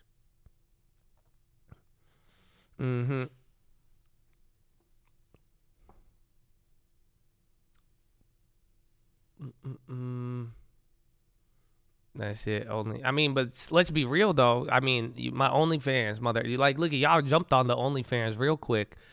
Just don't forget, mother effer. Getting into OnlyFans is like becoming your town's local rapper. I'm just telling you. That's it. Your OnlyFans is equivalent to a SoundCloud. You are gonna find that out very soon. I'm just saying, because you're gonna have to promote. You like, check me out, man. Check out my links. What's up, man? Yeah, that's what it is. It's what it is. They don't know yet. It's funny. But that's why we were talking side hustles. Anything. Any side hustle getting out there. I've always said it, man. Real estate, that's where I've done the big bags. And that's why I've always said, like, if I lost everything today, I would go get it. I would go start to get whatever income I can, but then I would spend any waking moment trying to get my first real estate deal. Because that's it. If you get the right real estate deal, I mean, I had already a couple this month where it's just like, or this year, where it's just like, you get a couple and then that's it.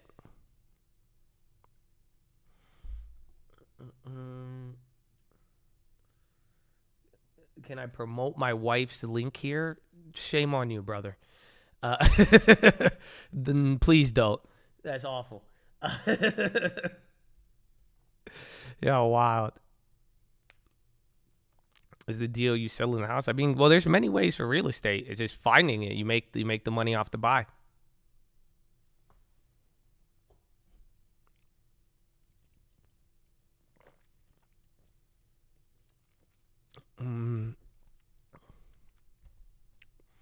You lost everything to real estate. Would you wholesale?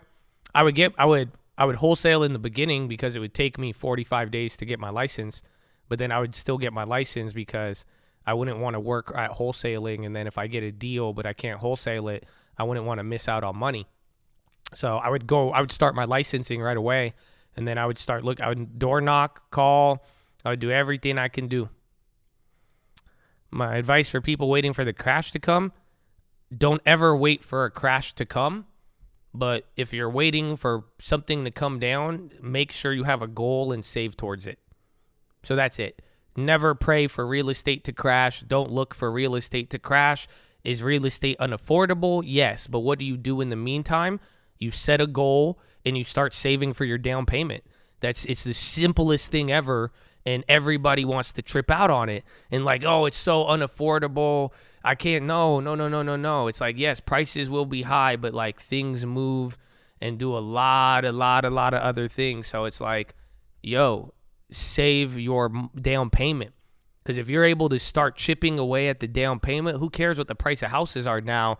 Yes, it may be out of your budget now, but if you work towards the goal, who knows? Like, look how fast the stock market changed. Look how much a lot of things could change. But it's like, if you make that progress, and then when you factor in what's it called? When you factor in like what you'll need for it, where interest rates are at, even maybe the down payment, it might be more easier than you think. So like, where is it? I have it. I'll show you one of them.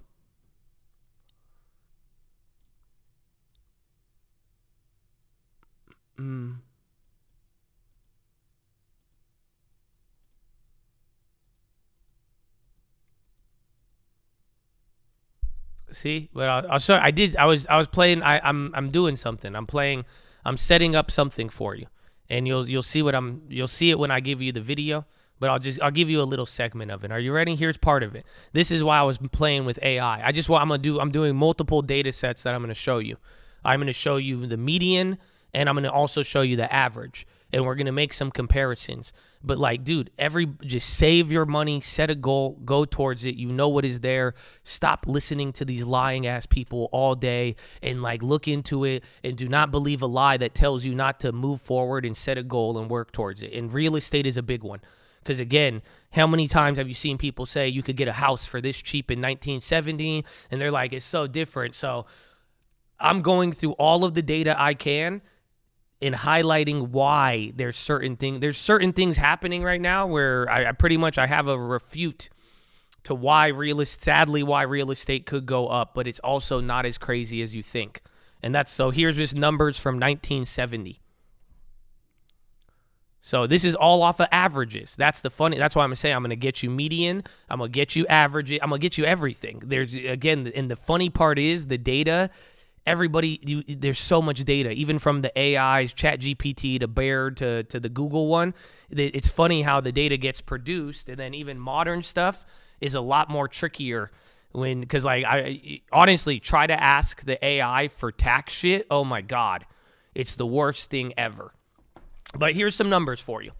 So this is all just average. Again, you have to understand none of this data. Is it accurate? Yes, but no. Why? Because there's different regions, there's different areas, there is statistical problems with averages, right? That's what we have. But these are just basic numbers. If you type this into an AI, this is what it will tell you. What was the average home price in 1970? The average home price was $23,600. The average salary was $6,168, $2,380 for females. TDCO says he's confident bank will resolve regulatory issues. Ooh. So, house price was 23 grand. Your salary was $6,000. Okay? So, total college debt of Americans on average at that time, believe it or not, there was no such thing as student loans back then. It wasn't really widely used like it was today. So a lot of people had zero college debt. They had college paid for with their salary. So most people back then, they had zero college debt. So that's why you could be like, oh, well, I have to pay for college. How will I buy a house? Well, unfortunately, you'll see when we get to the next part. But if you were in state, the tuition was $1,200. If you were out of state tuition, $1,500 to $3,000.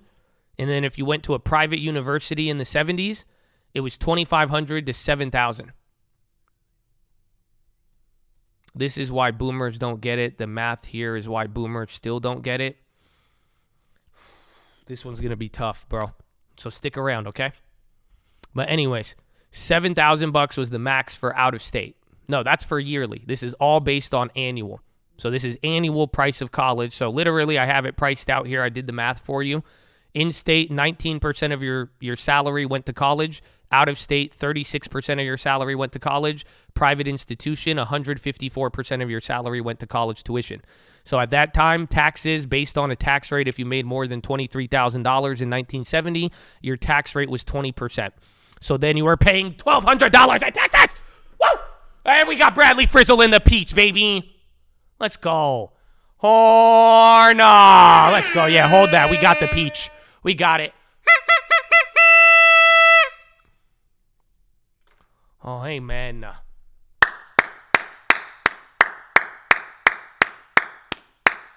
God bless you, Bradley Frizzle.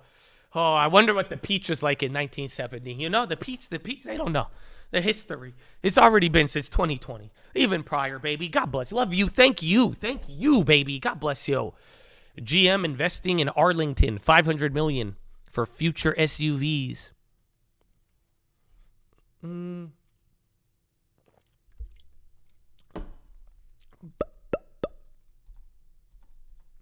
Okay. Well, here it is. So taxes, 20% of your, so literally, if you haven't gotten it by now, 20% of your income back then went to taxes. About 20% went to college. And then your rent. Because, again, I wanted this to be realistic. So even if you were trying to save up for a house, you needed a place to live. So then you had to pay for rent. So back then, rent was $125 a month. However, that was $1,500 a year. Based on your income, that was 24%. So utilities now, too, because if you had a house, you needed to pay for utilities. Utilities were $50 to $75 a month, $750 yearly, 12% of your income. Food, on average, based by the labor statistics back then, they said it was about $58 a month or $696 yearly for food. That would be 11.2% of your income. And then a car back then, a used car average payment for a 3-year term was about $45 a month or $540 a year, 8.7% of your income.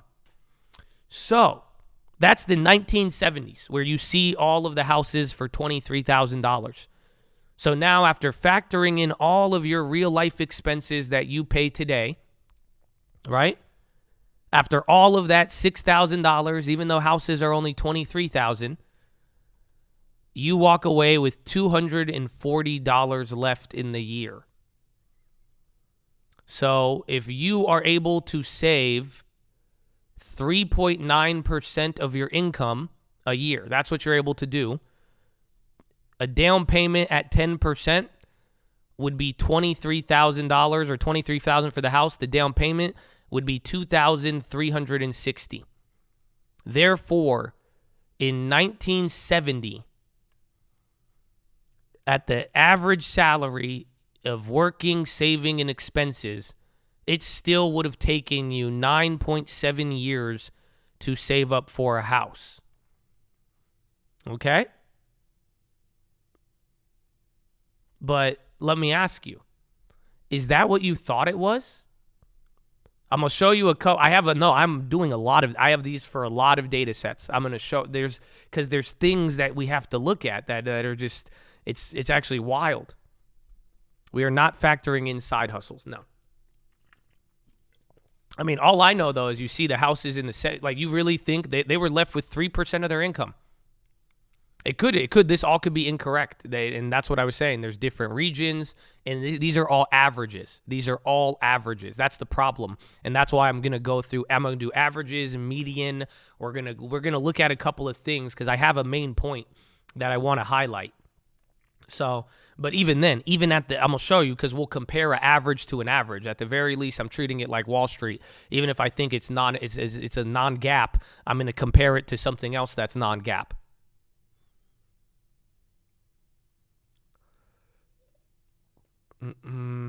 All right, so you ready for this one? I'm only going to show you this last one, and we'll get an idea. Okay, are you ready? So, just again, even in 1970, when houses were $23,000, based on the expenses, legitimately, your parents and the people of the world then, they were literally taking 10 years to save up a down payment. The house price was cheap, but you see all the other expenses too. Okay? So, given the data sets, I'm gonna skip to 2021. Okay? And we're gonna go over this one, and then these are all averages, and then I'm gonna go over 2022 or 2023, and then we're gonna go over the medians, but you're gonna have to wait for the full video for that one. So now in 2021, the average home price was $287,500. And again, this is averages. There's differences between regions, and there's no way to accurately identify this. That is why I am highlighting the craziness with averages. Okay? 2021, average home price, $287,000. Average salary was $51,480. College debt, average payment. Biden, he says, U.S. economic recovery has been the strongest of any major economy. Let's go. Oh, sorry, I got hyped.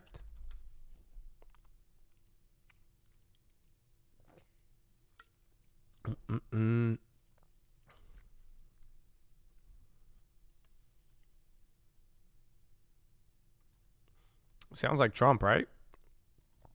All right, so here it is. $51,480. College debt on average about $300 a month or $3,600 annually. So this is even debt. This isn't even like going to college. This is just college debt. So that's 6.9% of your income at $51,000. 17% tax rate would be $8,750. Your average rent, again, based on whatever your fucking AI produces, it says $1,100 or $13,488 annually, or 26% of your income.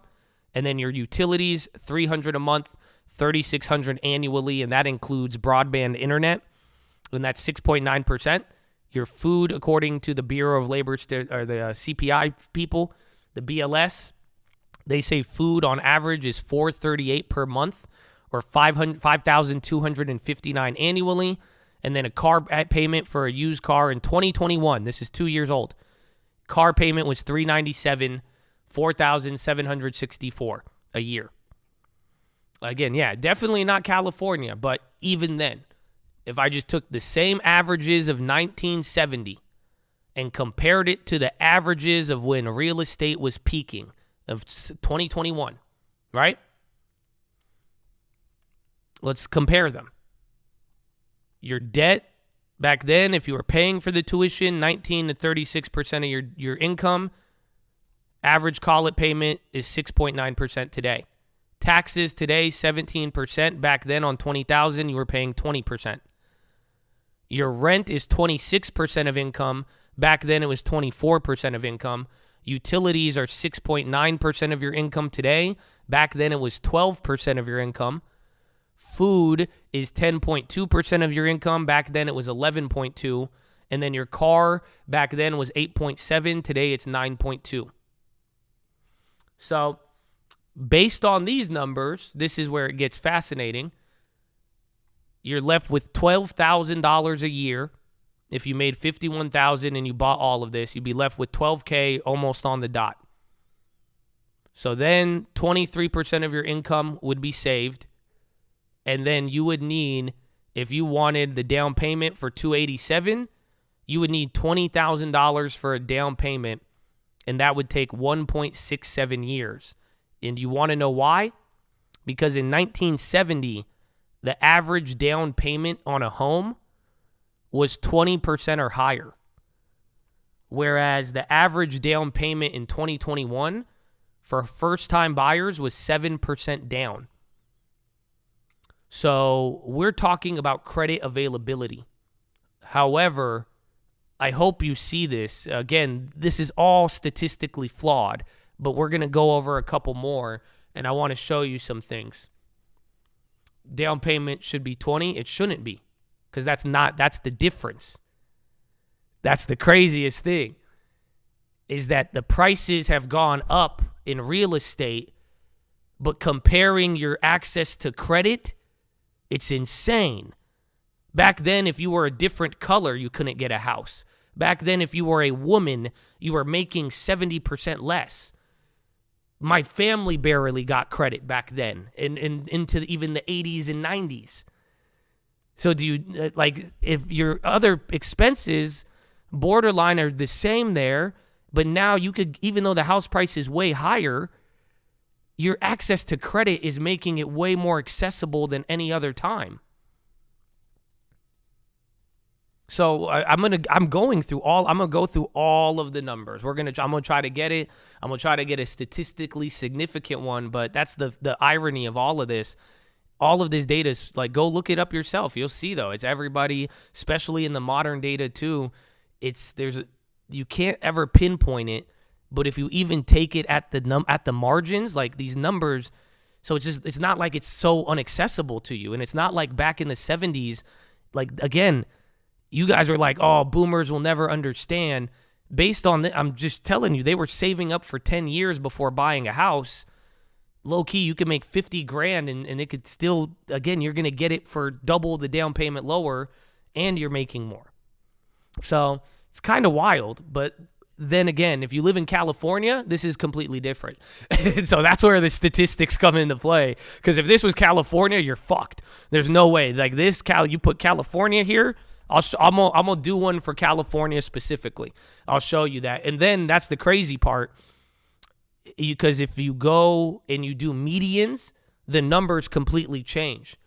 You are right, it is extremely flawed, but that's what I'm trying to tell you, motherfuckers saying, oh, you could have bought a house in 70s, the boomers don't understand, it's so unaffordable. That is completely false as well too. That's all I'm saying, is that it's not, there's a reason why real estate has gone up, and everyone's like, oh, it can't go up, the wages in 70s. No, in the 70s, if you didn't look like you were fucking Peyton Manning, you couldn't buy a house. In the 70s, you were spending way more on utilities, and you didn't even have internet. We spend more on cars, a little bit more on college now, and that's about it. But they were bored. So it's just like anytime you see the 1970s stuff, if you're calling what I just showed you flawed, then I hope you know how you view the past of real estate may be flawed as well too. Because all I see is people, I got inspired by this because I saw somebody do this. And they're like, look at how hard it is to do this. I'm like, that doesn't seem right. And it's, again, the numbers, even if you took the averages, you just got to understand the access to credit right now is the big game changer. That's the thing the young and old people got to realize. Your credit is crazy. Like, you can get a house, somebody will give you $200,000. Again, back then, if you were a woman, it would have been an almost impossible task to say, give me $20,000 for I'm a single mom. In 1970, it was different than being a single mom today. again, go down the list. If you are a Middle Eastern, African American, Latino, go all, again, 18, 20, doesn't matter. But back then, the credit quality or the access to credit was so much more restricted that everybody looks at the way they're like, oh, well, prices went up and this and that. But it's like, no, our prices jumped up a lot, but your access to credit is 1,000 times easier than any time back then.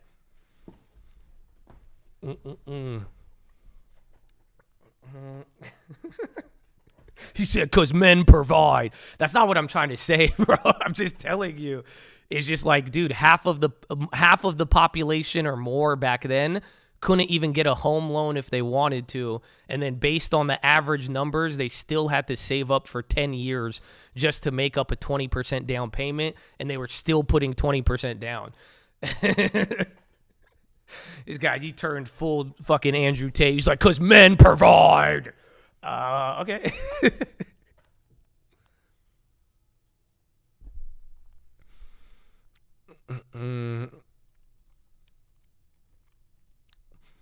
These people shouldn't be getting free loans. I'm not saying people are getting free loans. There's obviously bad borrowers, but at the same time, I'm just telling you, it's like even myself, if I was born in 1973, 1975, and then by the time it was the 90s even, maybe it would have been better. So if I was born in like the 50s or like before, and then I get into the 70s and I'm just the little Egyptian Josh, bro, I would not have a house.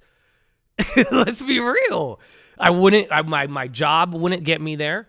Even if I did have the job, I would have to work for 10 years to get a house in 1970. And then being an immigrant from Egypt, there's no chance in hell. That's it. I wouldn't be where I am today. That's what, again, so it's just like everybody, if you're living today and you're telling me you can't get a house with the easiest credit in the world, and you think that house prices can't go up because the price went up, but access to credit is just exponentially bigger than any other time in the past. Come on.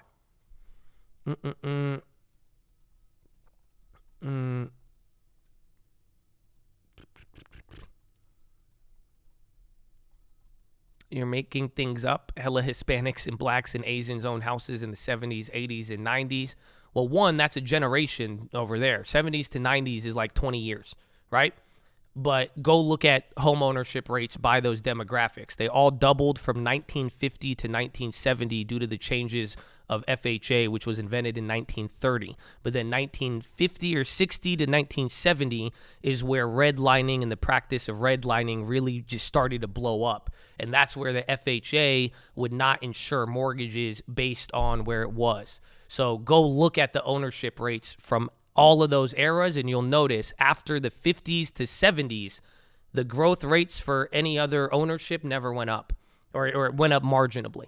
But I do not think I'm smoking anything, and I think this is my career. But it's just something I've been saying for a while. But the reality is, though, just you should question when people tell you how you can't get a house and comparing it to the 70s. But because we have a lot of opportunity right now.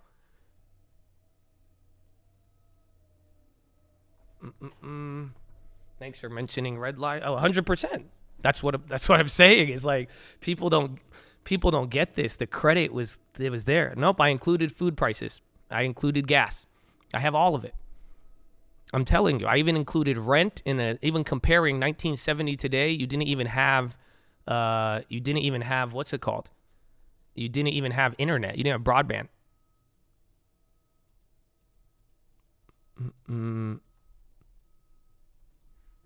Now I'm switching it. No. I said if I grew up in the 50s, and then by 1970, when I was like, again, if I was 18 years old, I bought my first house in America. When I in my life now, if I grew up in the 50s, 60s, wherever, 1970 came around, it would have been different. So you could try to take the words I'm saying and say you're doing this, you're doing that, but everything I'm saying is true. How people were treated with real estate, the access to credit, and you could run the numbers yourself if you disagree. But if you don't understand this, you don't understand it. If you're not willing to look, that's fine. But you could go look into it yourself. If you're not getting this point, I'm not, we could pick apart the words, blah, blah, blah. I say a lot of weird stuff, but I'm not playing a linguistic game. I think it speaks for itself. Intel flying. Head of U.S. office probes auto safety problems. He leaves. I don't think they're trying to bash it. Sir. Well, if you're telling me I'm smoking something, everybody, all the Hispanics and blacks and Latinos and everybody were buying houses then and saying I'm high and no, like, it's okay. Disagree with me, but you're going to come at me like that. I have too many facts for this to just be able to tell you. It's like, no, bro, it's okay. But I understand, but I hope it'd be more respectful. But at the same time, it's like, no, there is just the reality of it.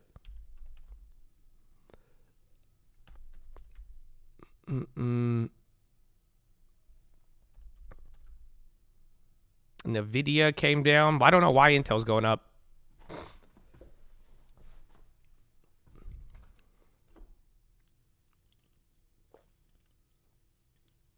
Do we factor insurance? No, we did not. That's a good one. Just basic utilities, food, car, debt. That's about it.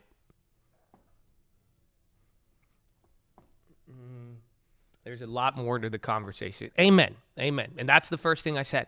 That's the whole point. I want the conversation to go forward. And I hope this gets people to talk about it in a sense. But I just hope the young guys, this all started for me telling you guys, save for your down payments.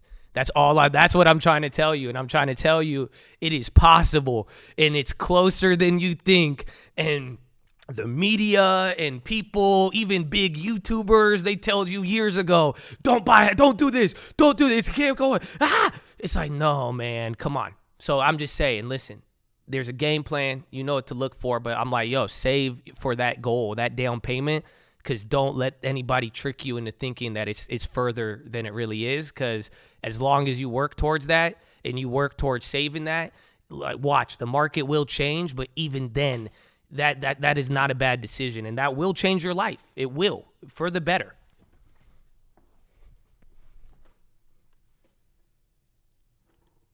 They want you to think it's way worse. Exactly. 100, because I'm surprised. 6 months, and I'm like, how is real estate still doing this? That's amazing. Because again, I'm happy because I own real estate, but I told you I was supposed to lose way more money this year. I'm like, dude, I have a house that I bought only a couple months ago that went up 12% already. That's stupid, right? So I'm like, okay, how is this? Can prices really go up? And then it's just like, unfortunately, we're going to have to spend a lot of time. I don't even care where the prices go, but I'm just looking at it. I'm like, hey, I think we're going to play the timing game. Things are going to go here, but it's like there's a lot of upside. There's a lot of downside. The best thing you could do is just focus on value, make the right decision. And that's why I think for most people out there who want a house, who want it as a goal, just save for that down payment and make sure you look for a deal in the meantime. But it's not as far off as people are making it seem.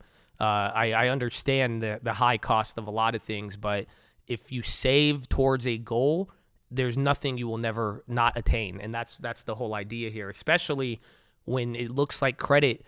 If you especially think that the Fed would ever cut rates or anything, that means on the horizon, credit will even become more easier. So just keep saving. And I think everybody can realistically get their hands on a house, even in this environment. And I'd hope we get you a better deal. But at the same time, it's like, it's possible.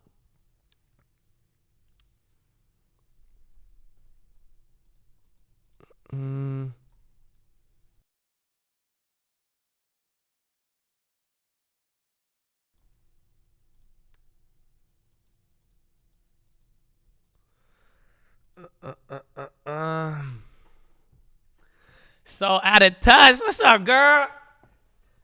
Amen. It is what it is. But, I grew up to immigrants. I saw them lost everything. We had $0 to start it. That's it. It's just 18 years old getting a house.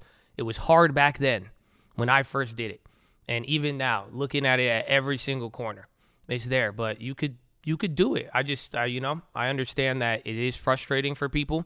And I'm not trying to make it where, this isn't supposed to highlight to somebody that they can't get a house. I'm trying to break people out of the mental chain to think that they cannot own a property.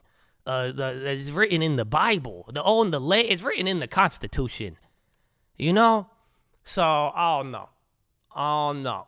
But it's just, I think you break out of that mentality. If you save, you'll see.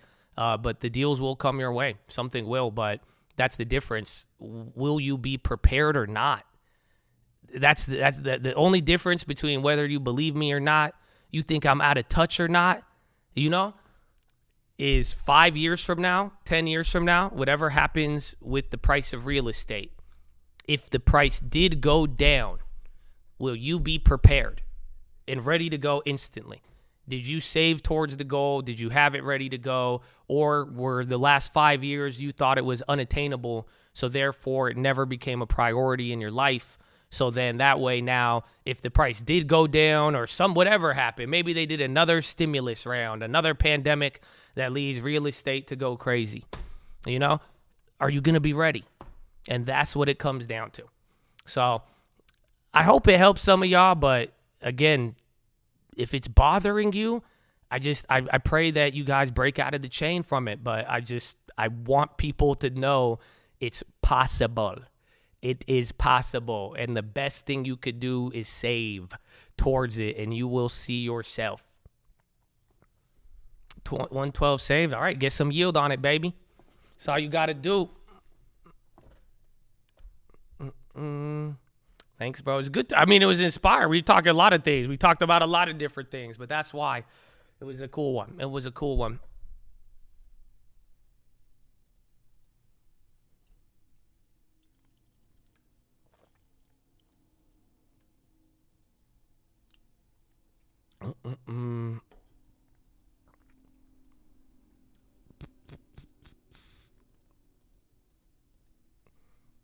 Yeah, bless you. I would have clapped them. Nah, man, I get it. I get it. That's what you don't realize. It's just something, bro. I grew up with, like, I've told you the stories of my family. Like, that's it. We weren't supposed to own a house. That's all. It was very, very simple. Very, very simple. God, you see people lose everything. You see a lot of different things, but I'm going to believe what I want to believe. That's it. And everything I believe is there's abundance, there's accomplishment. If I believe, like, you know what I'm saying? And I think you should too. And don't let the world stop you. Bah humbug.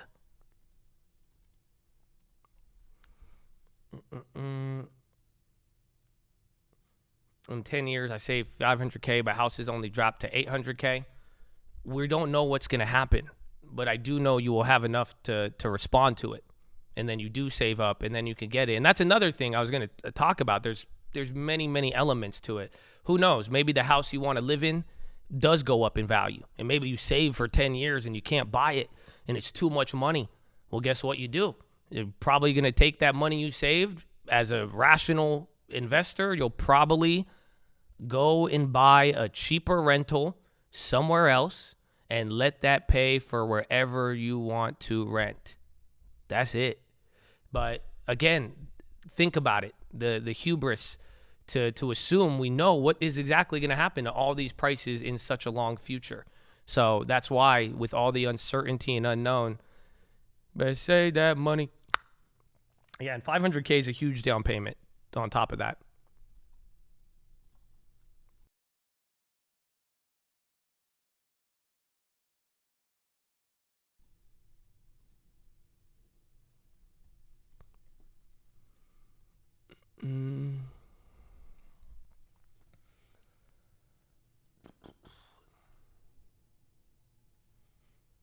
People don't like the facts. Nah, it's just, I think it's what I've experienced, bro.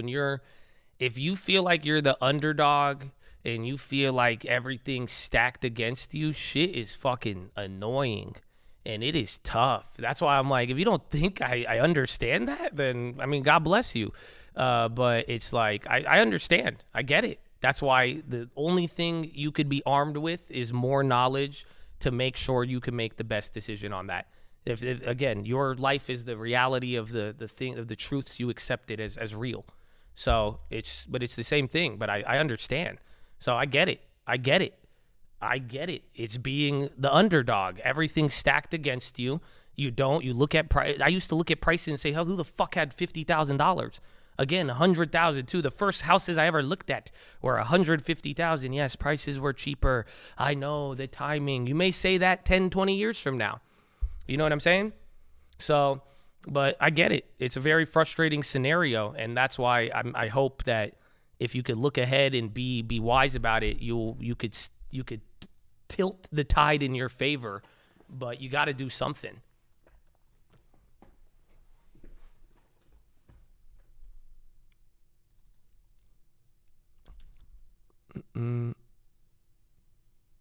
Oh shit, you're right. I did talk about real estate on Thursday. I gotta go. I'm sorry. That's it. We shouldn't have done that. Boeing is on a tear, and of course Bradley Frizzle is here. It is 219.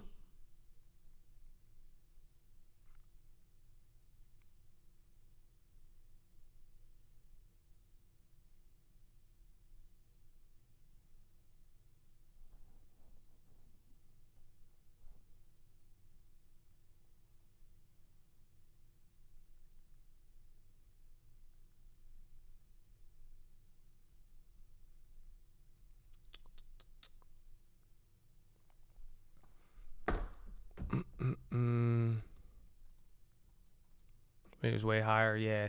I have more numbers. Those numbers were for 2021. And then we have medians too. You'll see. I'll give you a full one, but it's a good one. There's a lot too. And then it's all averages too.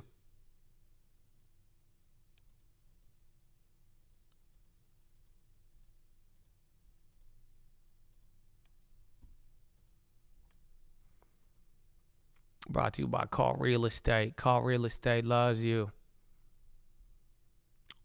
White House Kirby says it's not accurate when asked about Wall Street. The China, why do they keep talking about this China thing? China, Cuba? I wasn't supposed to talk about it. Yeah, sponsor message brought to you by Cole Real Estate. Hey, man, 33 months watching my hairline recede and my long-term grow. Hey, man, God bless you, Prabhu.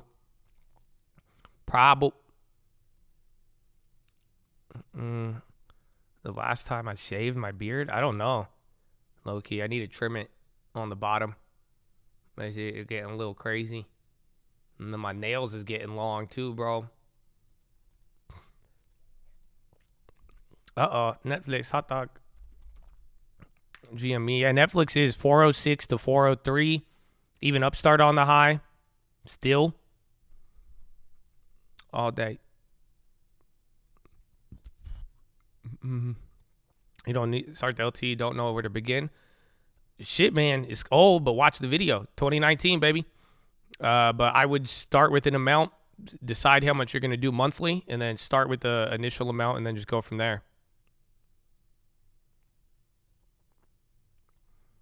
MP Dubs. Upstart on the high, 32. Netflix. Bro, I think it's a curse, bro. Because right when I load it up, pump it up, we didn't. Man, that's crazy. You came within 6 points this time.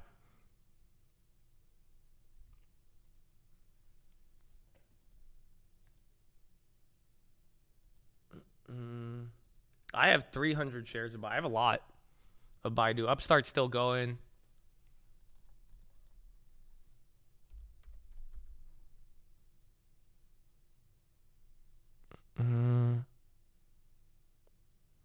Everybody will want dividend names soon. Maybe, but I don't know. We don't need to, like, the rotation may not come that fast. That's one thing I know they will want them eventually, but it's still kind of early. You know what I don't think everybody, if they were buying all of this to shun the divvies, I don't know if they'll instantly buy them right away, but we will see. But that's like the Russell's only down 0.3 today after doing 2% yesterday. The Bill video, yeah, it's on the Trading Frat page. It was posted in March.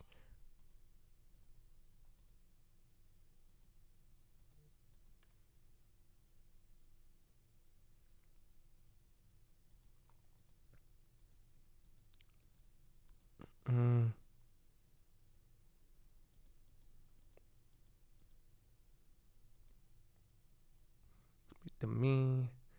Yeah, 80% stocks and bonds. And I mean, up until this unwind, it was great. That's actually going to be, I'm glad you brought that up, because that's something we're going to have to see. It's already been 6 months. I wonder how the 60-40 portfolio, it did nothing.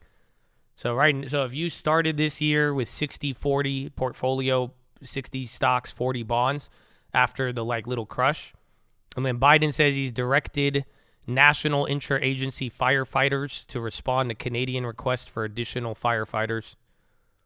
And then White House says report that Iran nearing deal on uranium enrichment is false. Dude, the Saudis are going to get pissed, bro. Oil's pot. White House is confirming it's false now. So again, if we held it, I would have made another 100 off it, I think. Or no. I think we would. Maybe $50 more. Yeah, oil. But White House is confirming it. Oh, dude, Saudis are going to be pissed.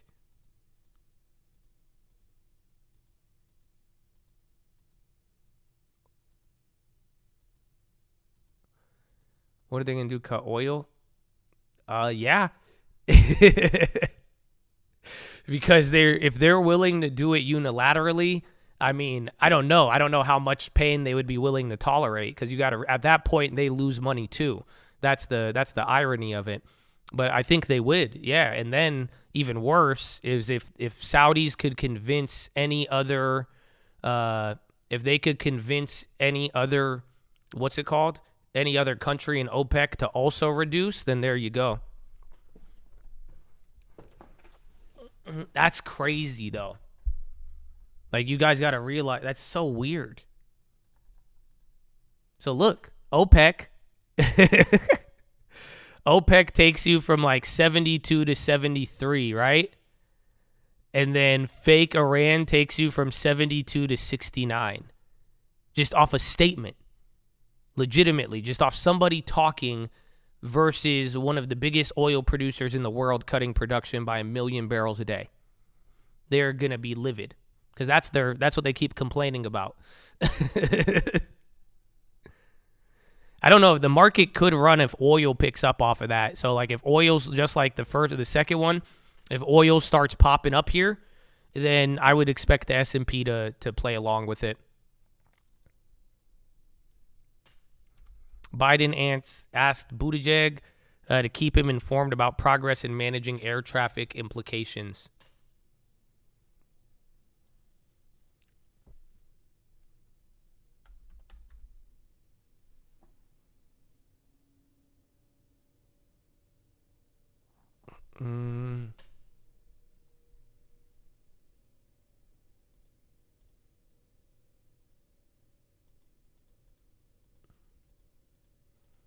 Where's the...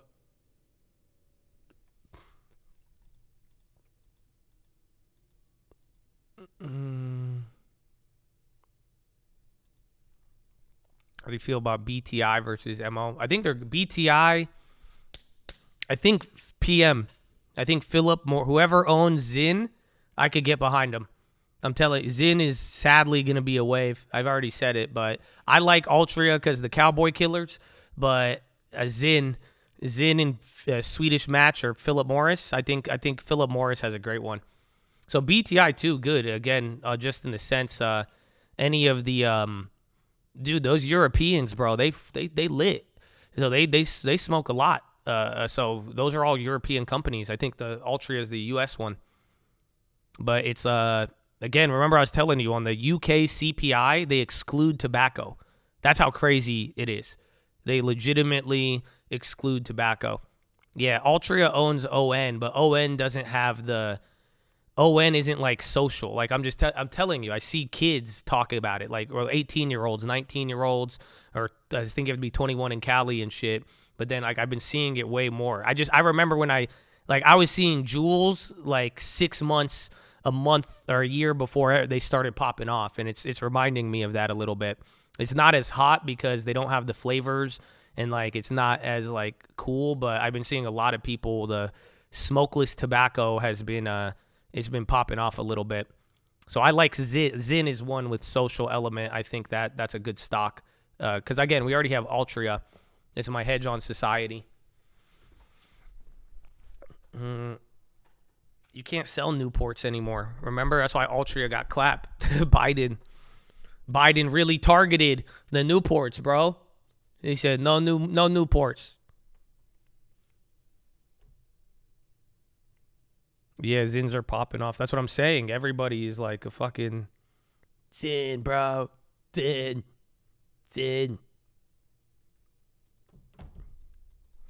We got Newport in Alabama. Really? I thought they banned Newports.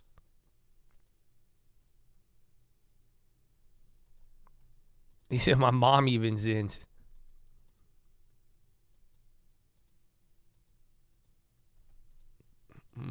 They already got hella people, more dudes though it seems. I mean, it's not like it's not like this is like a Victoria's Secret competition, you know. It's fine if it's all dudes or not, but it's just the sales. I would just look at the smokeless tobacco growth over the last like 5 years.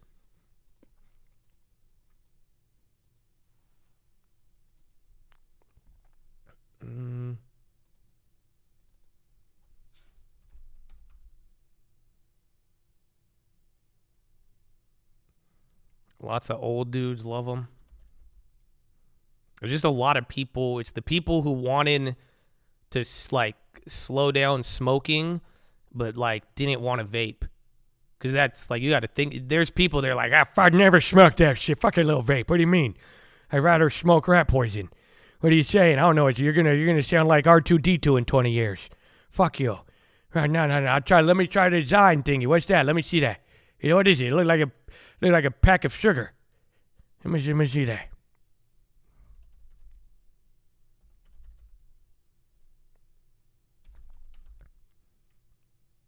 Biden says wildfires are a stark reminder of climate change impacts.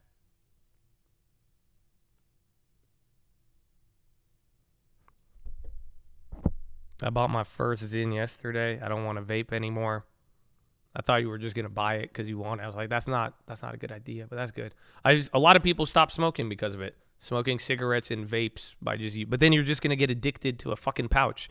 It's not like Habibi. I tell you the fine print, Habibi. It's fine. It'll help you stop smoking, help you stop vaping, make you addicted to something else, Habibi. Very simple. It's trade one addiction for less harmful addiction, but same. You know? Yalla, come on.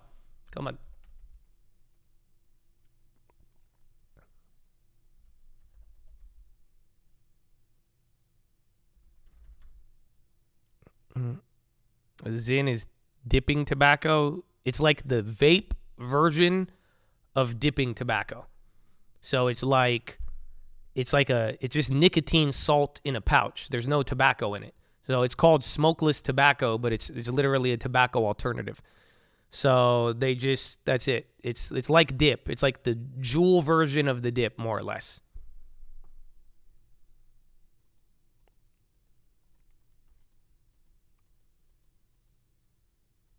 Yeah, and you don't have to spit or do anything like that.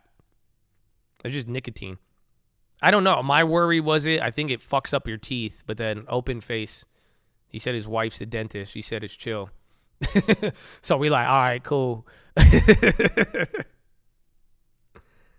So Zin is owned by Swedish Match or Philip Morris, PM.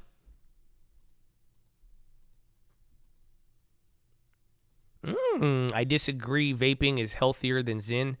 Zin goes straight to your GI tract. Nicotine is inflammatory. I'd invest in GI cancer companies. Oh.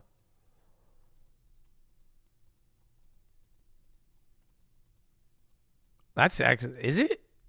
Is that true? Do we have any? Is he correct? Yeah, I never thought about that. That's what I say. I don't trust any of them, but that's why I'm like, I wonder what you get.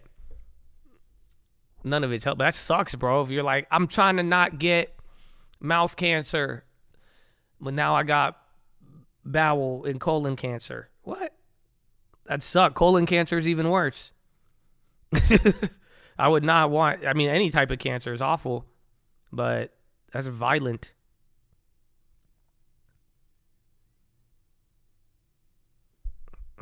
Russian Foreign Ministry, Romania's decision to cut embassy staff is hostile move. We will respond.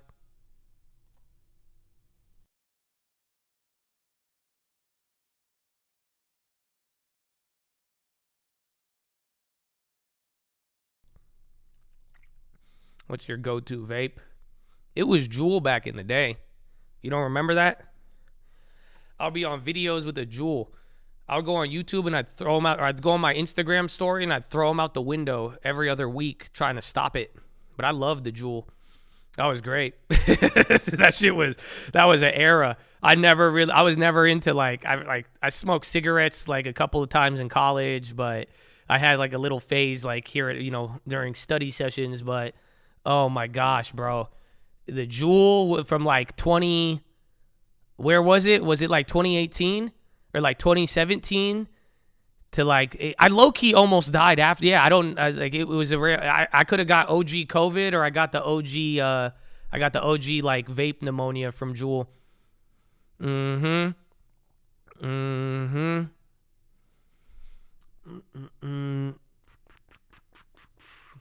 So yeah, I love the pods, bro. But that's it. They were like, you gotta smoke menthol, and then you tried a little bit of the other ones, and then that's it. It's like, all right. The OG vape pneumonia was bad.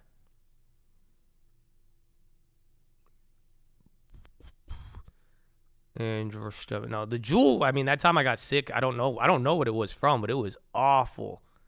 But the Juul was the era. That's it. They got too mad. It was too big. It was about to destroy every tobacco company. Altria got in line, but that if they never banned mango pods, bro, I'm telling you, Juul would own Apple right now. Juul would own Apple. I'm telling you, everybody would have been. I still would have been just mad. I would have had like 80 pods right now, and I'd be like, you hear the cracking too, and then that's it. They would have, bro. They would have taken over. If they didn't ban mango pods, they would have taken over. I could stand. That's it. Bigger than Apple. It was groundbreaking technology at the time. Groundbreaking technology. I don't know if they get it. But hey, I am listen though.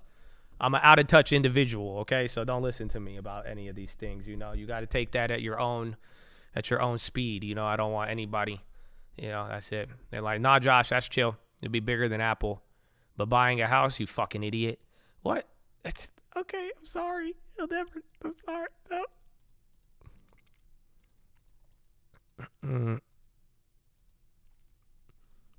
My screensaver's on? I don't know. Never been asked that question. Lung collapsing by the millions. AJRD on the low. The Aerojet. Check Boeing as well. Even Spirit. Aerojet's dropping right now. White House denies reports. You don't see AJRD. Decent drop, but it's not like fat volume. It's like the highest of the day. And then Boeing or Spirit didn't move. COP28 president, the phase down of fossil fuels is inevitable. That's not related to it. I'm not seeing anything on AGRD.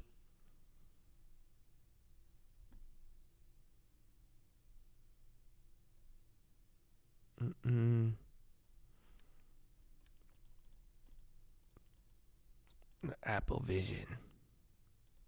No, nothing on AJRD.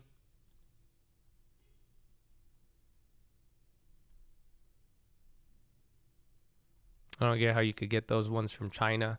Well, yeah, they're not sold at gas stations. Like gas stations, just what you sell there is just big. Just think about who walks into a gas station. You have everybody filling up their car. You got kids. It's a very accessible market. So that's why the gas stations don't sell the stuff in Cali. But like if you go to like a little smoke shop, they have everything. Some places are more like strict about it, but they still have everything. It's just weird because they banned the Juul, but for the next 3 years there was literally flavored China vapes everywhere. It actually led to Elf. I think Elf ended up taking 17% of the market, believe it or not.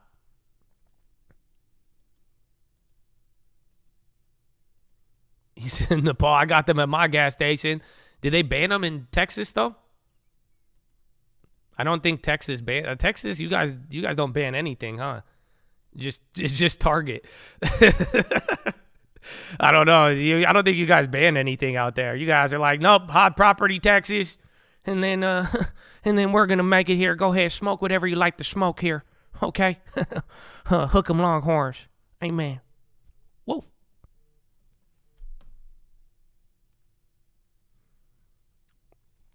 I think the only thing banned in Texas is Target and Bud Light. Other than that, I think they still got flavored vapes.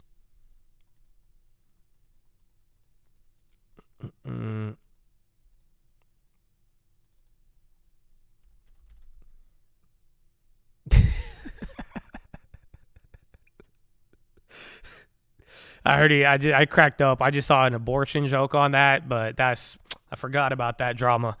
Why you guys see some of you guys drop funny ass one-liners, man. And then I feel bad if I laugh at it, but then I'm like, well, there you go. No, I'll tell you which one I laughed at, man. That was Renee. That one got me. I was say, yeah, that's pretty funny. Just I don't know. You dropped it at the perfect time.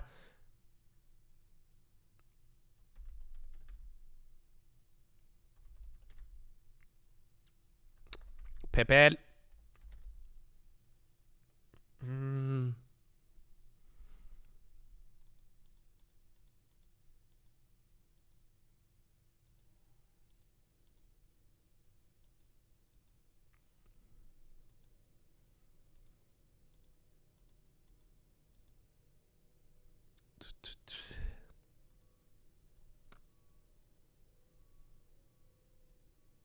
National. Years Yeah. that rural America's gotten smaller, so it is not that good an asset. Yeah. All right. so Well, loud. thank you so much, Rick Davis and Jeannie Shanzano. This is actually the last we will hear from you in today's show, so thank you so much for coming on as always. But stick with us here on Sound On. What? This is Bloomberg. What is this? Damn If it. you're having a business dispute, you know time is money. Yes. Oh, this is House of Representatives.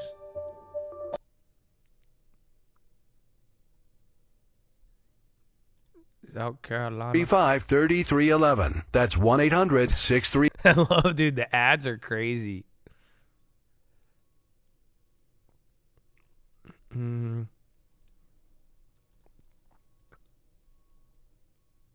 What was all that racket? Oh no, man. Oh, they have the Bloomberg conference going on, but it's a video. My shit's gonna lag.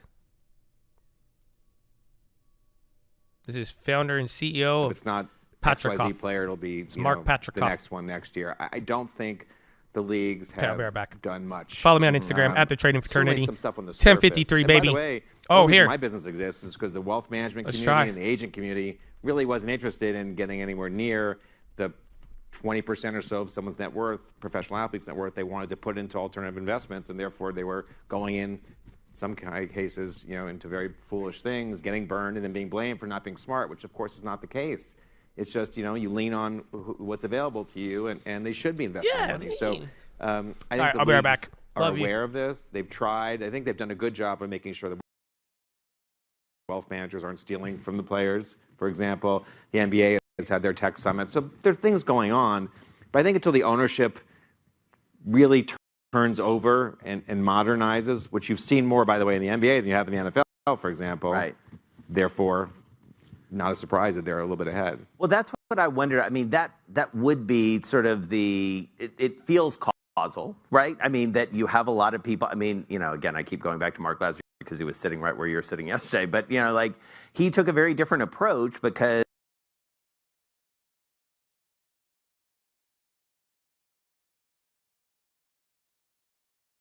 of, sort of where he came from, what he saw.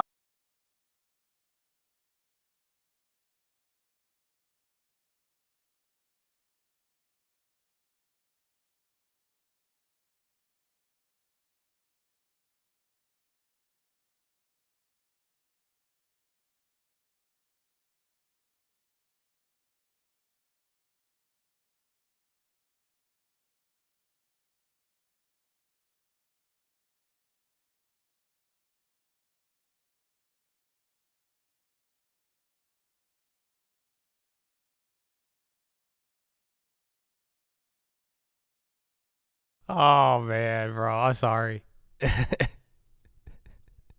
Dude, it's just my browser. It's stupid, bro. I have like the most elite computer. And he's just like, nah, man, I can't do these YouTube videos. He's like, I can't do these YouTube videos, man. You got one video open. That's enough, sir. That's enough, sir. I'm like, damn. That's it. Regulation, bro. Regulation. Buying calls at bad news drops like oil that are 4.6. I mean, yeah. It's all you run the risk of trying to catch the falling knife, but yeah. I mean, with oil, I just did that with oil because like oil just doesn't, like a couple dollars on oil is big. Yeah, MCL is good. It is fast pain, fast gain. It's small though too. It's weird because like every MCL contract is like $1,000. So it's like but then it's like the moves, because remember oil only moves a couple of dollars, but it works. It's very small, like a couple days of like if you swing trade it for like a week, it could stack up or the losses could compound, but it's decent and it does move fast.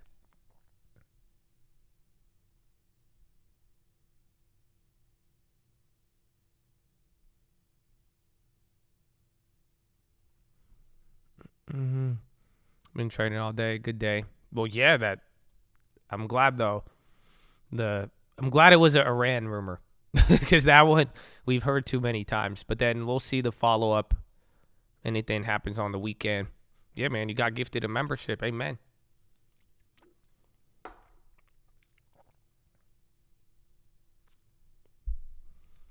Ba-da-bop-bop-bop. Poll about, oh yeah, so I put out the poll if you don't know. So 11 out of 11 or PHILO. Okay? So 11 out of 11. We haven't done one in a very long time. It is where I call a Chad, where you send me your phone numbers and I pick somebody and then I am going to call them on the phone live. But here's the deal with this 11 out of 11. I only want to call somebody where we could get a good conversation. I need somebody who needs an answer to somebody. You know they call me Josh Answers, right? I don't know if you've heard, but it's still like I need something. I want it to be. I want fruit to come about. You know what I'm saying? I need something. I need a good call. I need somebody. I like, you know, because we could talk about a lot of things, but like I need like yo, what do I do? I know what, or advice, or maybe or if you could give me advice too. I'd be open to receiving advice as well too. I'm down with that. Let's see, we could go both, but I want fruit. I want fruit out of it. You know what I'm saying? But we'll have to see. We'll have to see. That's up to your guys' vote. I'll give you a couple minutes. And then we will respond.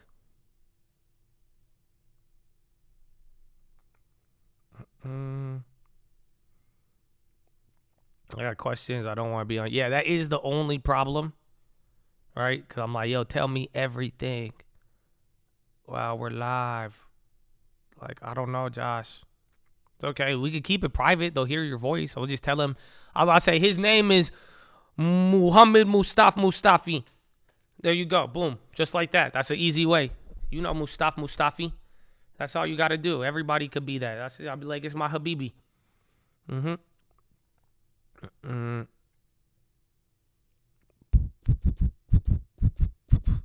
State Department reiterates the importance of Turkish-sponsored Black Sea Grain Initiative. Blinken in call with Turkish minister emphasized the need for Sweden to join NATO as soon as possible.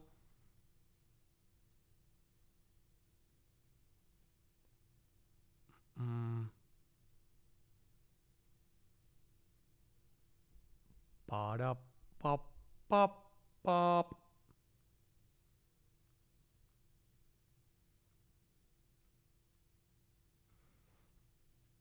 I have to poop. Feel. I've been like that all day. The first bathroom break, bro, it randomly turned into a dump. I didn't plan that. So I don't know if I should have told you already.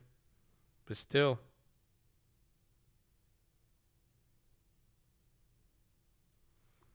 Upstart moving. The urge. I don't know. Well, fact of the matter, man, if these like war headlines start coming back, I mean, we'll see. Because that's a very interesting aspect of all of this. Because now you're hearing NATO again. We're hearing oil.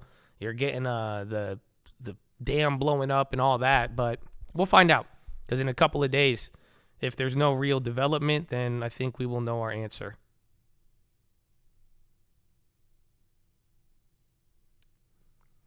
Alan says IRS has resources for now to boost tax enforcement. Woo! MTX.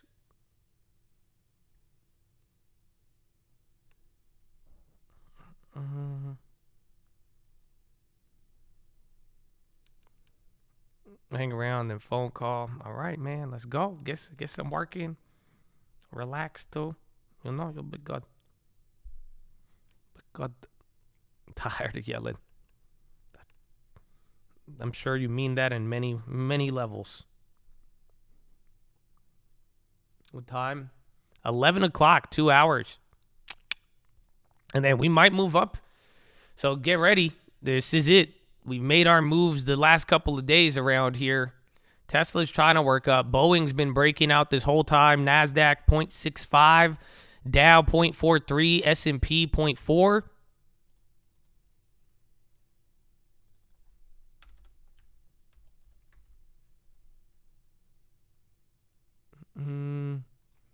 And then 15 points, 16 points from the level. Affirm.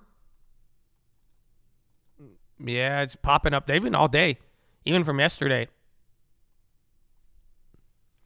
Then the Canadian wildfires. Bank of France sees GDP growth down, or 0.1. TD Bank says he's confident. So glad. Boeing is, it's held up very nice. Boeing, crazy, man. Crazy stock.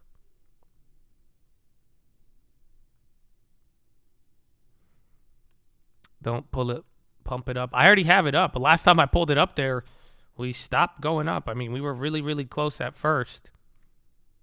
Please. Oh, 11 out of 11 has flipped to the leader. That's it. They want the 11 out of 11. But they rejected the Lord. No, I'm kidding. It's okay. Relax. It's okay, guys. It's okay. Because some people, don't worry. I know. Some people like, I got a real bond. I got a really big bond with the PHILO, man. No, it's okay, bro. It's okay.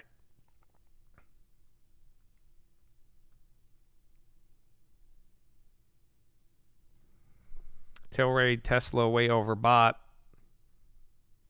I don't know. It sucks because I don't know who I'm going to call if we do it, because back in the day, the 11 out of 11s, it was always so difficult finding out who to pick. But again, I hope so. I'll tell you how to get me the number, but I want to know the reason for your call as you send in your number.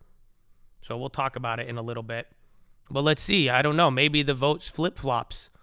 Who knows? It's been 9 minutes. I'll give it like 10, 15 minutes total, and then we'll see. Yellen says IRS still has resources.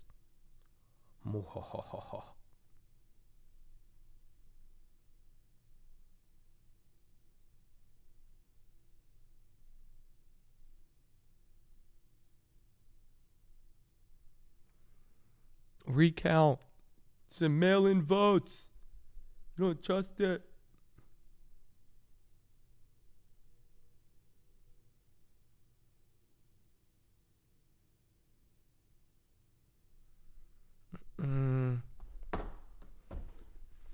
Can my reason be the 50K I need by tomorrow? Yeah, why not? That's sure. It could be your reason. I mean, I think you know my stance towards it, but hey, you pick your reasons in life. Tesla pop.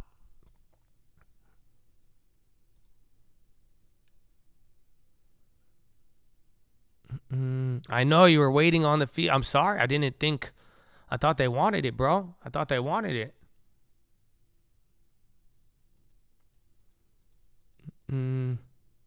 Beyond is popping. That's like the 5th one. Troy was calling this one out earlier.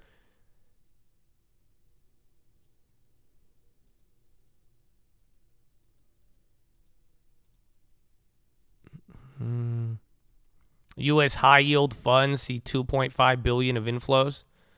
I think the last 11, did we have one in 2023, or I think we did it at the end of last year? It's been a while. Beyond is going up.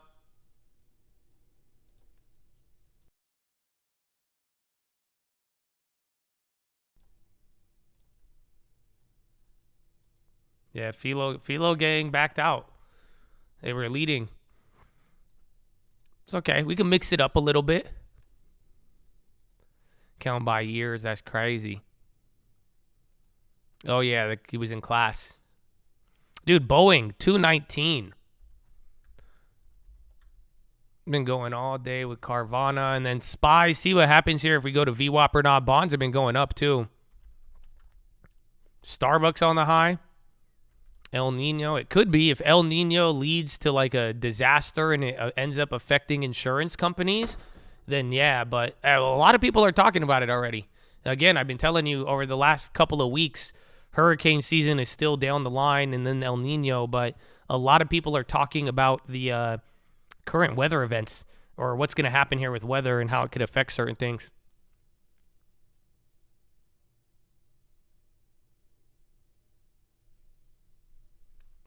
French utility. Fake me. You remember I had was that last year? I had like a phase where I kept buying the Burger King. I kept buying the Impossible one. Yeah, but I haven't had fake meat in a minute.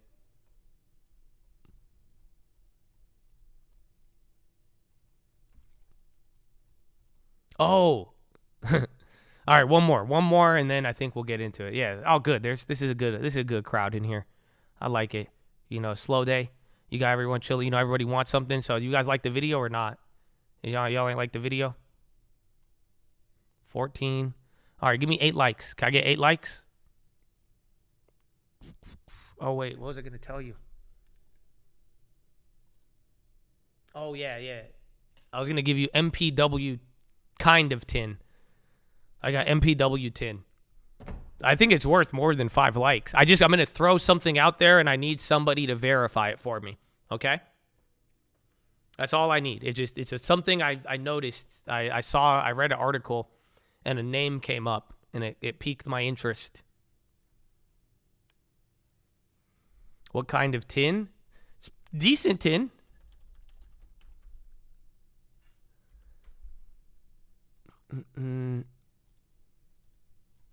I always like it hella early. You're a real one. Oh, wow. You guys showed mad love. All right. Ready for this?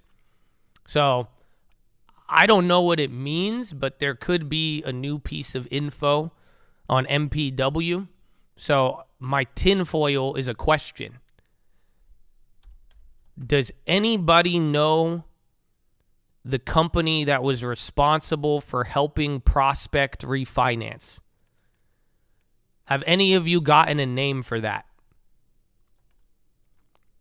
So remember, it dropped because there was a report that Prospect needed a refinance and they were having trouble getting a refinance, right? And then remember, we bought it when they announced that they completed the refinancing. So my question is, does anybody know what company helped Prospect out with the refinance? Have any of you heard a name? That's my first question. So I've seen a couple. I saw one no. All I've seen is one no. Yes, you've heard third-party lenders. Who are they? Have you heard their names? Okay. Homebridge Financial.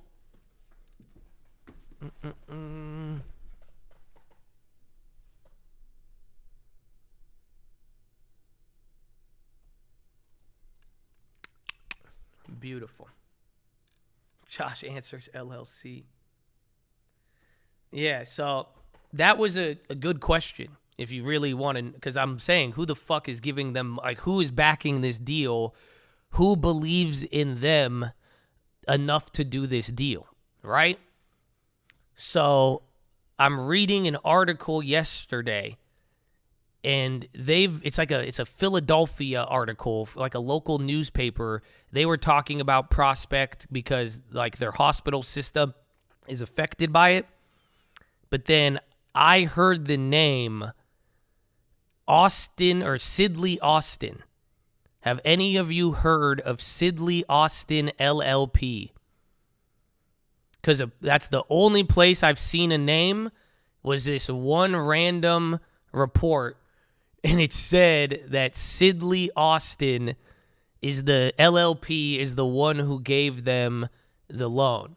So I want you guys to look into this and confirm it if you can. It could be a SBF company because Sidley Austin is legitimately the biggest law firm in the world in terms of revenue, and Sidley Austin had former employees such as Barack and Michelle Obama. And if you go see their whole entire list, it is a law firm. It's the most prestigious law firm out there, at least top 5. But I was like, wait a minute, are these the motherfuckers who just gave them the money? But I've only seen it in one article, so I can't confirm it. But if it is them, it's pretty wild. So they're 11th largest. What about their revenue? I thought they're top 3. I think they're number 1 in revenue in terms of law firms. No, it's Sidley Austin LLP. That's the only thing I saw.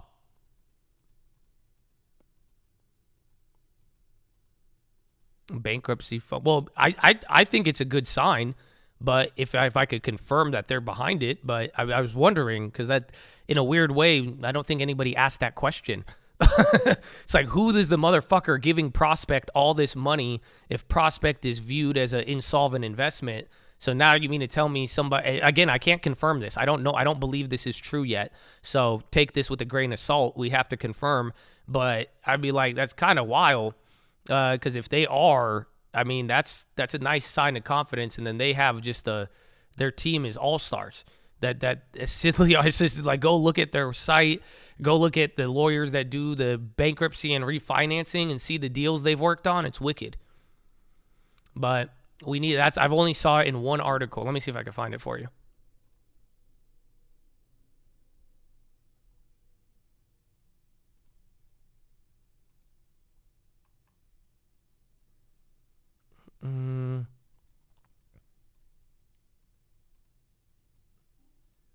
Sidley Austin was heavily invested in SVB. Yeah, that's dude. This is like, bro. This is like the presidential law firm. Like that's why I said I wouldn't be surprised if SBF was with them. You know what I'm saying? Like I would not be surprised. But like it looks like I was like, damn. But I've only seen it one place, so I don't really. It's just weird that I saw it yesterday, and I was like, why I said that's the first reference I saw towards unidentified third party or whatever. You know what I'm saying? Or something. Wait, let me see if I can find it.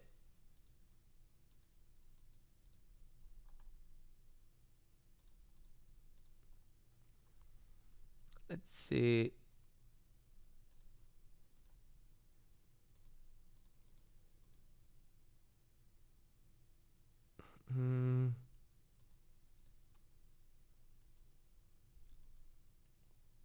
It's where all the government officials go. Pretty much, this is like the law firm of Carlisle, essentially. Because that's what it seems like. I think like Rex, what's his name? There's like 3 dudes in Congress. Even J.D. Vance used to work for Sidley Austin. It's pretty wild.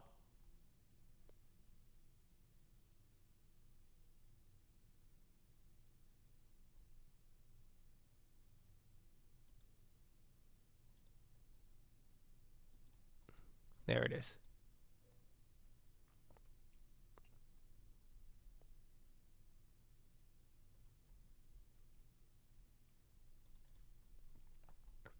Is there not a link? It's from the Philly.com. Let me see. But it's Harold Brubaker, who I should call this guy. Because he has a cool name. Harold Brubaker.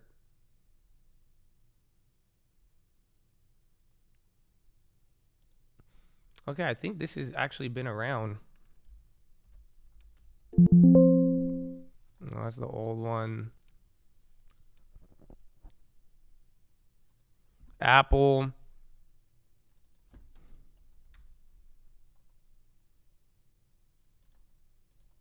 And then even if the SPY breaks out from here.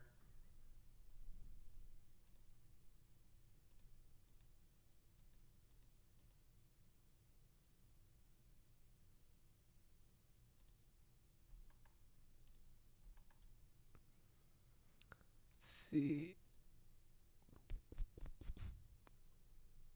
No, that was May 24th. MPW have unusual options? I think so. I mean, even I think our puts were considered unusual options.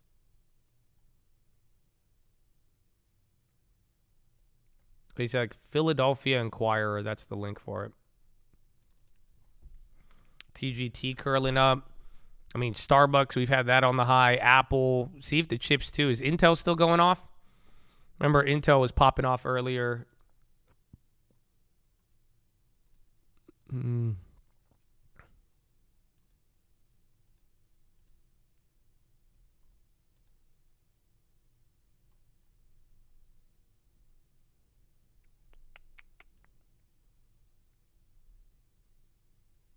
And then I didn't get an email, Lori. Oh, wait, there it is.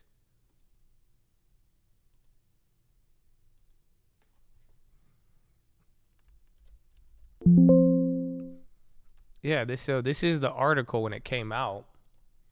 But it doesn't say who did it. That affiliates of Prospect Medical have completed new financing. But that's what I say. It doesn't say who it is. Third-party lenders. I'm gonna show you the other link that said it. Called D-Babin. Docu. Carvana again too.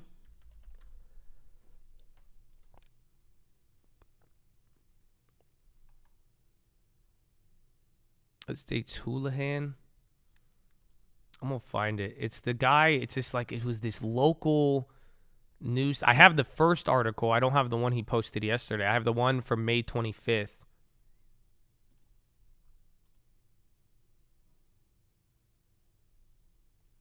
Yeah, all right. I think this is it. But it's related to Pennsylvania. See? So this is the link. It's just this like thing like this was an article. They're saying like Crozer is owned by Prospect. And they're saying they have no money, they can't pay for this, yibbity bobbity boo. But then it's like, where is it?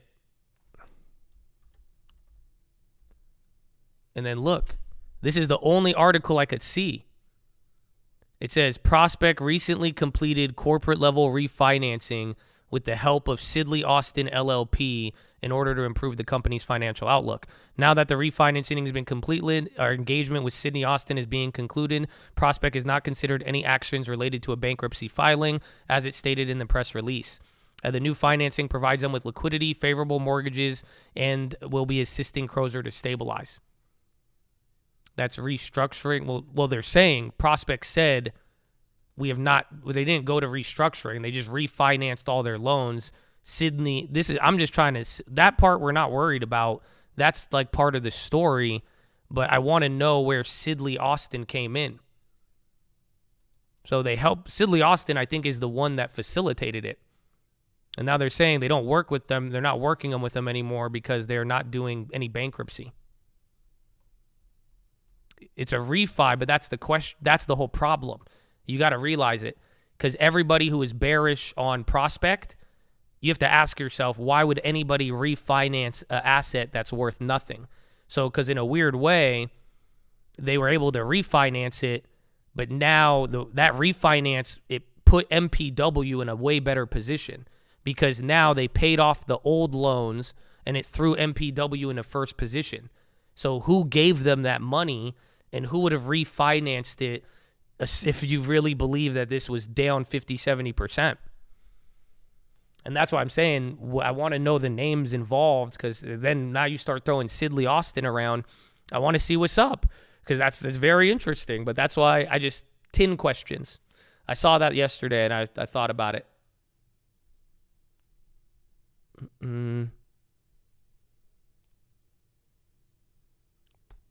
Dude, I have my hair is like, I have a dread right now just hanging. I need to untangle it. It hurts my head. It means an underwriting team said they're legit. Well, yeah, and it's just like somebody just allowed them, someone gave them enough money to pay off their old debt to throw MPW ahead of them. That's crazy. That's like your bank. That's like you have a house worth $1 million and you have a mortgage of $800,000 and then a second mortgage of $200,000, and somebody lets you refinance the $800,000 to put that as second position and then allow the $200K to go to first position. Who would do that? Or again, if you believe there's something there, but then it's just, there's a lot of questions involved, but it's quite the interesting deal. And then now you mean to tell me it's like this fucking pseudo government fucking law firm? I mean, we'll see.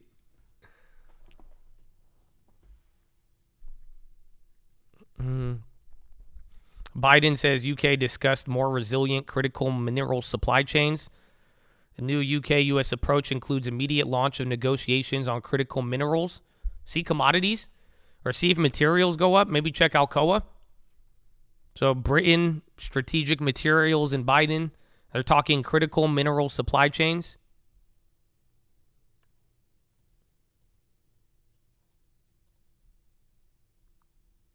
LT would do that. LT wouldn't do it. LT would only do that if we were the second position. Because that's what I'm saying. It made it where it literally, whoever allowed Prospect the refinance, they essentially just let MPW skip the line in terms of creditors and then gave these guys $250 million, $300 million that on assets that are supposedly worth, on assets that people would even say is a borderline Ponzi scheme, if you believe it. So it's very, very weird.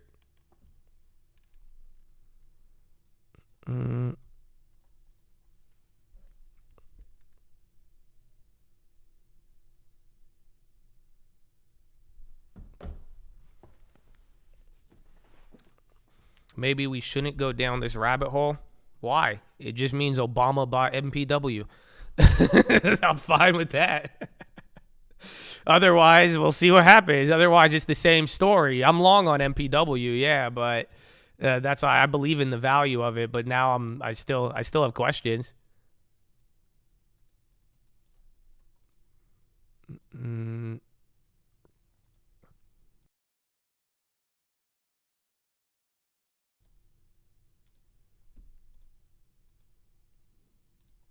Oh yeah, I don't think I need to send anything out. All right, Chattadonia.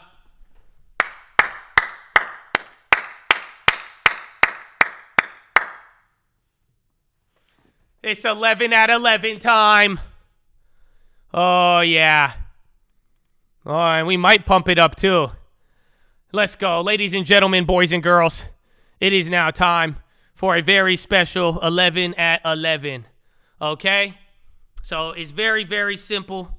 What we are going to do is get on a call with the Chad here. And like I said, I want to talk to somebody who we could get some fruit out of it.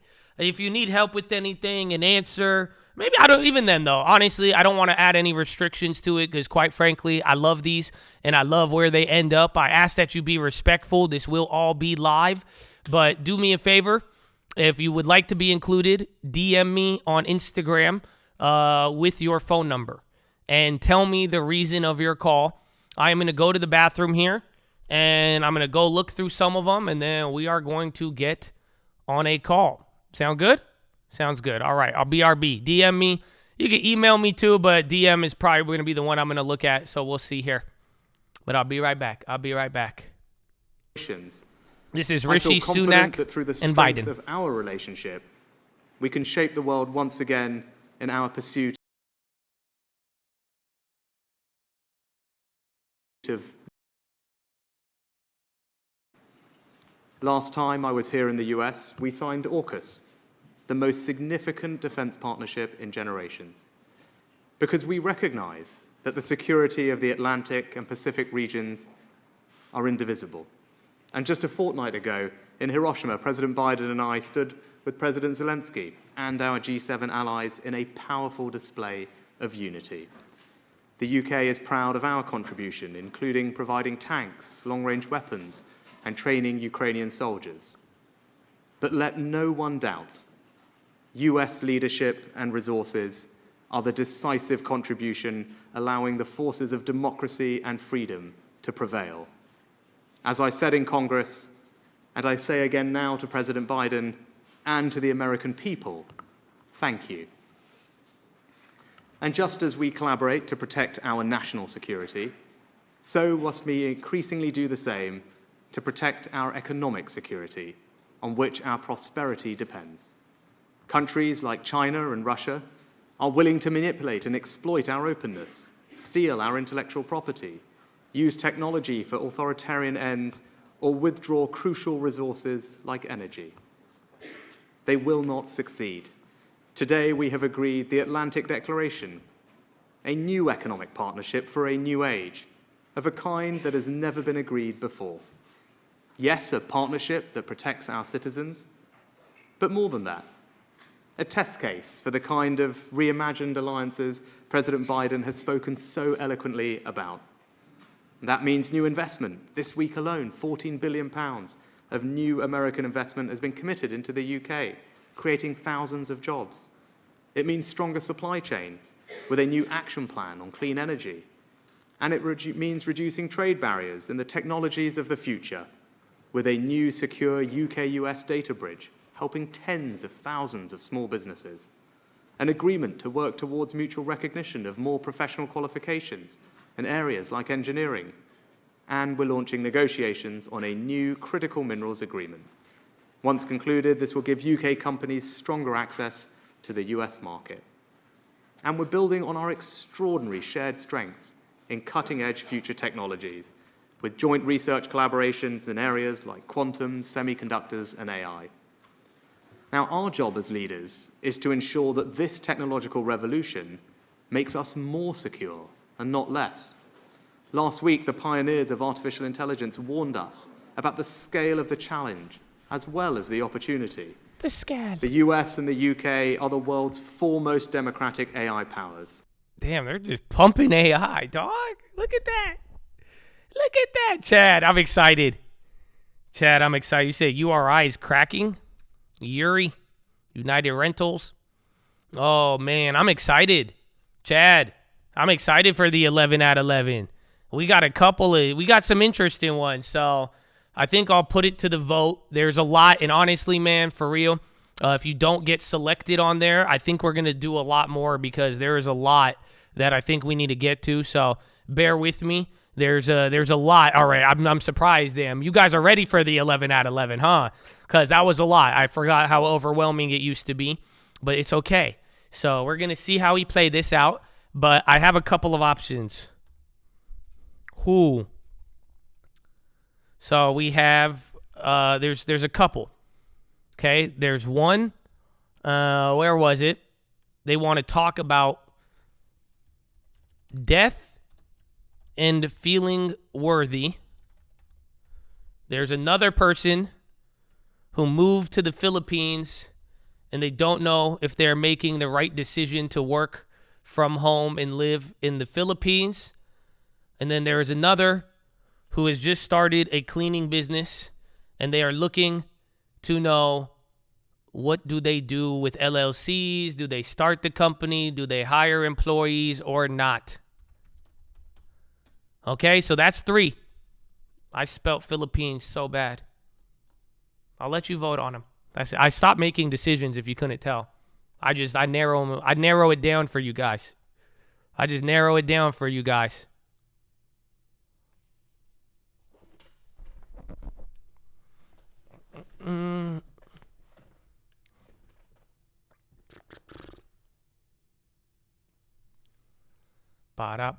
Wait, do you not see the poll? How come the poll didn't go through? Is it just not loading for me? That's weird.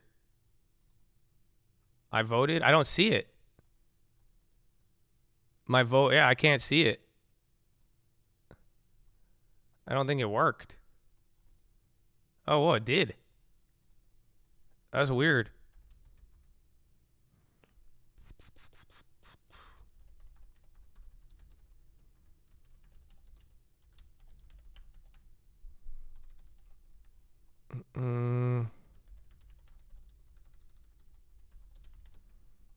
All right, I hope it works.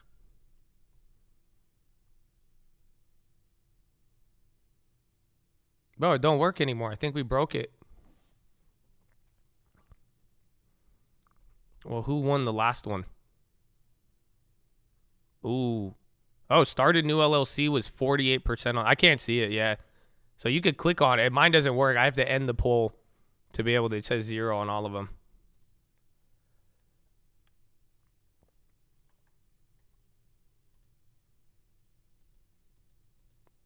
I am going to have to start making this. Yeah, I think LLC is the one. You guys like that one. All right, let's run it. Let's run it, baby.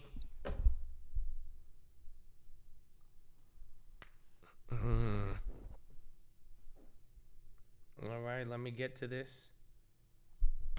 Hold on, I got to set some things up.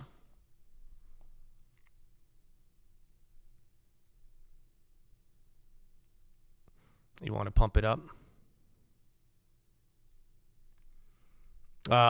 Apple, Upstart, WCC, and then EXPI again all day.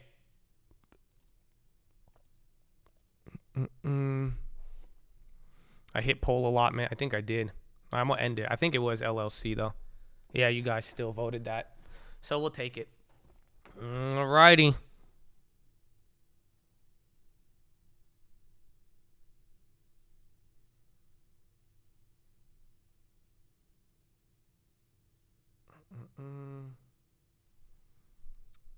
Did you close? I did close that MCL, yeah.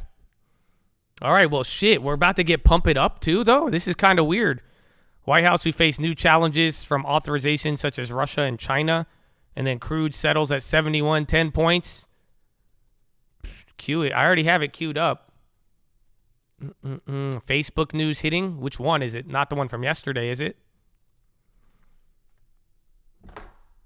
All righty. So, Chattadonia, let's get this popping now. It's time for 11. And we're going to get 11 at 11 into 4,300. So, this could be very exciting. Turbo G, get ready. You will be getting a call very, very soon. So, please pick up the phone from a restricted phone number. And please be respectful here while we get you on live because it will be live. And then, honestly, just if you guys are listening in here and you do not have anything nice to say to anybody, please don't say it. Again, you deal with me on a day-to-day basis. I know it. You guys talk shit about me a lot. It's okay. You see me every day. I see you. You know what I'm saying? Like, you like, fuck you, Josh, every single day. Like, you love me. It's okay. But I'm just saying, this is a Chad calling in. So if you can't show respect to some of your fellow peers and you can't be nice and respectful, quite frankly, that's just cold, bro. You know what I'm saying? Like, that's just cold. So all of my mods, if it's any sort of side-eye, feel free to ban them. Don't even time them out. Permanently ban them, you know? It's just simple, man. Good vibes or not, even if you disagree with somebody, please try your best to communicate it respectfully. As, again, this is somebody in the chat. This is somebody listening. And these are the people that I say thank you to every single day, bro. So, like, you know, so show them some love. You could bully me all you want, but I really hope you guys could be positive because it's not a good vibe if you're not. You know what I'm saying? So show love to some of the chats, baby. But let's get it popping. I got to enter in this phone number. I think you guys are going to be surprised because you guys made some very quick judgments. You know that? All of you guys made very, very quick judgments is what I learned. Ba-da-ba-ba-bop. Boop, boop, boop. All righty. I hope this is loud enough.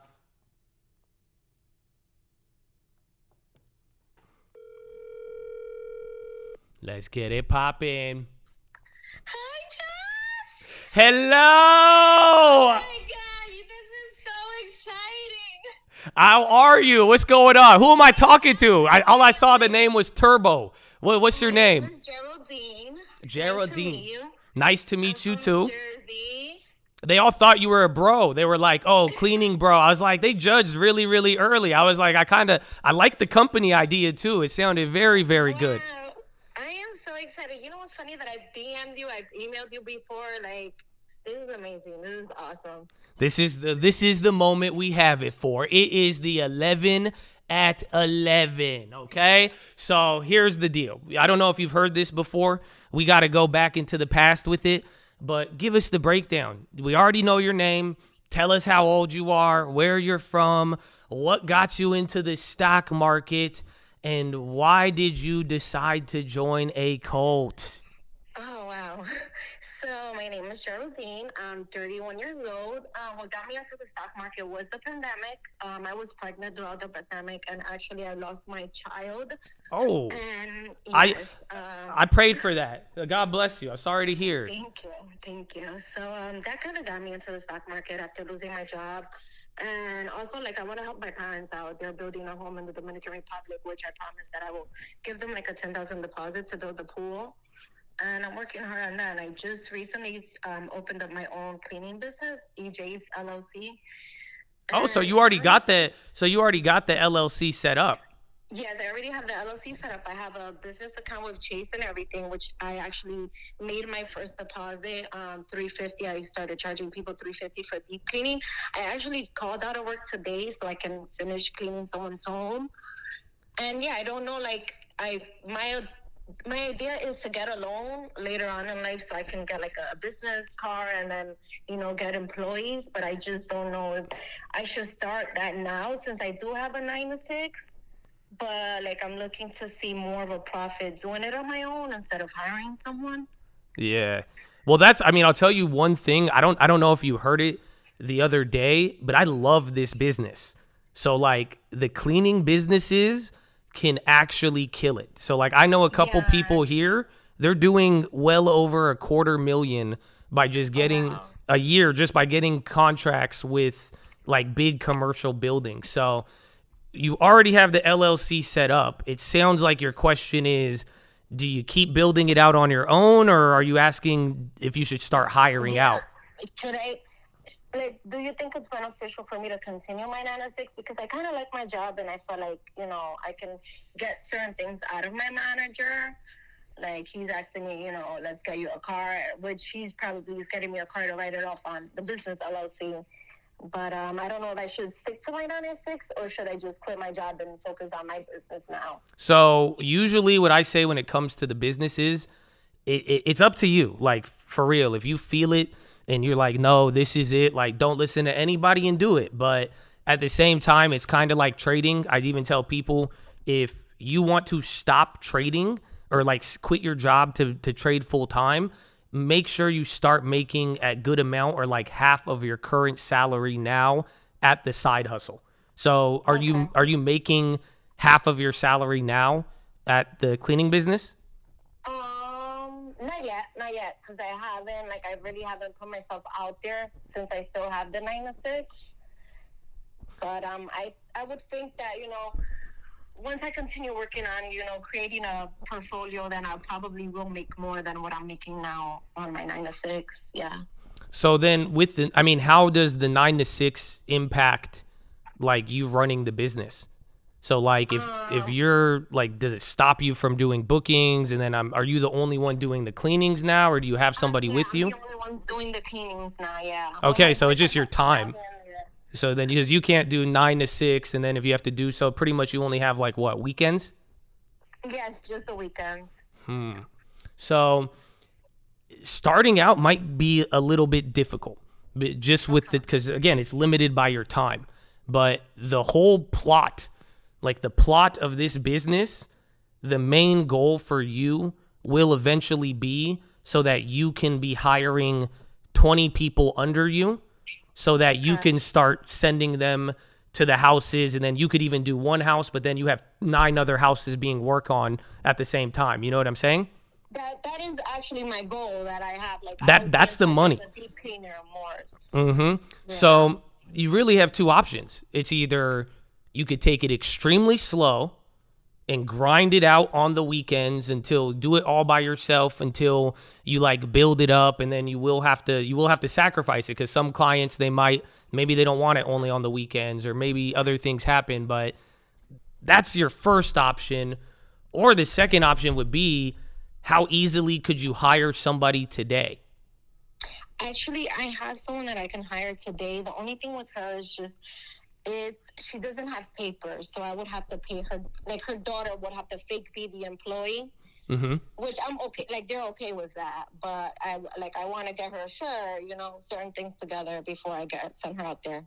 Okay, because don't tell me that on the phone again, on live in front of everybody. But you have to figure out, because what I was going to say is, like, one, how easy can you get somebody? But then two, just run the metrics on the number, because unfortunately, it seems like we're limited to these two options.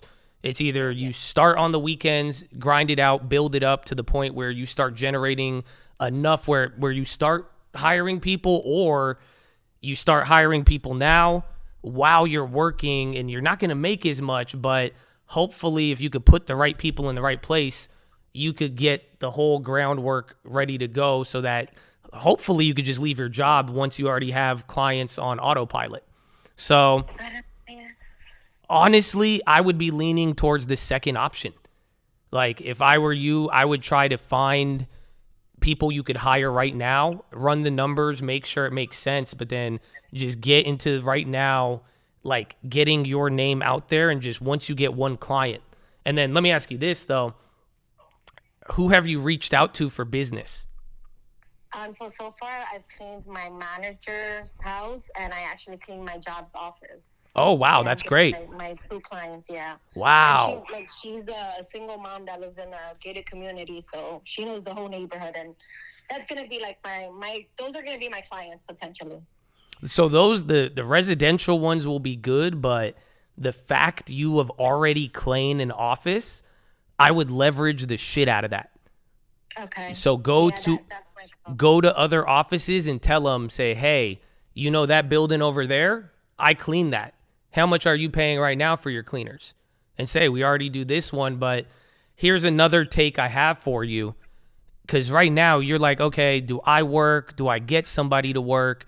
That's like deciding who to hire, what to do, and do all these steps, right? But we don't even know who our clients are. So hear me out on this. What if this weekend you spend the weekend without any employees, just you, and you go around and see how many clients you could get to commit to a cleaning contract for the start of next month or next week? Do you see? Do you understand why? Yeah, because you already have promised clients. So all I'm saying is, if you go and you could get one more office, or you get 5 of these soccer moms or whatever, now you could just calculate all of the potential revenue, know exactly what you're going to need, and then you go and hire whoever you need, and boom, you'll know the numbers, the money. If they do good, you'll get another one. The only bad part is if they fuck up on your first hire and they fuck it up, you're never going to get that client again. Exactly. That's the risk I'll have to take. Yeah, but I think that would be the best way. I would low-key just start hitting up a couple of houses, say, hey, in the next 2 weeks, 4 weeks, we're opening up our schedule here, but if you need it, here's our price. If you could secure 3-4 contracts, then boom, you'll just know everything you need, and then that's it. So yeah, get the contract and hire. Amen. All righty, perfect. Thank you so much, Josh. I appreciate your time, and I appreciate you calling me. Yeah, is there any other questions? Is there anything else? I have another one. For websites, do you think it's better to make your own websites, or can I use Linktree? I think that's what we call Linktree. So your plan for clients, what are you going to send them to? Like, you're going to give them a business card, you're going to give them your phone number, but like, are you saying?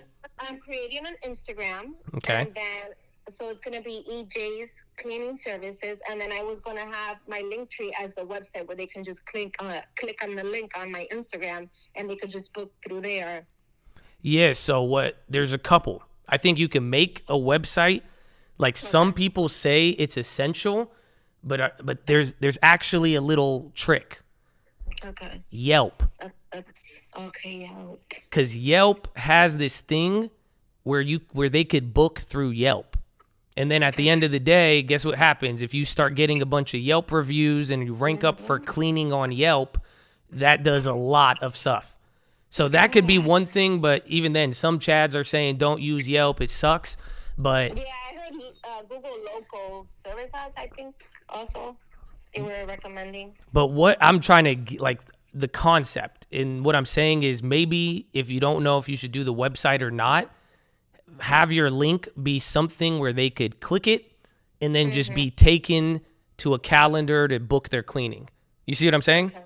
Yeah. Because like you could spend the time and effort and money on a website and you could show certain things, but it's a very simple clean, not that's it. People usually want it. If you get them to just book, that's all you really need right there. So, and then if you show everything through your Instagram, because if it's on an Instagram, that's where you could do the pictures and all of that. But try to just make it legitimately one step to get between you and booking a cleaning. You see what I'm saying?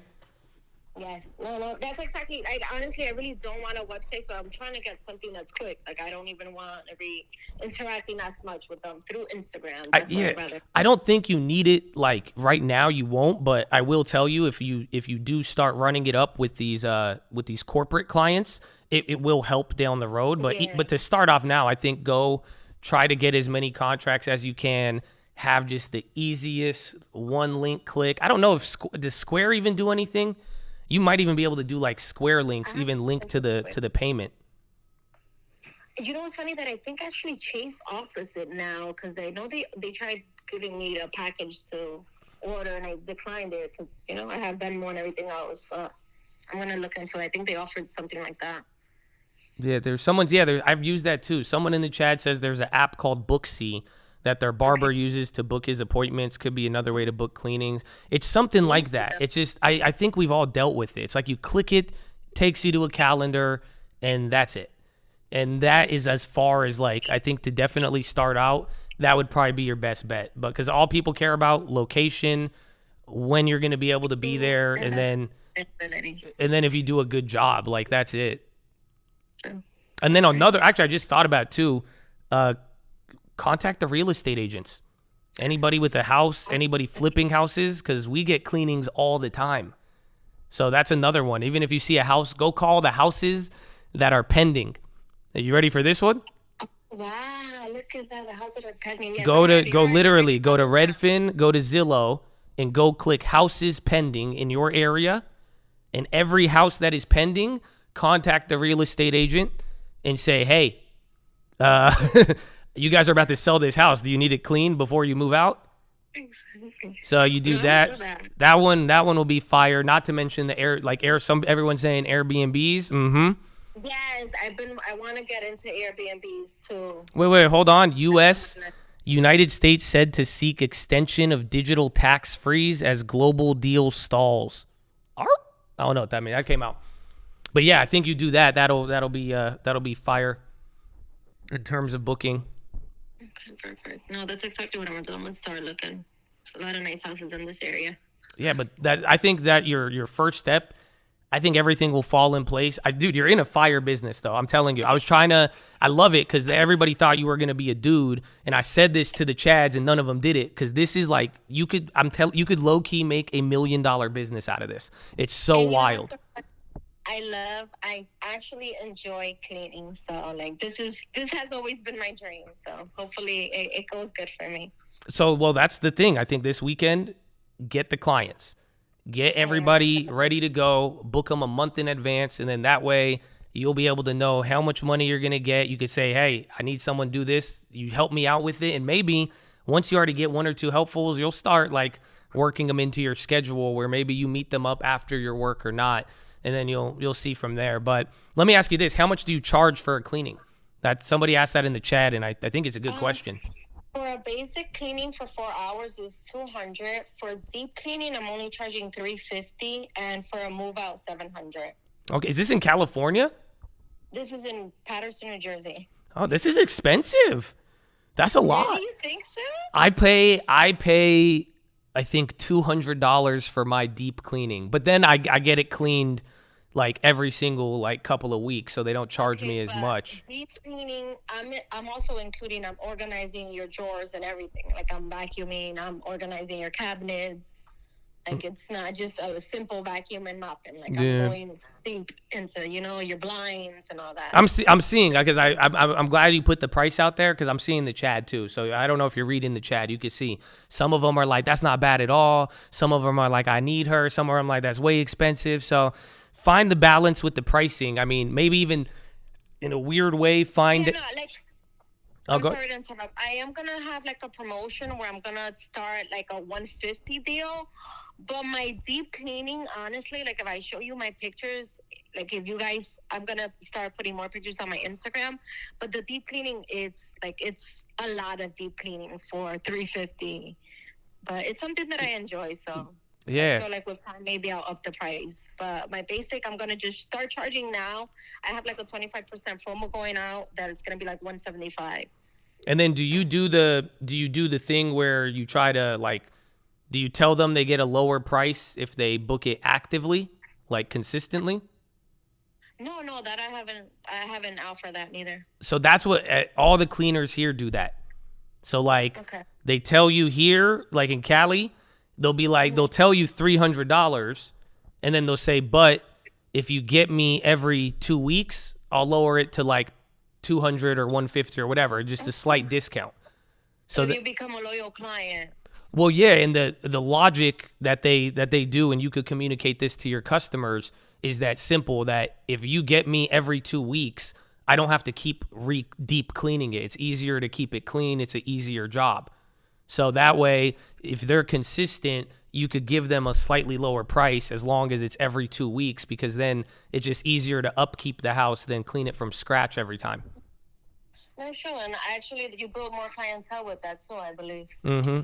Yeah, but I like it. I love it so far. I think go crazy and just start trying to get the clients. Once you have the clients, I think it'll be easy to find the employees. You already got the corporation set up, correct? Yes, I do. I actually work for a legal company that sets up the corporation. So they set it up for me. So did you look into getting an S corp? Why did you choose, or did you go with LLC? I did an LLC just because I'm not sure if I'm gonna if it's gonna be that big that it will turn into an S corp. And since I know I can transfer it into an S corp, I started as an LLC. Yeah, you're good then. You know what's up. You're good to go. You're good to go. So that's it. That's beautiful. Anything else? I like it. I like this. A lot of questions, but I have to get back to painting. Is there a way I can email you? Yes, tradingfraternity@gmail.com. That's my best mode of contact. I'm sorry if I've never responded before, but we love you. This was amazing. And I love Mama too. I watch you every day in my basement. I used to live in my parents' basement. Now I've moved to the city. I've watched you through my whole depression, my kids' loss. You have been a big motivation. Your PHILOs, your prayers, like you have been such a big help. I get all choked up because. Let's go, hey, you gonna make me cry. I love to hear that, for real. You know what's so funny, chat, that I even told you about a story that I got drugged in Miami. I DM'd you about that too. Oh man. Yeah, it's been a wild ride, but we're here. Yeah, it's okay. You don't need to tell us, man. You are getting choked up. It's okay. We made it through, baby. We made it through. That's good for you. I appreciate you guys. Wow. So you've been here for a very long time then. Yes, I have been. I've been here. I've taken my losses. I'm actually in trades now. I'm swinging Tesla, the 235. Ooh. So, I'm a risk taker sometimes. all right, well, let me ask you this. Let me ask one more thing now. With everything you just said, like, I mean. I do have the long term. I have a Roth account in my TD Ameritrade. I just haven't been so active with it because I'm going to be honest, I was gambling before, but I do have like $100. I have like four shares. Okay, you got to get the long term. I'm glad if you recognize the gambling, but even then, but then it's good though too, because like you got to realize, like, even this whole talk, you're doing what I've been saying a lot lately. I've been telling people, I was like, go make money. So hopefully you start a business that will feed the long term. Do not forget about it. I was going to ask you about the long term, but no, you just said some really heavy stuff. You just you were getting a little tearied up there, but like why did you keep going? Like what? How did you get? You said a lot of things: depression, basement, all the stuff. You lost very big things, so it's like why? Why did you keep going? Why have I kept going? Because of God, honestly. My parents are Amen. Christian, and if it wasn't because of them and because the trials that God had put me through, I don't think I would be here today, honestly. God has shooken me up a lot, and he's real, honestly. He's very real. And that's why I keep going. And I have an angel in the heavens that I got to go meet one day, so that's my purpose. Amen. Amen. I think it's because you got a destiny. Oh, that's why.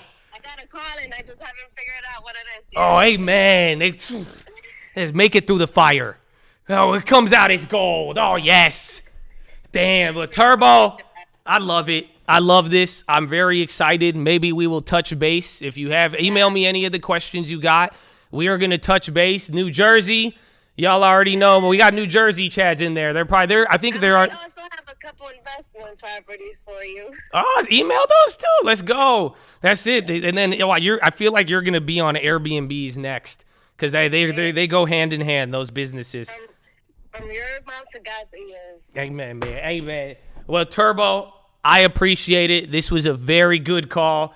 Thank you for your time and all of your support. And way to go. I'm glad that you know about the destiny, okay? Because it's good that we had this call. It is good. It's been a couple years. And we'll talk in 2030 because this is amazing.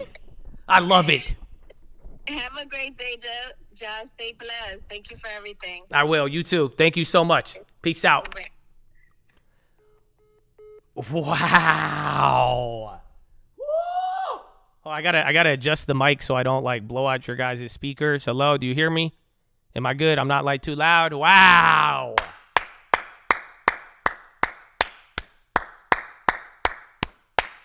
Oh man, that was a good one, bro. That was a good. I told you guys were judging. I was laughing in my head. You guys all thought it was, you were like, get cleaner, bro. I was like, okay. I like the business, though. I love it. I'm telling you. I love it. And it's very, very good. She's a hustler. She's ready to go, bro. That's it. She could have quit a long time ago, too.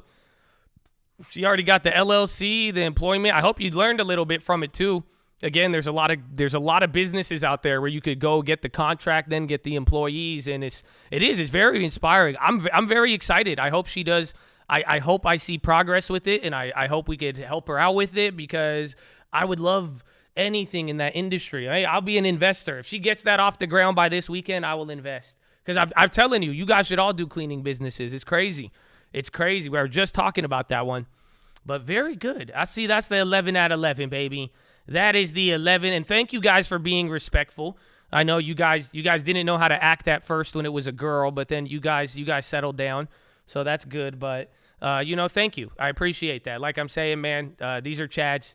These are people who's been here, whether it's been a short amount of time or a long amount of time, but it's cool. And some of y'all sent me a lot of different stuff. So I hope we could do more of these. I hope y'all make it a good environment to have these so that, we could do this a little bit more. That was a lot of fun. And we get to learn a little bit. And now it's 2 minutes till power hour, baby. Oh, I forgot the horn. You're right. I forgot to hit him with the, oh, yeah, guess what? Oh, you're right. I forgot. She is in New Jersey.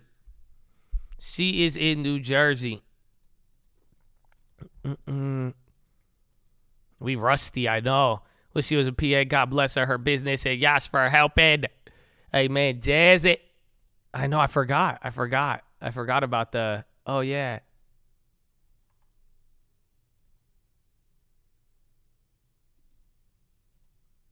Mm-hmm.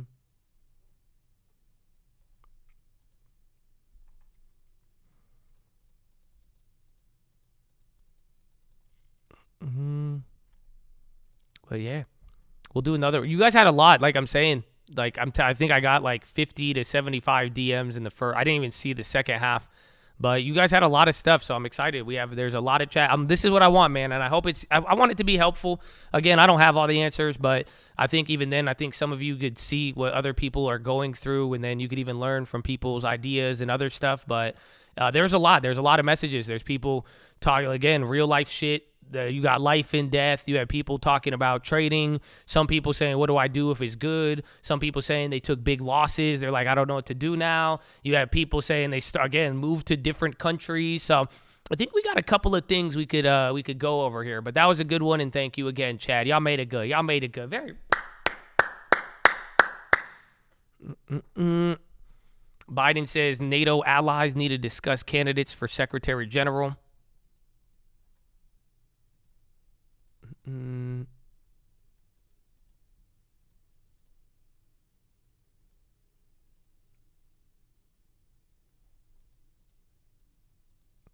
Needs to connect with our call. Yeah, she really needs to. I'll tell her that. Email me, Turbo. Again, I don't do the Instagram. That's why that 11 out of 11 was the only time I've been on my Insta, I think, in a while. But we got to hit that up. But yeah, seriously, I think the real estate idea is really good. Not only can you work with the cult real estate agents out there, but even just in that business, anybody in real estate is your client. Let's see. And dude, you know what's crazy? During that whole call, we didn't even get to pump it up. I thought we were going to. It's crazy. It's crazy. Why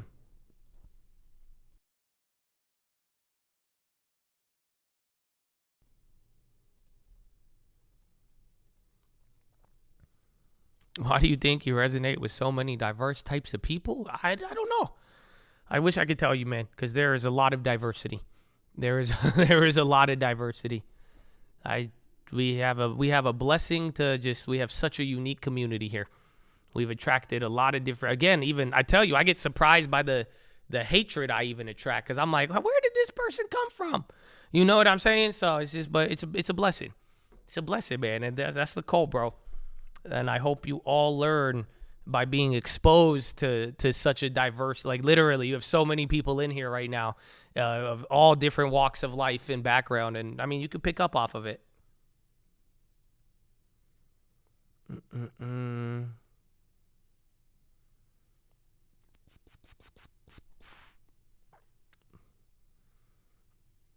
I'm able to adapt to different cultures. I think in Egypt, bro, we're just, that's it. I've realized I'm just like all of you. That's it. We all live the same lives. I'm telling you, we all live the same lives. It's crazy. Who would have thought? Who would have thought? The long term will help you get through hard times. And I mean, just like, that's it. There's a reason why I asked her that question. You got to have a spirit of fighting. And I don't know, like, you know what I'm saying? Like, like you just got to want, like, it's very impressive. And I love it when I see that in people. And that is the real answer to it all. Like, you know, I mean, finger to the sky. There's a spirit in there of not, like, you know what I'm saying? You could go through the worst possible things. Like, everybody does at certain times. And it's just like, if you got it in you, man, you know, like that shit. But it's just like, it's invisible. I don't, like, you know, it's an invisible force, just like greed.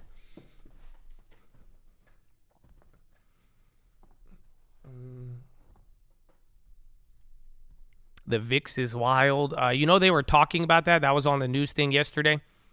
I posted it, but we haven't looked at it in a while. Apparently, the VIX one day is like super stable. So, like, look at this. So the newest volatility is green every day, not one red candle. But, like, they're just saying how since this thing was invented, it's like, it's really stable. Because it does have big candles, but, like, you're looking at it, it's not like it has, I don't think it's really explained volatility. Like, it doesn't really tell you too much, you know? So very, very, it's only been a month and a half of the one day. It's sound and stable. Docu going, Carvana going, MLTX.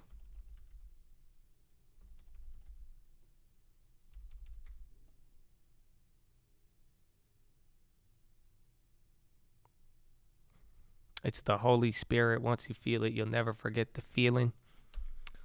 Amen, and I can agree. However, even I believe there's people before they even know anything spiritual, they have that spirit in them or not. That's what I'm saying. The fight, the not give up. Like, you know what I'm saying? Like, it's even if you didn't know anything about a god, a deity, an entity, it's like some people have that in them or not. It's just, I'm grinding my teeth right now. I'm just saying, you got it or not. You know, and it's like it's invisible and it's not, it doesn't discriminate. It's just, it's some people have it. It's in there or not. What do you refuse to accept or not? Like, are that fight? You got that dog in you.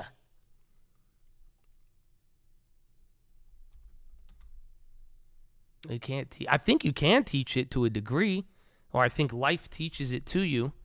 But then life also teaches us the opposite. It teaches us to not fight. You know what I'm saying? In the same respect, just like the elephant and the rope. Oh, they don't feel me. But still.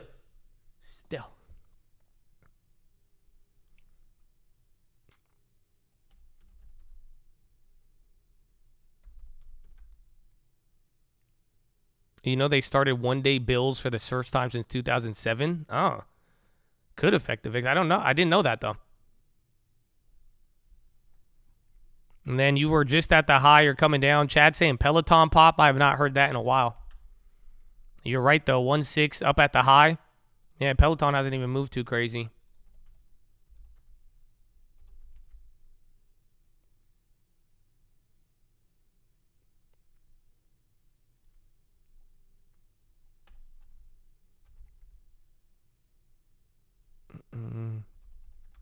It might be an option volume indicator. It could. I mean, it's only been a month and a half of the VIX one day, but it's not like it's just weird. Culture teaches people not to fight. Amen. Less competition. But again, it's not like, you know, when I say fight, like I'm not trying to fight. I say it all the time. Like, for real, like anybody, I would choose never to. I don't want to fight anybody. I'm a very peaceful individual, but I will. Like, you know what I'm saying? It's like, I don't want to fight. It's not about violence. It's like, it's just saying, like, it's a mental stamina, a mental endurance, the endurance of the soul, the endurance of the spirit to face anything and just still be able to baby step or leap, whatever it is. But it's like, you know, it's like, we don't want to fight. You know what I'm saying? I don't want to fight. I wish I told that, you know, that's what my girlfriend, she asked me a funny question. Because she said, what is the grass is green on the other side moment for you? That's what she asked me. She's like, what is the one thing that you don't have that you've always wished you would have had? And I said, that's an interesting question. But right when she asked me that, there was one thing that always came to my mind. You know what it was? The one thing that came to my being born into fat money. That's what I wanted. That's the only thing. Grass is green on the other side. I have friends who grew up so much different than I ever could have fathomed. They exposed me to stuff. But I've always looked at it. I was like, I've always wondered what life would have been like if I grew up and I had, like, straight up, just like, if I had a 401k, if I had a parent who gave me a stock portfolio, who helped me with something to the point where, like, I was set up. Like, if I grew up how some of my friends did, I always thought growing up, I was like, damn, that's the grass is green on the other side moment. But then again, it's like, you got to develop, like, the development of it all. So I forgot what I said that led me into that. But it's just like all these things, there's a development in life that because that's what I'm saying. I would be different, and it would be. And it's like, but that is the thing I've always thought about. Because it is something that, like, I've always known, like, man, I wonder what it would be like if it was easier. Like, like I said earlier today, like, that's why I get it. I understand. But it's just like, for real, like, being the underdog, or if you've been an underdog, it's like the grass is always green when you're like, man, what would it have been like if I wasn't the underdog? Like, you know what I'm saying? What if it's like, it was easy? What if it was a granted and a given that I would have done this or had that? Versus an anomaly, and that's where it's like, whoa. But it's all part of the, again, if that was the case, the development would have been much more different. But that's what that's what I was saying, Rhino, because you were asking, I was like, it's like, I don't want to fight. It's like, I would love to be rich and not ever work, but it's like, nah, but like we could put it in. It's the same thing.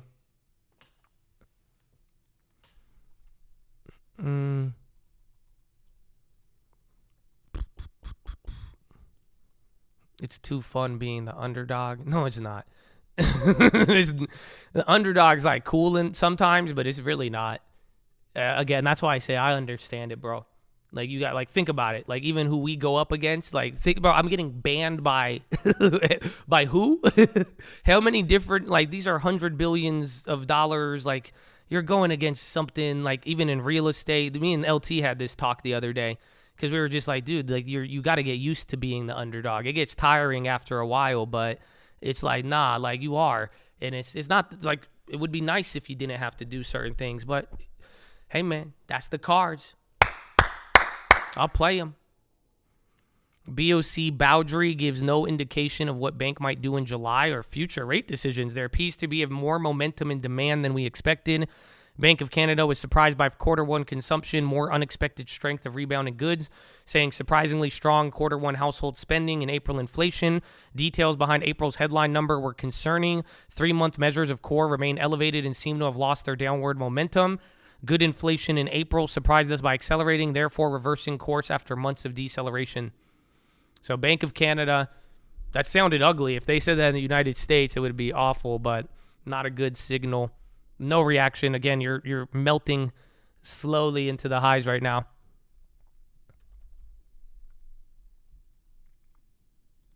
Tesla on the high, 233.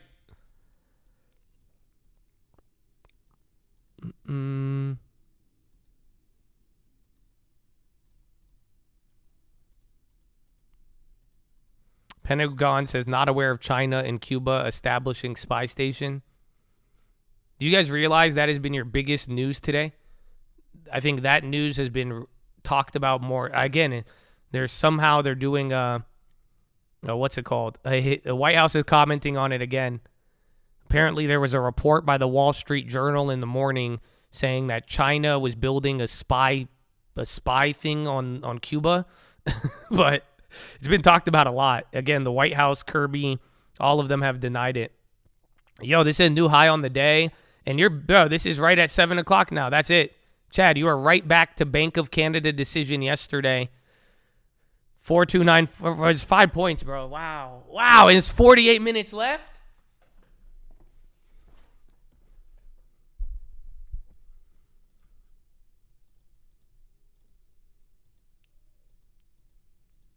Keep Peloton, maybe. We should. Again, I said that one really hasn't moved. Good call out on that, Chad. Chad had that one early. I don't have any news on it, but you got that pop there because Peloton hasn't really been moving.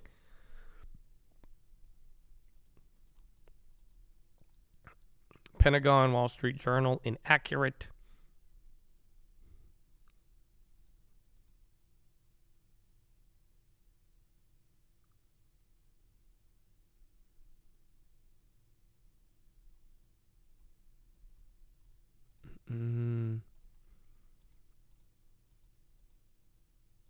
You see Las Vegas police spot a UFO. No, I didn't. That's what you guys are talking, because people kept saying Vegas aliens. I thought this was the joke from yesterday about about what happened. No, I did not know that was a real report. It didn't come across any of my, it didn't come across as top market moving news this morning. But no, I did not hear about that. I thought you guys were fucking with me for the last 6 hours. Body cam records UFO crash landing in Vegas.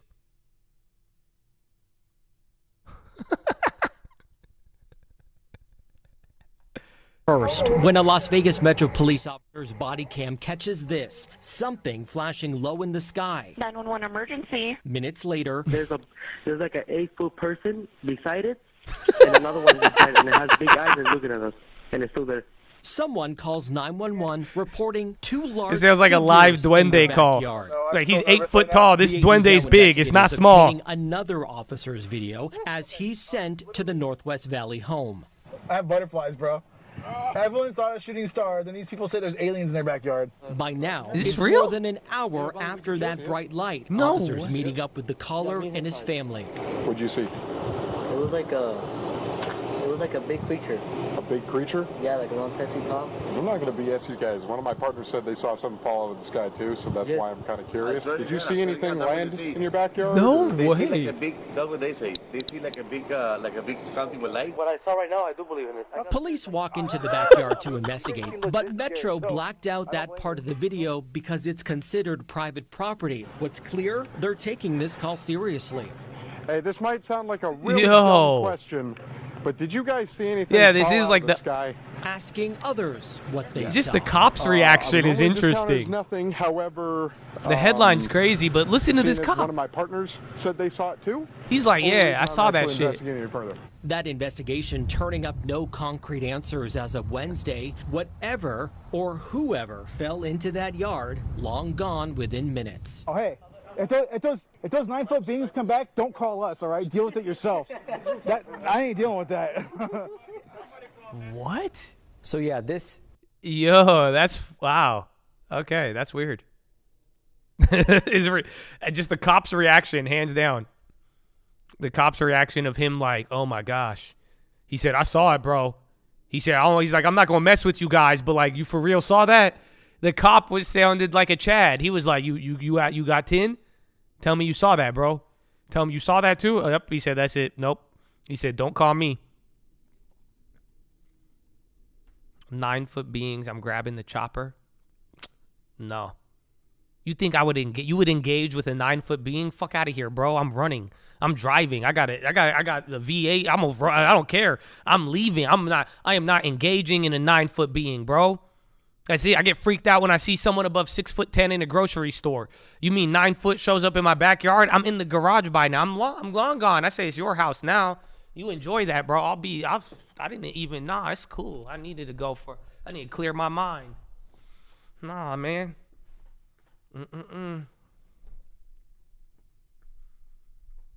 Oh, what was that? FDA advisors vote in favor of the use of Sanofi antibody to prevent RSV in newborns. Check Sanofi, SNY. I don't know if that's new or not. No, IDEC to commercialize iLipid. No, that's a different company. It's foreign. What will happen in the stock market if aliens? We would drop at first, and then we would hit new all-time highs as the analysts started to forecast profit growths from a new species and beings. So then they would calculate the alien technology and say, this is better than AI. Profits are going to go up. We think it's going to be great. Buy NVIDIA. So initially, people would freak out. It'd be like the war, where, again, buy the invasion. So people would freak out when we didn't know, but then once we found out about the aliens, assuming we made it that far, it would be very bullish. I'm telling you, natural resources, commodities, materials, the impact on transportation. Wall Street couldn't contain themselves. The stock market would be at 20,000 on the SPX overnight, just because it was just too much possibility, too much future profit potentials. It would be crazy. That's assuming we didn't die. That's it. But that's what they would say. They said, hey, it's been 4 days. They haven't killed us. Bullish. That's it. That's it. If they don't kill us, they're going to trade with us. That's age old. That's humanity 101. If they don't kill you, they'll trade with you. So unless you're Kim Jong-un, he's still trying to kill us, but still. So it works. It makes a lot of sense. I'm telling you, I'm really not that far off. I'm not that far off, I don't think.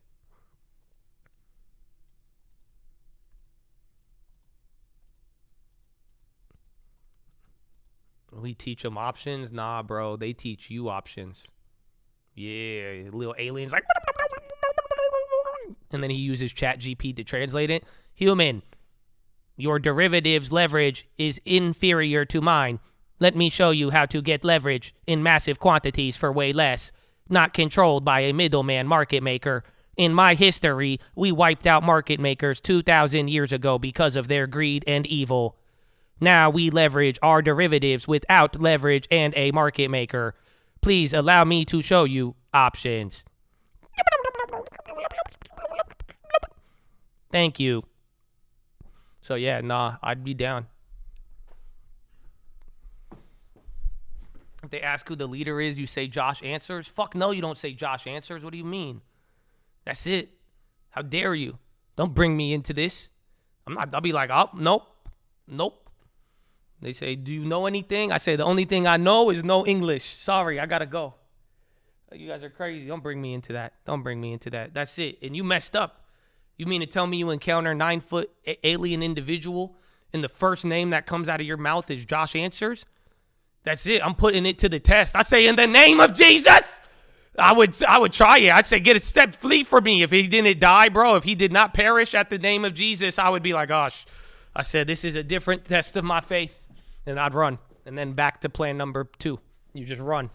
Okay? That's fine. I wouldn't get up in it. Some of you would be disappointed. You'd be like, well, God didn't answer. You'd get into like an existential crisis. No, I'd run. That's it. Just proceed to run and get out of there. And you'll be good. I'm sorry. You shouldn't have showed me that Las Vegas clip.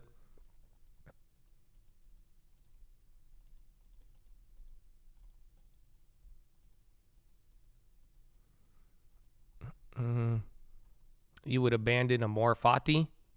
Hey, I love fate. If my fate was I needed to run, I would love running that day. That's it. If he caught me, he caught me. Amen. And that's it. I'll see you, Lord Jesus. I have some questions for Jesus. If I got killed by an alien, I'd say, Jesus, I know you heard me 2 minutes ago. I guess I was coming home. I'm taking it. So, God did not answer. Amen. That's why I try to remain faithful. I'll have questions for him afterwards. That's it. I'll be like, hey, man, you missed my call, but like, that's cool. Now that you here, what happened? Okay. No, it's cool. It's cool. I understand God's plan. I'll get it. I'll take it. That's fine. I know you heard me. I know you heard.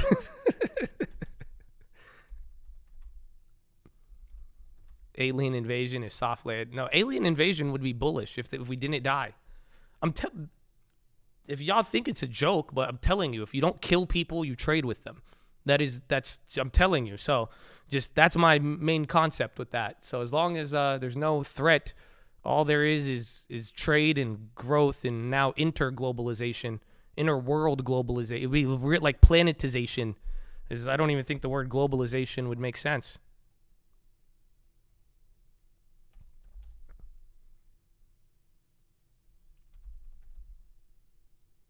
Intergalactic. I think that's the word.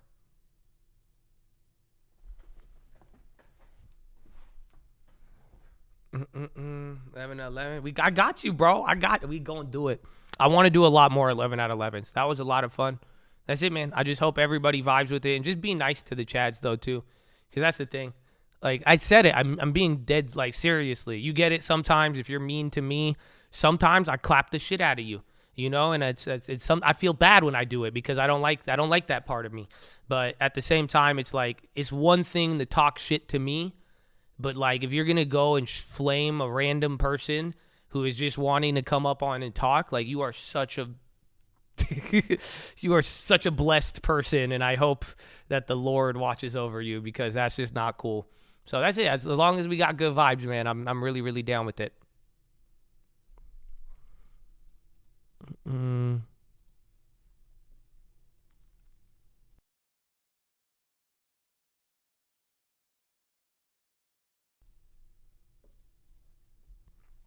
Microsoft Wick.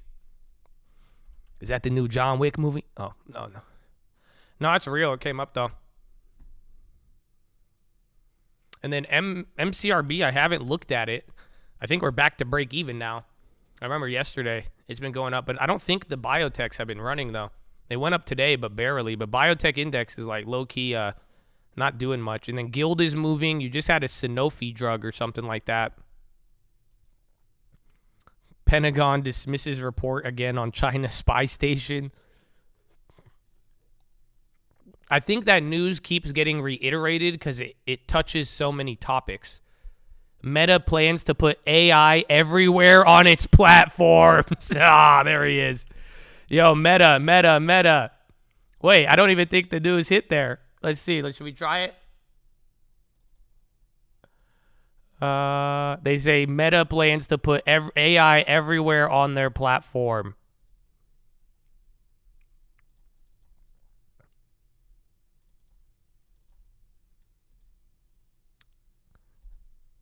Let's see. Okay, I rolled over to a call. I want to see if that one, because again, I told you, when these headlines hit, depending on which wire gets it, it changes the move. But that one is coming down now. I grabbed one Meta call for 70 cents next week. It's from Axios, so it could be fake, but we'll see. But it's coming across Axios wire. It's kind of, you know about it. But I don't know. It just says, all they said was that they're putting it everywhere.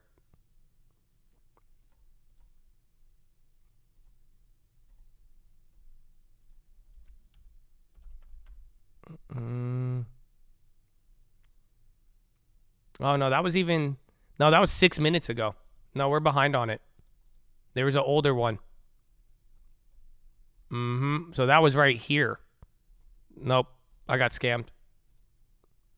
Well, I bought a Facebook call after selling it. Actually, can I sell it out now? I could lose $1. You sold Meta at 212? I feel.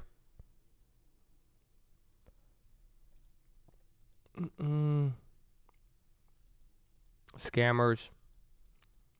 But that's what I'm saying. Depending on who picks up the news, you get a very different reaction. That one wasn't picked up by anybody, but it was confirmed by Axios. So Meta. Let's say if Meta dies those contracts, well, I'll try to. I think no, we got like $1. That messed up my trading. It shouldn't. All of the contracts are the same exact price. So there's like nothing. That's it. Nothing there for now. Do you think slow and steady wins the race? Yeah. 100%. It's good to go fast sometimes though. But yeah.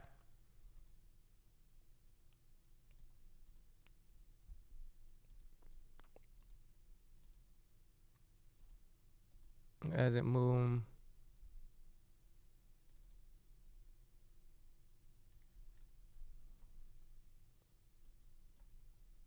Okay, scammer. I'm going to just sell that call. It's break even now. Unless I get a bounce, that'd be dope. All right, I sold the Facebook call. I don't want it. Again, we got out of the put today with 100%. Def set me back on my 50K.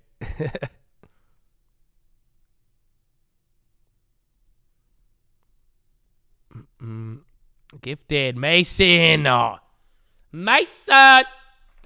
Or nah.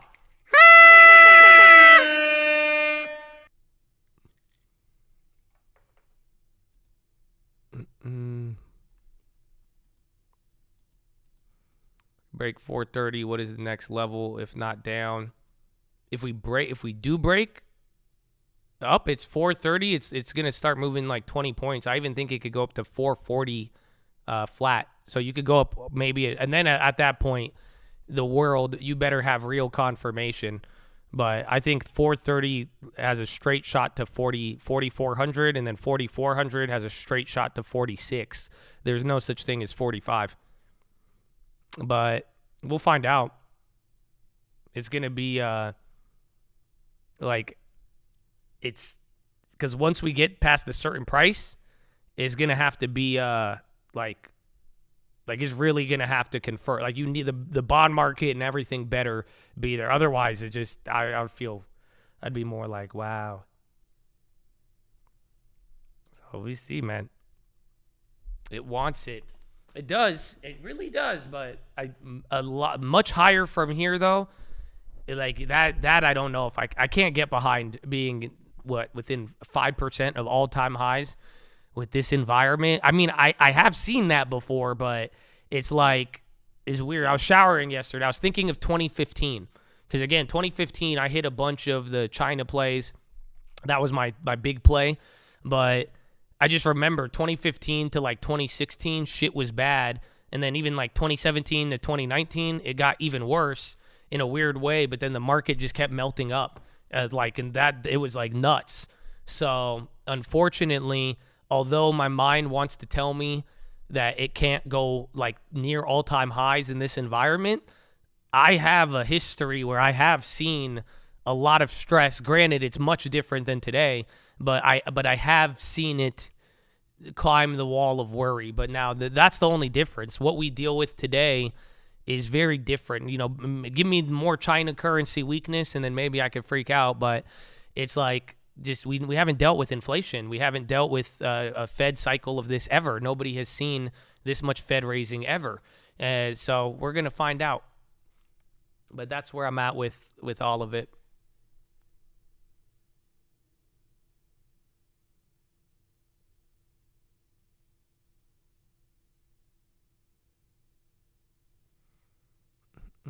Half of normal day volume.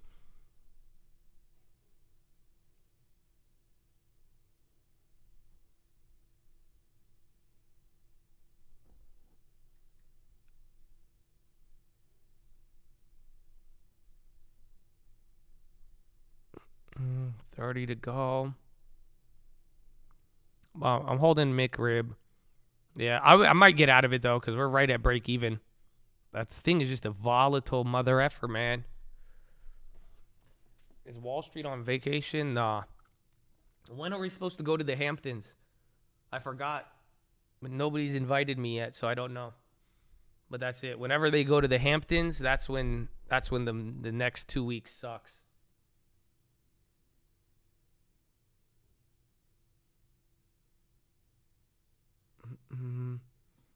Let it go. Let's see. Inshallah, Habibi. Inshallah.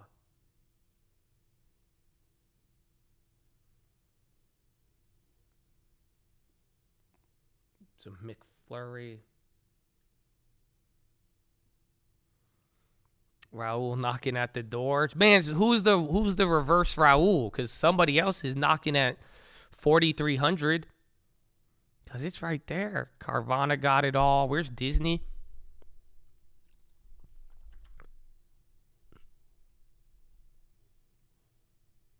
Damn, those 250 puts are still up, though, on Meta. So we still would be green on them.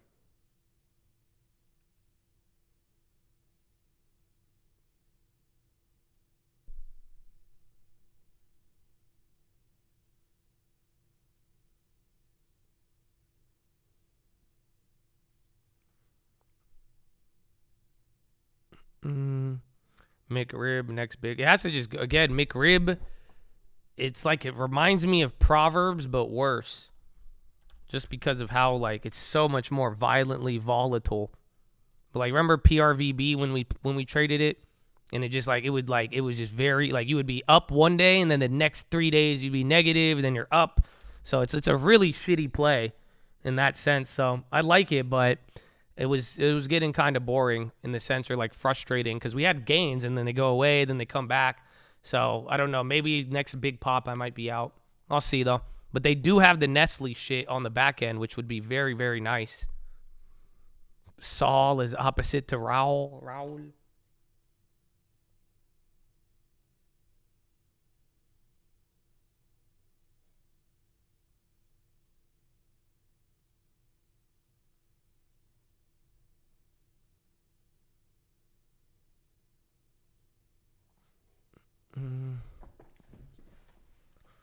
Overthrown to 438. Yeah, that's, I think, again, the overthrow, I would, because the last 2 weeks, every time we've been at a level, I downplayed the overthrow and it would hit. So, yeah, I think even if we do break 4, that's why I think there's so much pressure at 430, because it's probably going to go up a little bit higher from there before chilling out.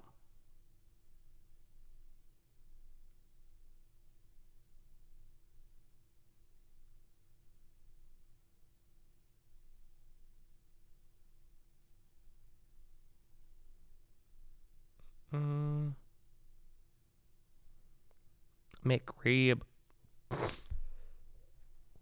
550, yeah. That's my price. 550 has been chill. Like, I've been down on it, but, like, not a ton. And then if you go up to the 6s, you get a nice gain. But it's just chilled here. Again, they got the Nestle. They even got the Nestle payment.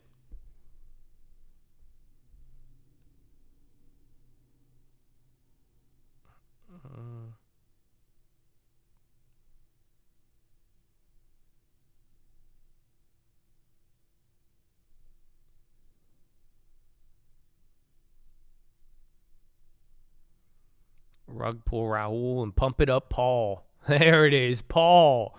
There's Raul and Paul. Pump it up, Paul. I like pump it up, Paul. And then rug pull Raul.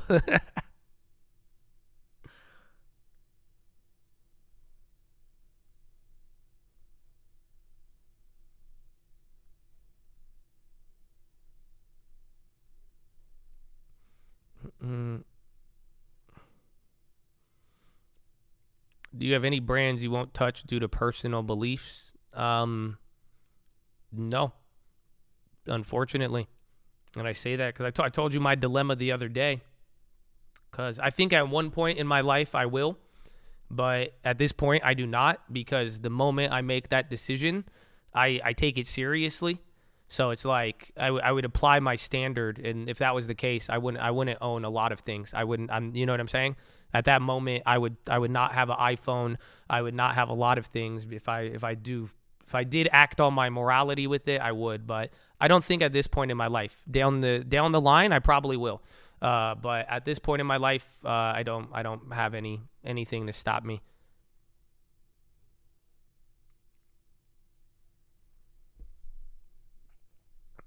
Pump it up, Paul. What does he drive? He drives a Civic too, but his Civic has an exhaust pipe that makes it sound really fast. That's why we get excited every time it goes up. We're like, that sounds fast. You gave up Adidas for Kanye? Well, I just think Adidas is, again, I take it seriously if you steal people's creations, like, you know what I'm saying? And I just didn't like that, and I thought the other stuff was weird. But guess what? I was wearing an Adidas shirt in the video the other day. Unfortunately, I have not burned all of my Adidas clothes. I still wear them. I'm still a hypocrite. So,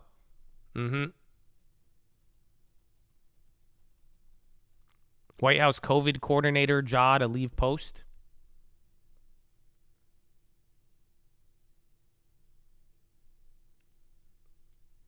Amazon about to go.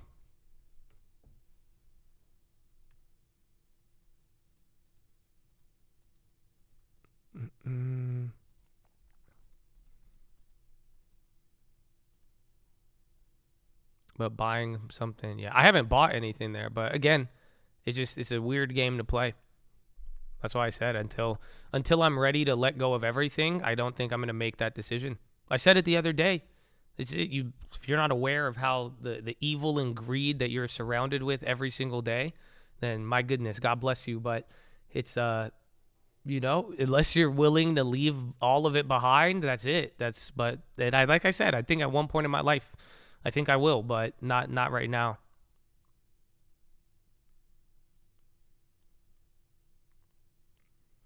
Another Walt Disney employee arrested in a CP bust. Oh man. That just came across the wire.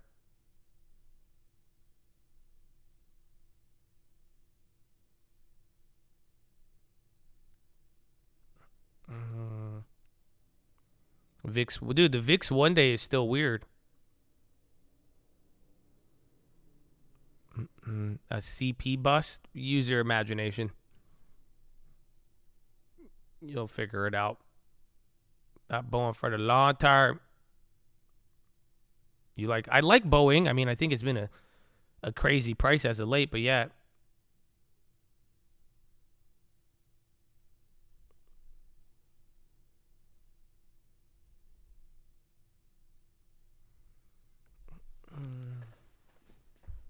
The Aston Martin SUV. Yeah, I don't know how I feel about them. My girlfriend likes them. I think they're so weird. Like, they look really cool, but then they're, like, expensive. I'm like, I don't know. But they are clean.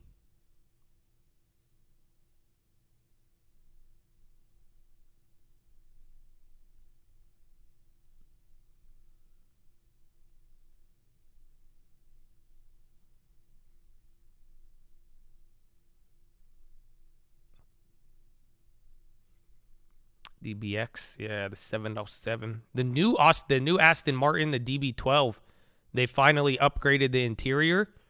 That shit is nice. I like that. I never liked Aston Martins because the interiors pissed me off. but now they have a new one. It's the DB12 or the new one. It's fire, but it doesn't have a V12. It's a V8. Mm-hmm.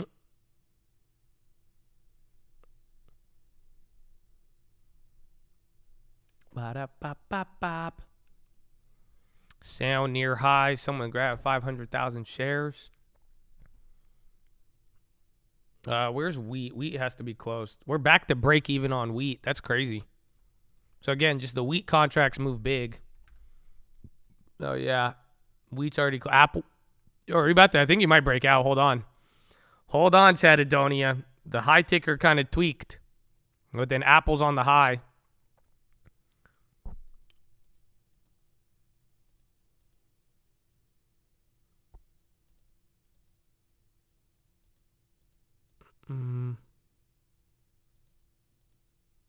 I didn't do DocuSign earnings, no. Honestly, in a weird way, I think DocuSign, obviously guidance, but then it's going to boil down to their, what's it called? I think it's going to boil down to the Apple exposure in a weird way. But then everybody, it's been all about guidance.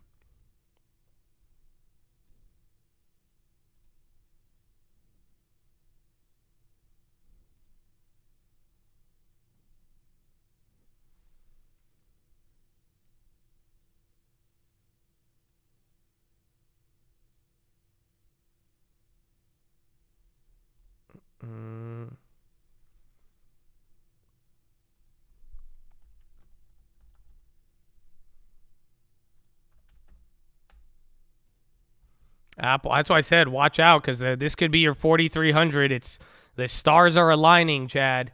You have Apple breaking out on the high, a couple of others. Now you even got Goldman for the Dow, and then you're getting up to the level with 7 more points. If Apple keeps going, you might have enough. You might have enough.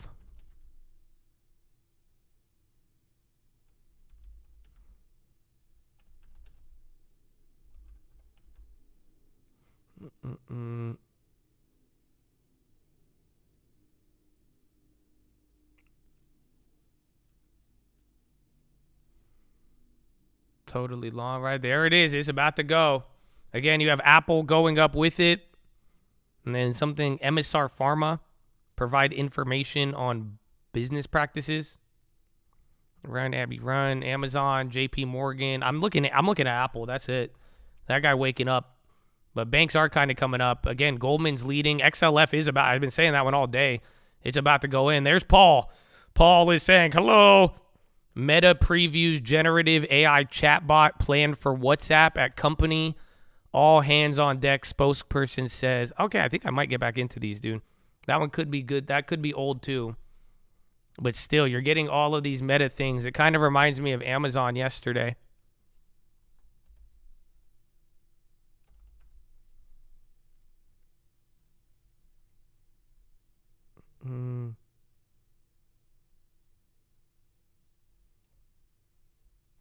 Yeah, this is an update to the Axios thing. It's a little bit older. There's just no reaction to it. Yeah, you're not getting... They're real. They're real. I'm seeing it at other places. That's why I was saying, though, that one you might get a reaction if it hits on CNBC or Bloomberg.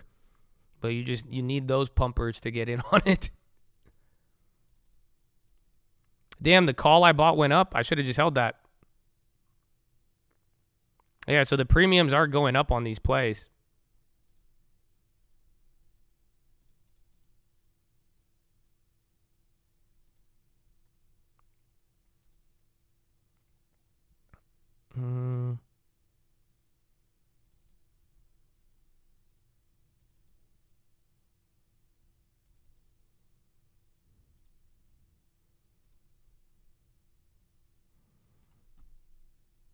These ones are still kind of expensive.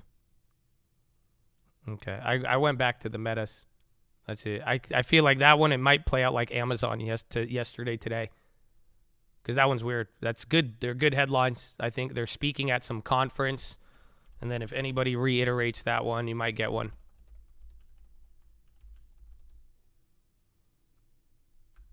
Okay. Damn, it's already 12:44? I grabbed a weekly instead of a next week. But I spent $50.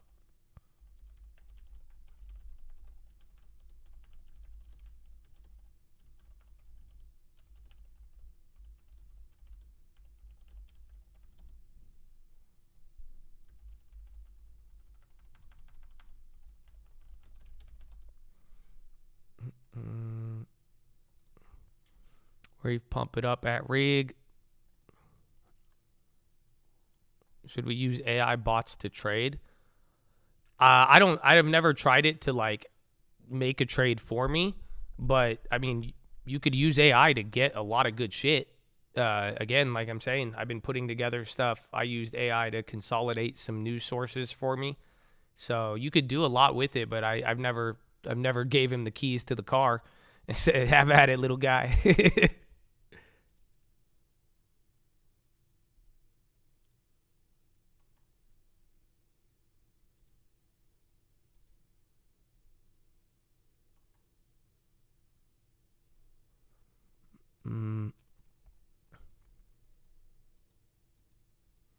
Blank it up.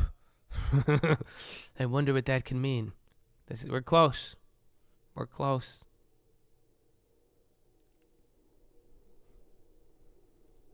Elon. All right, I need to go pee though. Sorry, guys.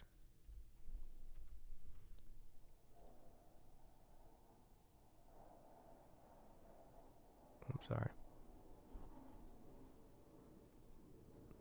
I was getting you the docu. I have some stuff. I have one thing for DocuSign. I don't have the full earnings preview, but I got a couple of main points for you to be looking at. Well, hold on.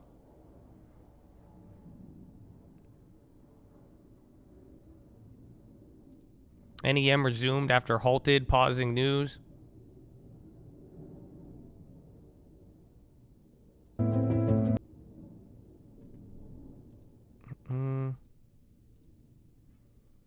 NEM resumed.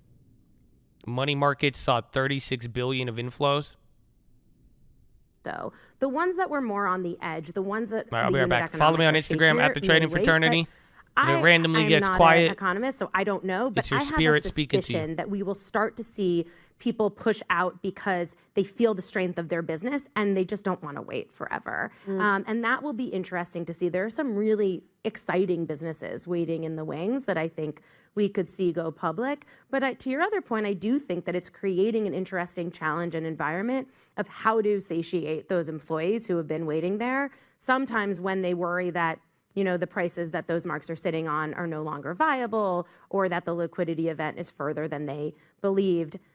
Difficult and challenging for very late stage companies, another opportunity for some of the earlier stage companies that might have their eye on talent that they previously weren't able to get. It's funny, isn't it? That was a bit sort of, ultimately we see this conversation is a cloud with an enormous silver lining that everyone can't stop talking about, which is AI. But just, I think about when our Bloomberg Technology Show was reborn in its new time slot. And it was the day that, we saw Silicon Valley Bank go under, ultimately be rescued. Are we still talking about that? Have we moved on in some way, Dina? Have we, from the ashes of that, started to see success? I mean, we all have our stories of where we were, what we were doing. Are you scarred? There's definitely some scar tissue there. And I think, again, I'm not an economist either, but it's clear that there's still more to come from that as well. But at the same time, the sort of juxtaposition of that with the excitement around what we're seeing in AI, overall, there's still a lot of appetite. And so it didn't have the sort of apocalyptic effect on the industry that some feared that it would. And certainly the efforts of the government, I think, helped to make sure that that wasn't the case. But we're still, people aren't really talking about it. It's kind of yesterday's news. Now it's the smoke and, the debt ceiling and several other things that will be seen. Did it make you or your networks closer in that moment? There was this feeling that there were a few very loud, slightly older white guys basically on Twitter sort of shouting about the need to save certain banks or not. But behind the scenes, I'm sure there was amazing collaboration. Oh, there was so much. Yeah, it was an amazing moment of seeing the help that an industry can provide to each other. We actually recently sent out to our portfolio just the stats of the emails that were traded that weekend and the help that was given between a portfolio of 120 companies. And it's astounding, and those are moments. But I also think it's a reminder that in the face of exciting innovation and a lot going on, there's a lot of macro uncertainty, and it looms, and it can come out and rear its head. And ultimately, it matters that you don't build companies in a vacuum, no matter where you're building them, and you have to have an eye towards the macro condition you're building in. So to leave us, both of you said you were AI optimists. Both of us have talked around the clouds and the silver lining. One one application or one technology that you're really excited about in 2023 going forward? Before. They said, it was amazing to see all of the industry help they provided to each other. Jamie, happy to help. Let me help you. What? Chad, 10 minutes rigged, $4.97. Oh, man.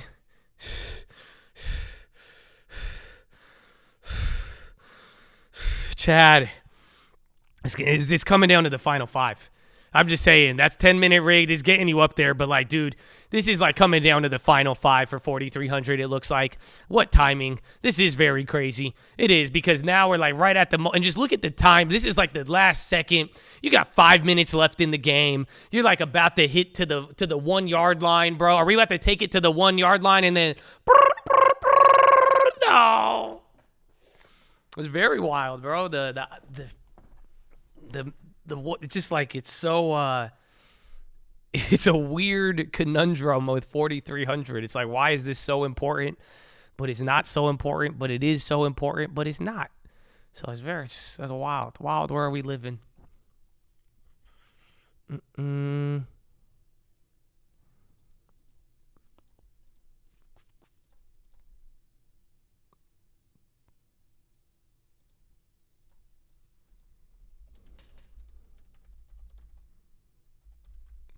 Paul kidnapped Raul. Or maybe it's like Parent Trap, and then Paul is really Raul, and Raul is really Paul. And they're just trying to bring the Bulls and Bears together again. No? I haven't heard a Parent Trap reference in like 15 years, so I'm glad to bring it back. Thank you. I will be here till tomorrow.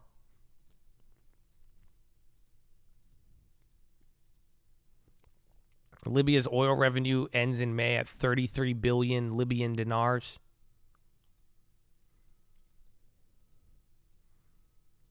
Break pumping Paul. Did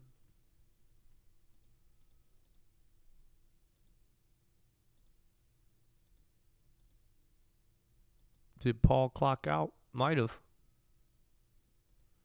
42. And, I mean, there's a big expiration. I mean, next week we have to roll over any futures that expire. There's a lot of people rolling stuff over even today, too. It's going to be good. You got a lot of action beneath the surface. Gets weaker. Well, let's see. It's all final five. That's it. It's all final five. Yeah, I think by next week, not this week. And then I don't want to, you just be careful, because I know right after, it's going to move right after that. And then it like adds an extra 1 to 2% to the up or downside. That's why I do prefer to roll over. You have been saying gap up. That's you said it. 43. I brought it up on the watch list. I said maybe 4,300. Only way we get there is the gap up. I see it. I definitely can see that, but they've been teasing us every day, every single day. You know that, right? They've zero care about you, right? This whole week, they've taken you up to the level, except for Tuesday. Tuesday was the only time they didn't do it to you, but now, like, they brought you within 1 to 2 points of the level every single day, except Tuesday. So 3 out of 4. The Bears are reporting the Pump It Up video, hoping it gets removed. Brian, let's go. 4,300. Love you, Josh. Hey, man. See, Brian, you closed out the VIX, right? This guy, he went from, I got the biggest UVXY position to now, let's go, 4,300. Or he just loves it no matter what. Amen. So swing puts. Well, no, because if there's a pop off of after the thing and then it drops again, then you're screwed on there. But, I mean, if you want to make a play, I still stand by it. I mean, I've been dabbling with a couple of options here and there just because I don't want to deal with unlimited risk. But for the most part, shares is still the move. So if you want that cushion, options, make sure you have a real reason to go with it. Limit your risk, or you have a time frame or whatever. But at the end of the day, it's like, I think if you want to try to go like shorting it and want to have, flexibility. Make sure you're using something dollar for dollar. Same thing for the upside too. It's not even just shorting. 6,300 of the big C, baby. Let's go. So he got both. He got both. All right, final 5. You're going lower. Okay, I was really excited. Why? What do you mean pump it up? It's the same story. Bro, I'm ready to go.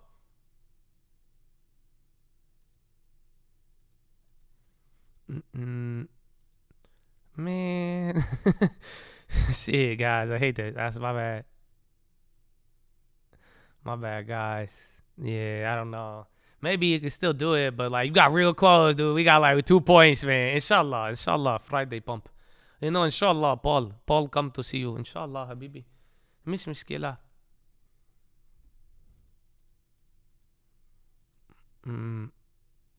Show it to me. I don't think you have it ready. That's cold, bro. That's cold. Look, I'm ready to go, dude. You cold, bro. Why do you play? Y'all play me too much. You know that, but God bless you. And that's what I'm saying. I've been getting played, and I just tell them, God bless, like for real, you know? So, like, God bless. I'm ready to go. I mean, that's serious. I don't get it. That's why I tell people, they like, you say on this, you say, I'm like, God bless you, man, for real, because I'm ready. I hope you're ready. That's how I say that phrase a lot, but for real, I hope everybody's, because I'm ready to go now. I got you, dog. I got you. I'm anything we, you know, God willing, but just I hope you're ready. Amen. Amen. Amen. God bless. God bless.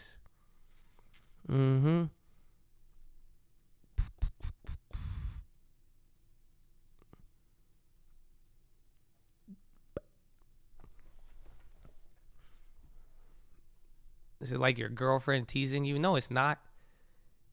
If any of you dealt with a human being like this S&P 500 at 4,300, you would never deal with anybody like this. I would never work with anybody in my life who would literally 3 days in a row just say, yeah, we're going to get to the deadline. And then right before, like 10, let me reschedule 10 seconds before. Here, reschedule till tomorrow. And then I show up, and then I get there, and they're like, let's reschedule tomorrow. Well, no, that's fine. And then right there, another 1 minute before the meeting, right, and you're about to walk in, they're like, can we talk tomorrow? There's something going on in Canada. The smoke. I got it. I'm sorry. Here, today, this would be a great day. I've had nothing to do today, but maybe let's just wait till after 4 p.m. Maybe we wait till tomorrow morning. Are you free tomorrow morning? None of you would ever deal with anybody like this. I'm sorry, but softies, you got to mute it, baby. Let's go. Protect your ears. Protect your ears. We're turning up.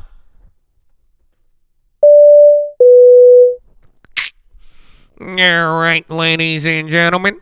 We're making our final approach. As we make our final approach, you guys are holding on to any bags. Please stow them in the overhead bins above or firmly beneath your seats.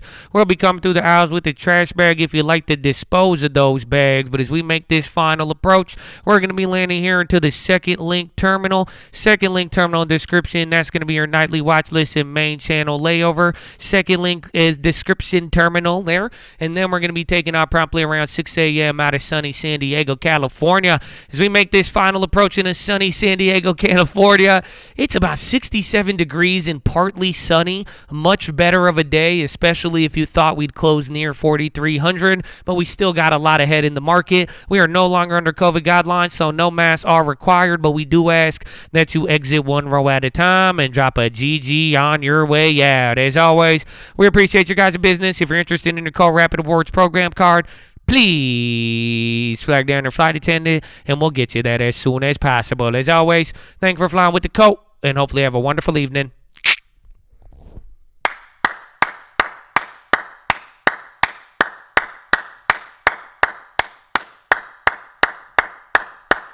Let's go, baby. Time to bring it home, Chad. You don't have much time.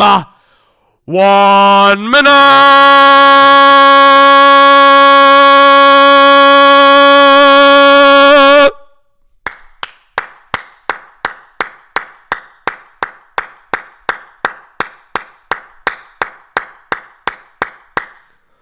Go, go, go, go, go, go, go, go, go.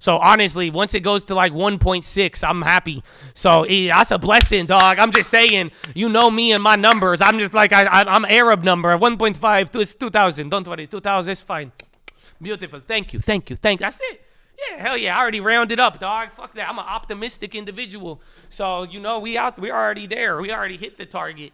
Shit, man, I'm already living in 2025. You know what I'm saying? But Chad, for real, thank you guys. Thank you for supporting. Thank you for sharing it. Thank you for liking it. And thank you for being fun, honestly. And if you're not fun, I hope I could expand your personality there. But honestly, even sometimes not being fun is fun. So I don't know. Life is what you make it. 61 on Docu, 7.9, and then CN is running. So there's Docu. I don't have the numbers for it yet. I'm going, again, I still have zero respect for them.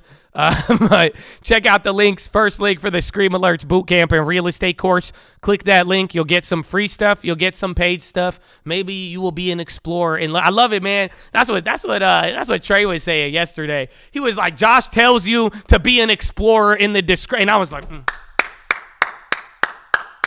Amen, Lord. So explore, bro, for real. It's a quality and skill you're gonna need, especially if and real estate agents. Honestly, if Trey's telling you that, you better stay curious. You better start exploring, mother. And then Teslas go in GM too. What happened? They just buy GM or something? Oh no, well that's moving. Tesla's just going crazy after the bell. But God bless you all. Check it out. Explore the description. First link, second link, nightly watch list and main channel every single night. I got a couple videos. I got to finish them for you, but we'll see. We'll see. If you need anything too, you let me know. Tomorrow's simple. I don't know. Today's watch list, I might just make like a random video instead of a watch list. Because dude, tomorrow's nothing. There's WASDE report and maybe that's it. That's it. So I think we could go from there. But other than that, I don't know. Oh, whoa. GM Mary Ibarra to take part in Twitter Spaces with Elon Musk, 4:30 on Thursday on EV charging. So I don't know. I don't know if this is a Cybertruck, but you guys are saying that there. But also that too. That's why GM's moving. So GM is going. That's very bullish. Because remember, GM they had Ford last week, and now they're pulling in GM. I would look at the Chargers, low key.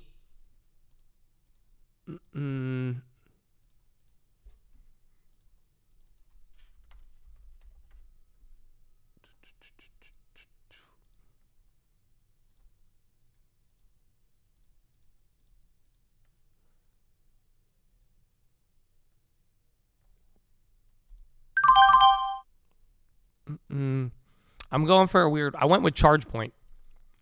I think for tomorrow, I want to see it. That Spaces is in 30 minutes. So we'll see what they do, but that's another one. I bought 1,000 shares of ChargePoint.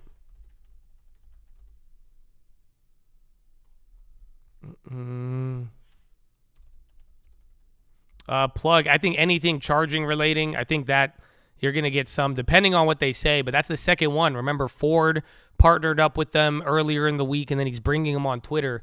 It's a good one.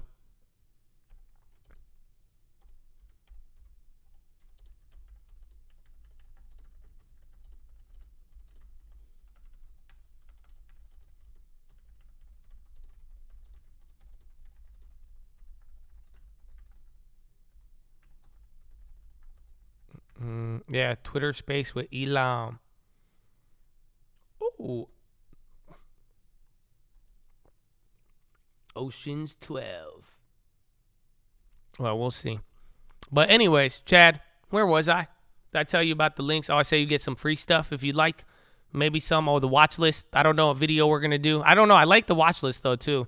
So it really depends. It's hitting again. GM to discuss future of EV charging with Musk on Twitter.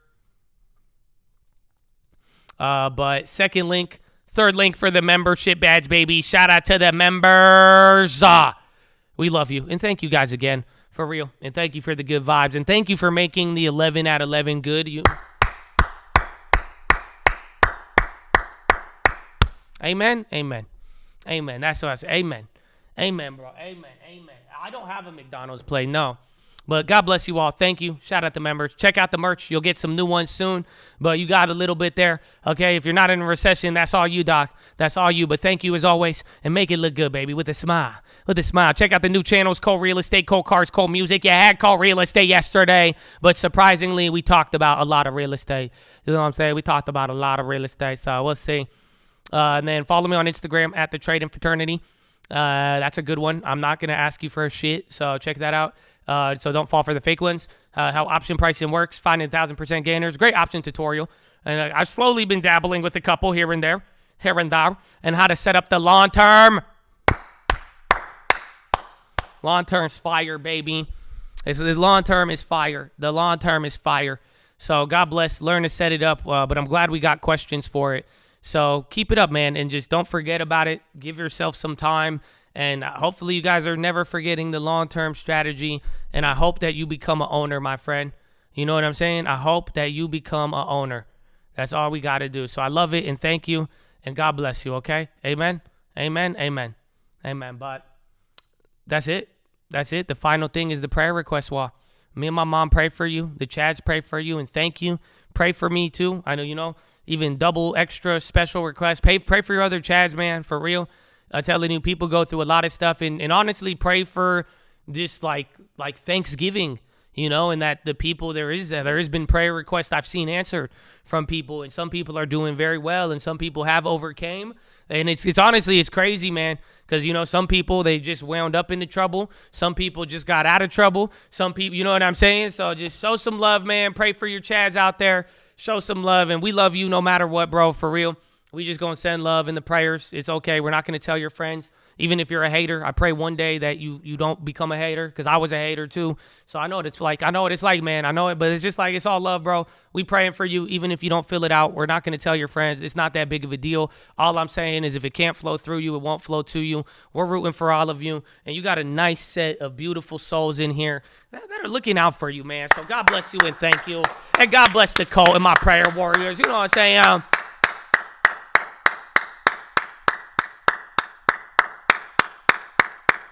Amen, amen, bro. Amen, amen, amen, amen.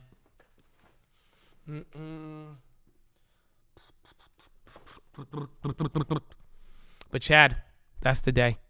We did it. We made it. It's a beauty. It's a beauty. But fill out the prayer request wall. Check out all the links. And that's it. Read the books. Richest Man of Babylon. Proverbs, New Living Translation. And The Strangest Secret in the World. Hey, do we get Uncle? We get Uncle? I don't know if we get Uncle. We get Uncle. And then that shit hit for now with Tesla. I don't know where GM's at. That one's interesting. But let's see. Yeah, Mary Ibarra. Oh, wait, why I'm here? Let me give you a song first. Which one should we give him, bro? Which one should we give him? Let's see. Let me see if I can get a good one. I like this one. I like this one a lot. Yeah, you need this one. Amen. Successes is never safe. Heard lots of talkative bitches that's never playing the game. Whoa! Wow.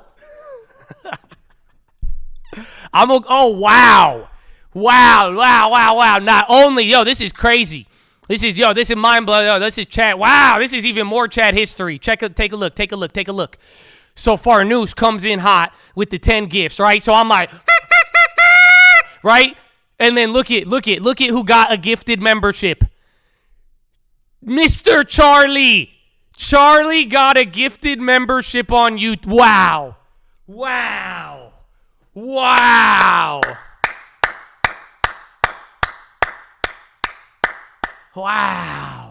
You even got Loopy one. Bro, even Loopy got man, Loopy has been against buying any equity for the last 17 and a half years, and now he is somehow just got a membership. He's like, Loopy, I love you. Loopy, that's for all the shit you throw at me. It's all love. We have a nice flirtatious relationship of hatred, I guess. But I love you. Dude, how are people getting sunned right now? Varnoose just got Charlie with it. That's crazy. The tables have turned. Yeah, Loopy, go buy a stock or a lottery ticket right now, Loopy. Something's happening. That's it. And then Charlie, I don't know, Charlie. Charlie, do you have any kids, Charlie? Maybe this is a sign you about to have a kid or something, Charlie, because you just got gifted, man. That's so crazy. I can't. Father Charlie. Wait, this is, it doesn't even work now. And that's crazy. That's crazy. He said, don't put that evil on me. Hey, man, I don't know. That's it. A lot of Chad babies have been born. I'm just saying. Well, I feel you, though. That's it. They're like, Josh, when you going to have a kid? Hey, Josh, Hey, Josh, you got baby? What's up, Josh? Josh, where you at? Hey, Josh, do you do this? What's up? Yeah, that reminds me. I got to go. All right, I took a deep breath into the microphone. I said, Man, anyways, Chad, let Josh get out. Thank you for our notes. You're a good person for that one. Not mean, seriously. But listen, anyway, Chad, sorry, Charlie, you're not. Listen, Charlie, you get a baby, you get a tax write-off. What are you crying about? Come on. Seriously, pay the fare to share your fare, the fare to share the fare. Pay it. Nah, come on. I'm a capitalist. I'm fine. Everybody make a little money for that. If you want to give it work to the IRS. Anyways, but still, I love you, Chad. You did good today. Thank you for being positive. You're a lot of respect. So I love you. Have a wonderful day. I'll get going. I'm leaving now. Okay. Hello. All right. We read the books, right? Oh wait, Josh. Tell them why you're here. Hey, Josh. Tell them why. No. Here, Josh needs to tell you why you came here today. Hold on. Let me get. Hey, Josh. Here, get your little ass over here. You fucking. Come on. You fucking. Come here. Come here.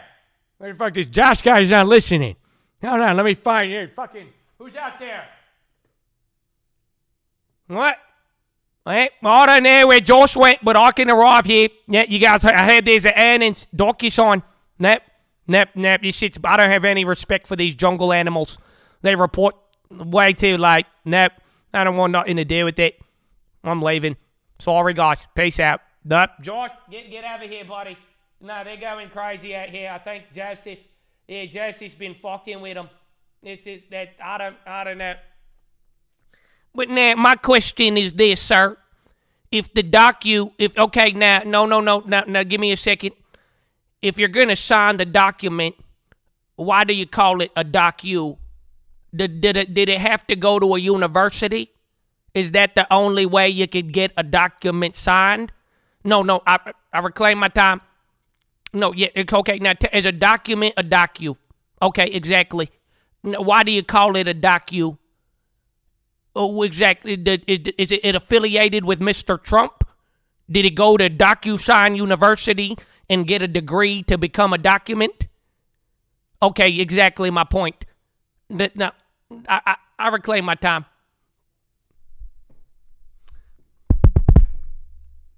But Chattadonia, I love you. God bless you. Don't forget why we're here. Why we keep going. Why we get in the game. Why the love or the hate, we do it with a smile. Why the win or loss too, baby. Up or down, it don't matter because there's a goal and a mission. And that faith, hope, and love ain't ever going out of style, baby. Why? Finger to the sky, baby. To God be the glory. And through the grace of God alone. Amen. Amen. Nah.